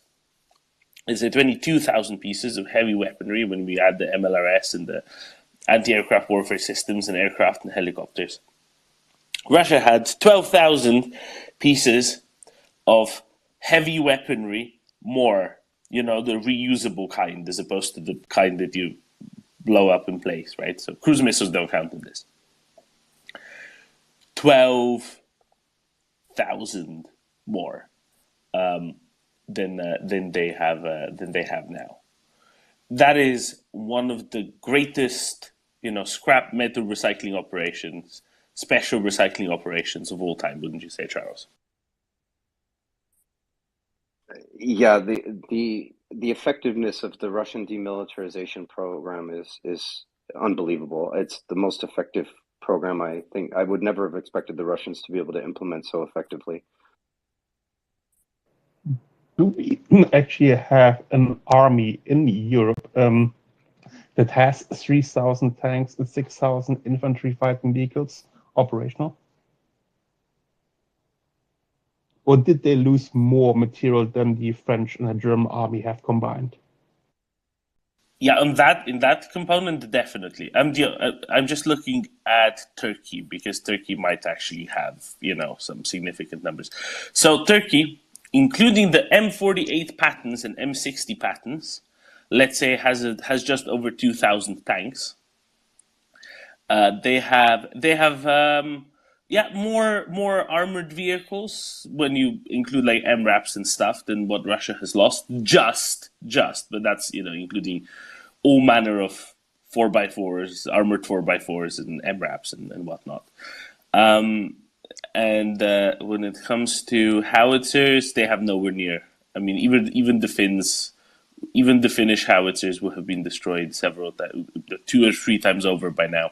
No, actually, including all of the towed howitzers from like the 1950s, Turkey might have just about as many as Russia has lost. Give or take a few hundred. It's an astounding volume. And again, I mean, here with Turkey, we're just looking at a country that doesn't retire weaponry, right? M48 patents are still in service in Turkey, technically, according to Wikipedia.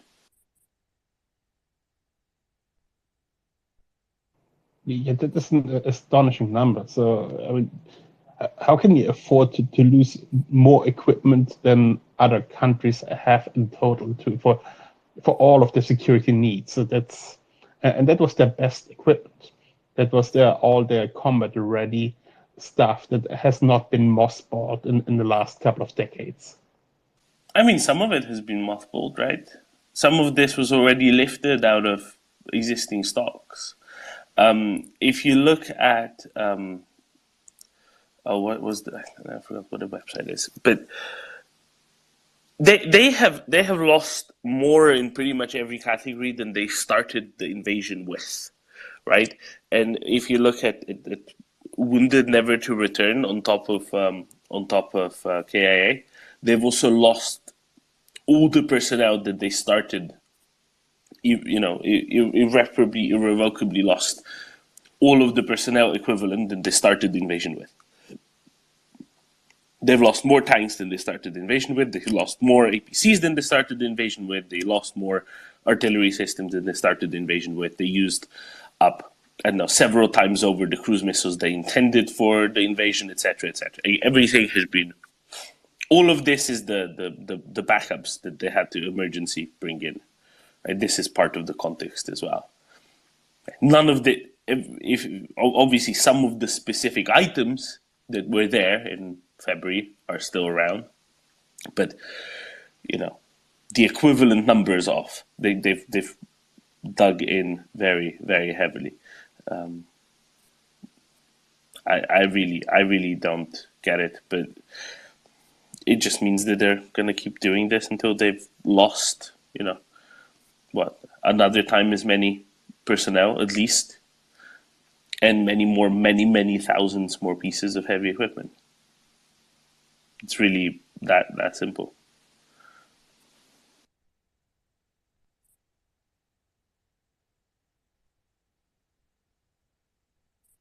Okay, thanks, Tom. Yeah, go ahead, Herm. Sorry. Yeah, I was just trying to express my astonishment for what they don't make any progress is what they're having right now with the maximum power they're but they cannot move forward. Why are they even doing that to themselves anymore? I mean, they've lost. And we know that for months that they have lost, but they're still producing so much carnage and so much suffering. And for what? They don't even have a chance to win anything with those few things they can scrape together. They can just produce terror. That is the vile and evil thing that's totally ingrained in their mindset.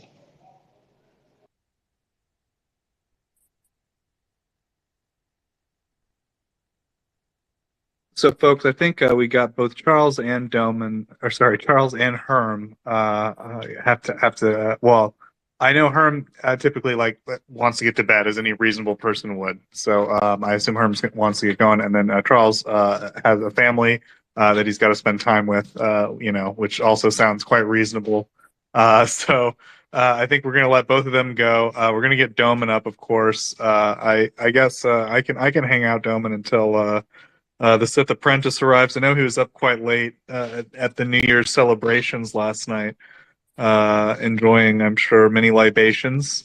But we'll see. I guess I can hang out for a bit, Doman. So, are you good, Doman? Or how you doing? I am good, Joseph. How was your New Year's, I Doman? would love to hear, Joseph, whether the news fireworks in Russia, if there was anything to that at all. Goodness gracious, Doman. There's a whole lot of hot air as far as we can tell. There was definitely a boom in Belgorod, and we're not sure what happened there. As usual, as per usual, something blew up in Belgorod, and it's a real mystery.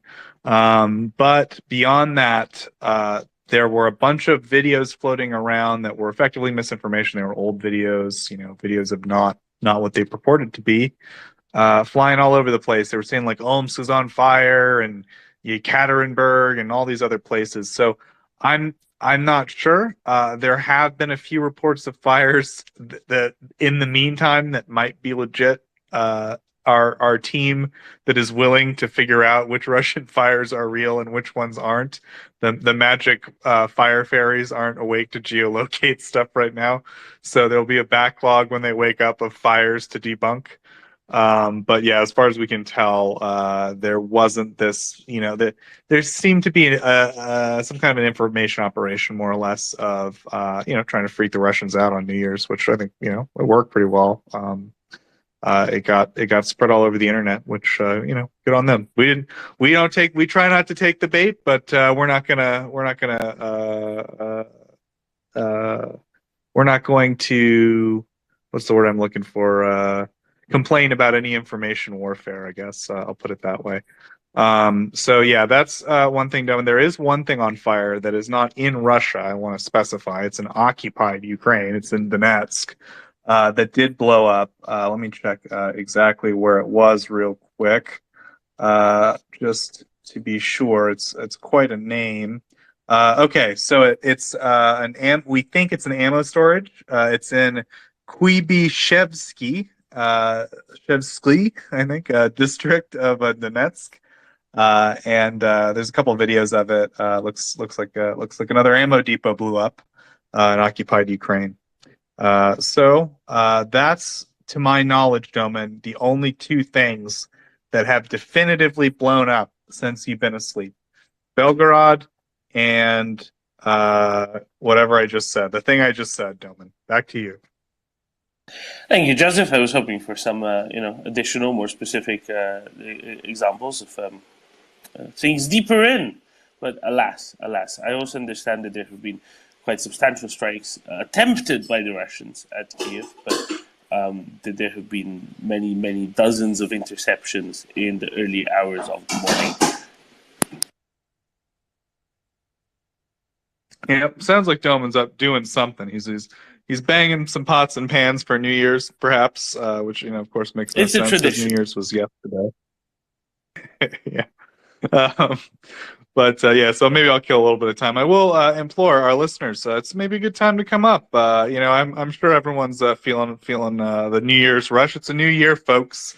It's a new year, and we're here until Russian forces leave the internationally recognized borders of Ukraine. And Ukraine is committed. We're committed.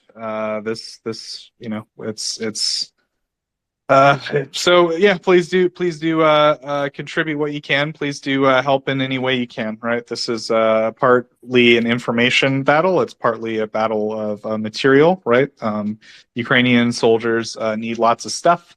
They need drones. They need medical equipment. They need vehicles. They need all kinds of consumables. War consumes, as Charles said. But also, there's an information battle going on. Right, Russians are paying lots of troll farms, and they have a lot of willing, useful idiots who propagate their nonsense, their incoherent nonsense most of the time. about what's going on, and it's anything people can do to help combat that stuff. We definitely appreciate.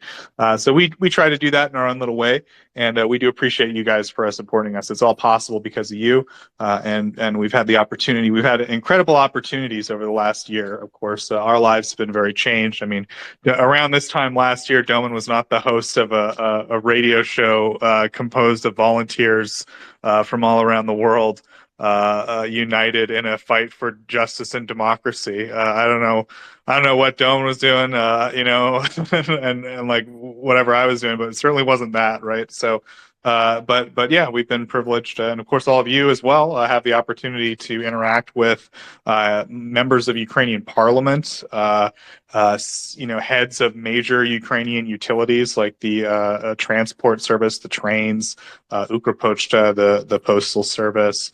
Soldiers. We've talked to privates, we've talked to majors, we've talked to drone pilots, we've talked to tankers, we've talked to soldiers, infantry guys.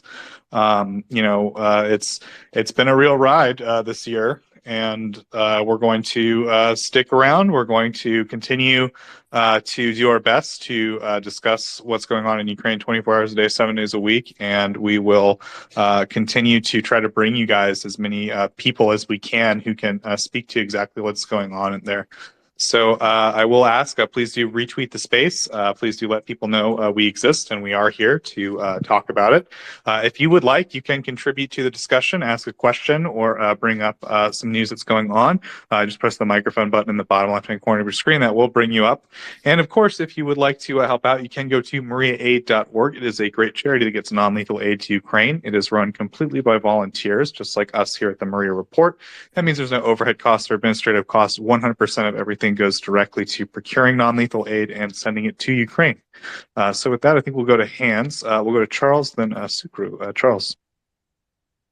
Yeah, I just wanted to ask you, Joseph, and maybe Doman, looking back at 2022 and everything that has happened over the last 10 months, what moments stick out in your mind as the times when what were something that an event that you felt was specifically important or you remember very well?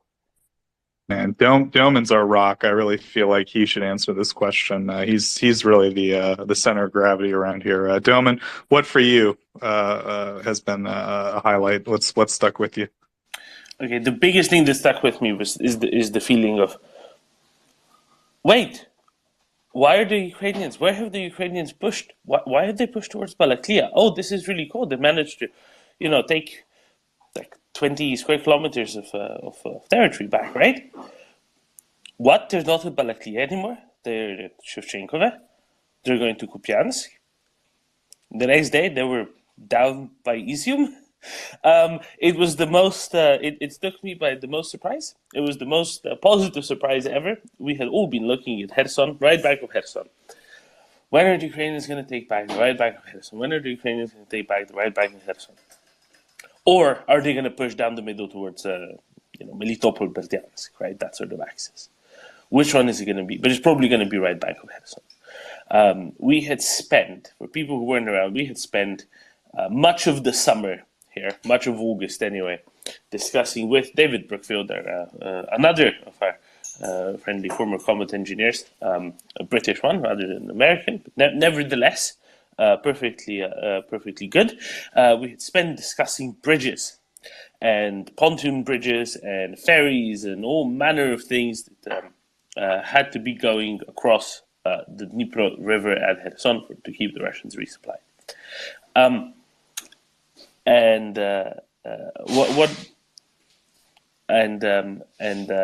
Of all of that, right? What happened in the end? In the end, Ukrainians did a massive push in eastern Kharkiv Oblast that nobody was publicly expecting anyway. Nobody was talking about. And over the course of 3 days, they got to the Osko and cleared pretty much everything that was to the west of the Osko River. A huge territory. 10,000 square kilometers or some such a territory in maybe 3 days or so. And then in another little while, everything battling man right to basically the current front lines, almost. And that was probably my favorite memory of it all. Because that, I think, showed everyone that no, Ukraine is very capable of pushing back the Russians, that Ukraine is actually going to be able to win. For some people might bring up the retreats from Kiev, from Sumy, Chernihiv. I don't think that changed the minds of as many people. They were super important. They went from, oh, Russia will win for sure, to maybe Ukraine will retain some of Ukraine for most, right? Even though it very much illustrated the strategic defeat that the Russians have incurred. But I think the push in Eastern Kharkiv Oblast, because it took everyone by surprise, certainly took me by surprise. I don't know if, intelligence services knew something more about it. That really moved me. I thought, okay, good. Now it should be clear to everyone that they're on this, right? That they know what they're doing. They know how to exploit holes. And then all the news that we got from there as well. Positions that weren't even at all built out. Russians using literally Second World War positions that were still there in the forest rather than digging new trenches. Complete mess of it all, a ton of equipment, much of it with broken engines, broken transmissions, and troops that didn't even know how to use the heavy equipment that they had. A combination of that, I think, was very heartening for the Ukrainians. And since then, what have we seen of the Russian military?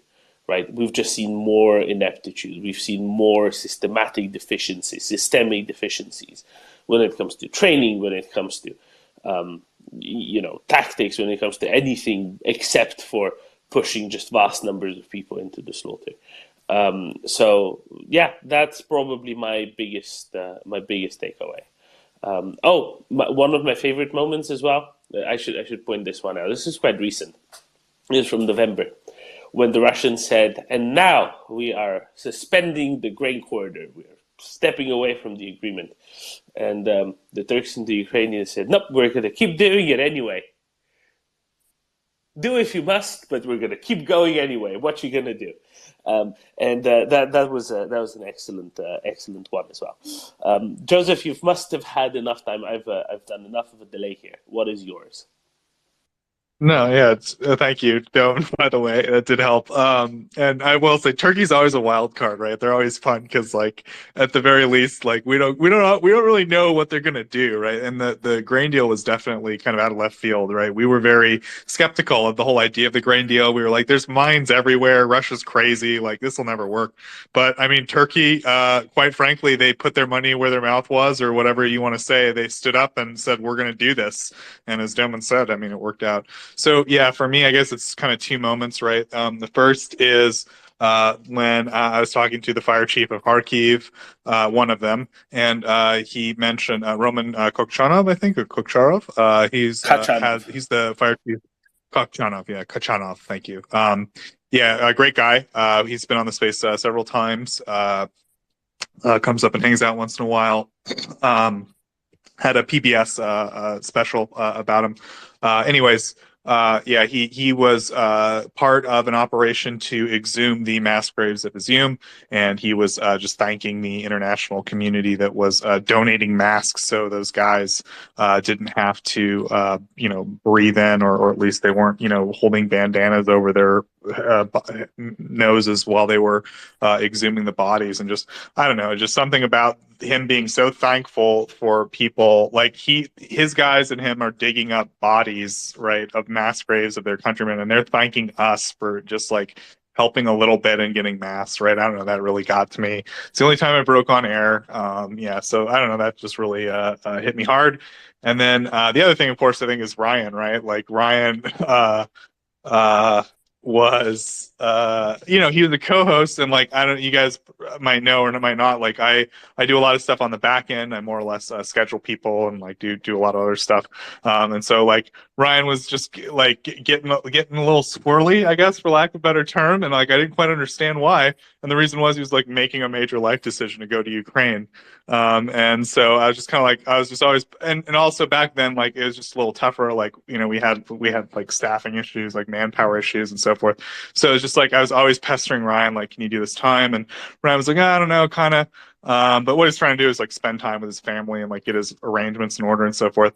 And so finally, like he kind of explained it to us, and I was like, oh, okay. And then so finally he arrived in Ukraine, and then on air he came up the first time when I was on air, so I got to be like, hey Ryan, like you're in Ukraine now, and that's just like a moment where it's like, because obviously as co-hosts, like we're kind of a family, right? We you know, we've all gotten I wouldn't say like incredibly close, but we all hang out a lot all day and talk about Ukraine and news and stuff, and we know a little bit about each other's lives and so forth. And so to have like that world, and then of course the show is the show, right? Or we do our best to present the facts, but Ukraine is over there. It's not the two things don't usually intertwine so directly. And so to have like our co-host Ryan, you know, a member of like our family more or less, go over there and be part of like, you know, what's happening in Ukraine, which is like the show. I don't know, it just kind of was very surreal for me. And then like talking to him and being like, hey Ryan, like you're a panelist now on the show instead of a co-host because you're in Ukraine, like with, you know, near the what an experience, eh, Doman? Yeah, I mean, absolutely. Couldn't agree more. Couldn't agree more, Joseph. A very different aspect to it than I would have picked up. Charles, do you want to touch on this, and then we'll go to Sucru?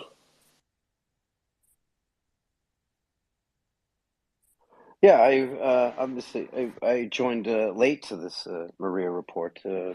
Followed the war very closely from the beginning, but I will never forget the tire thread. That was the moment that everything in my understanding of Russia changed. Was the famous tire thread when I realized that the Russians were a paper tiger. As I knew exactly, it resonated with me as somebody who had done lots of maintenance and so on.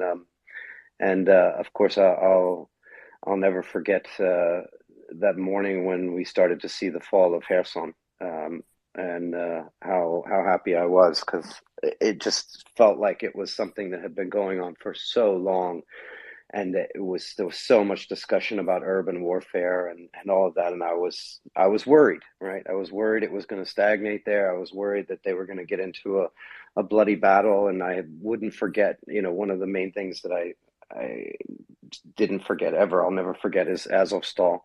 And it's tragic what happened there, but it was so important for so many reasons. So when Kherson collapsed and when it fell, that's something I'll always remember. Absolutely. Thank you, Charles. Yeah, and that it wasn't a big urban battle, but instead Russians left, and then the Ukrainians were waiting for the Ukrainian military to arrive and putting a Ukrainian flag and an EU flag in front of the the city hall, the regional oblast administration building, whatever it was, right? The main sort of government building in the middle of Kherson, and they put up both the Ukrainian and EU flag, and this in utter and complete rejection of the so-called Russian world. Because they've just had the Russian world. They've just had the Russian world for the 8 months or however long before that straight, right? They had enough of the Russian world. And they just did a big speech, gentlemen. And they just did a big speech where they were like, Kherson is Russia forever. Like, Russia rules, right? I mean, that was what, like 2 weeks before? Yeah, exactly. All right. Sucru, good morning. Good night and good morning. We have just passed midnight, so it's 2023 over here. So I'm a software person, so I wanted to contribute about this topic about locking the software remotely. But since I will have some counterpoints, I don't kind of want to do it here, because in this space I don't Sucru, like message counterpoints. me. I wanna learn more about this, and you can help me out. Okay, yeah. Other than that, yeah. How can I message just you? if you click on my avatar here in front of your, it should be sort of just to the left of yours on your screen. If you click on it, it should give you an option, send direct message, and then you can do that and type away. Don't see. I see follow, block, and report. Let me try follow. and following, and Okay. I can't see. Just if you go to my account, to my profile, you'll be able to do it. Yeah. Okay, I'll try that. Thanks, Sukru. In addition to that, looking back last year, like you mentioned, like Liman and this other city, Kherson, Izium. Izium. Yeah, those were the best days of 2023. I was very highly elevated in 2022, and I wish we never had needed this space, or like 2022 didn't happen. So many bad things happened, and the first 3 days of the war, I couldn't sleep properly. I have no connections to Ukraine. I repeat this often, but as a human, as a person, this was terrible for me. But there are really good days, and that push in the east, Izium and Liman, they were really great. I wish that happens often and again this year, and quickly we finish the war once and for all. We don't need to wait for extinguishing all the Russian military. It's their problem. I would be really happy, like Russians just left today. For that software topic, I'll try to message you. If I can't, I'll try to figure out a way. I'm gonna say Okay. you're right. I would also like it if the Russians just packed up and went home, and tomorrow had a big parade in Moscow, and they left all of Ukraine and announced their utter and complete victory. I'm fine with that. They can lie to themselves all they want to. That's what they do anyway. Yeah, they can declare victory. Yeah, that's fine. They should just leave Ukraine. Anyway, I saw your message. Perfect. I'll try to reply Thank back. you. Thank you, Sukru. And in the meantime, I'll close my mic and happy New Year to everyone. Happy New Year, Sukru. May this be the year of a resounding Ukrainian victory. Whatever Russians portray it as, let this be a year of a resounding Ukrainian victory. Because Joseph, when Russians speak, especially Russian government officials, what do they do? Well, they lie, Delman. And, one thing I wanted to mention, just because we're on this subject, and, there might be people who weren't as attuned to what was going on at the time, busy or something, with the big counteroffensive, or the couple big counteroffensives we're talking about. I think, to me, I'm certainly not a military guy. Well, we've got Charles here. It really, what it shows is that what the Ukrainians have what the Russians don't have, and that's like real military capability, and that's the ability to conduct actual maneuver warfare, right? And that's something we talk about sometimes, right? The ability to go deep behind your enemy's lines, get behind what they built up defensively, and then it makes their current orientation irrelevant, and they've now got to change that orientation, and they're no longer in their defensible position that they were in, right? And this is something Russia has tried to do more or less since the start of the war. And they've failed at every opportunity, right? Ukraine has put up massive resistance and more or less fought for every square inch of Ukraine. And as far as we can tell, anywhere that Russia has made inroads, Ukraine has used those.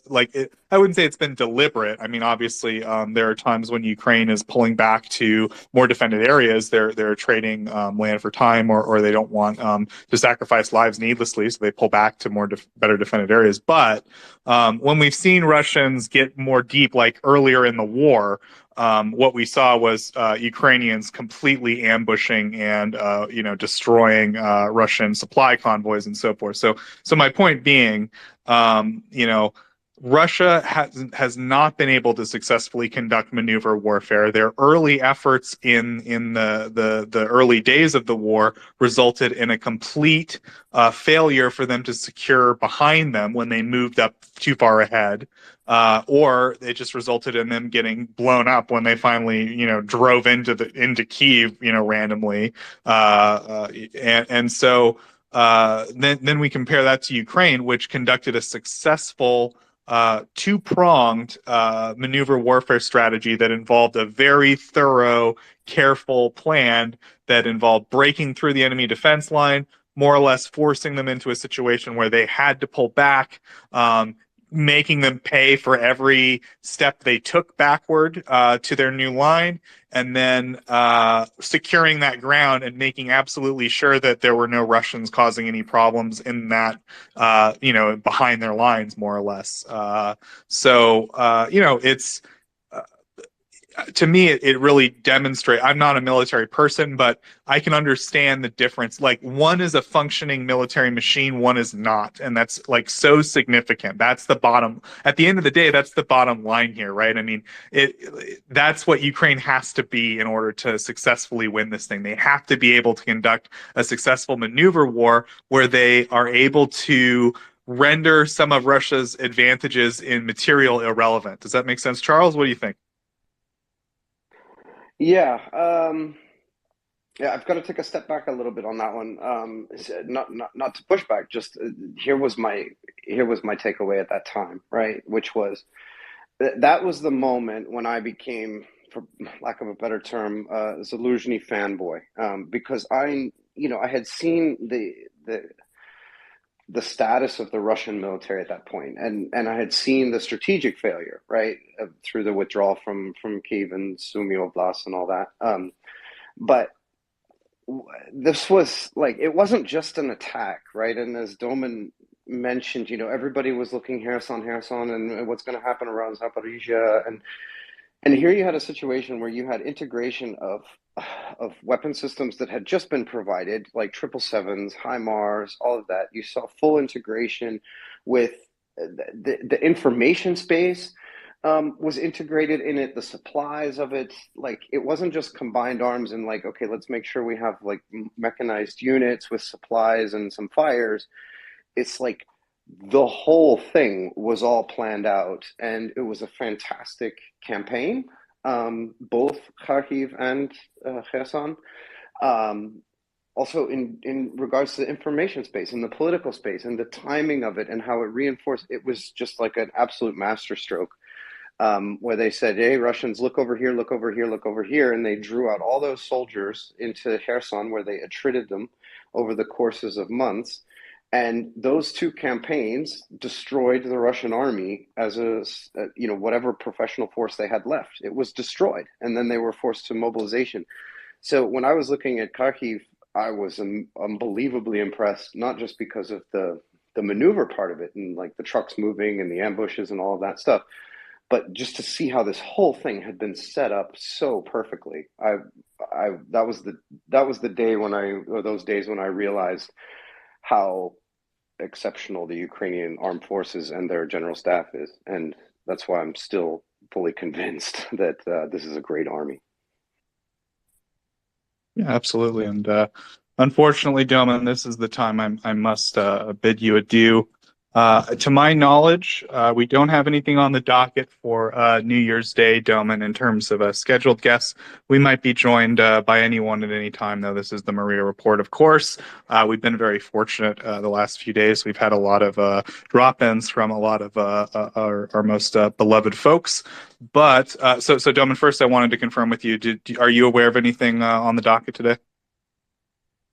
No guest today. Guest return tomorrow with a bang, and by bang I mean former Lieutenant General retired, former Commander U.S. Army Europe, General Ben Hodges is rejoining us tomorrow evening in Europe, tomorrow early afternoon in the U.S., or even morning if you're on the West Coast. So I'm very much looking forward to that.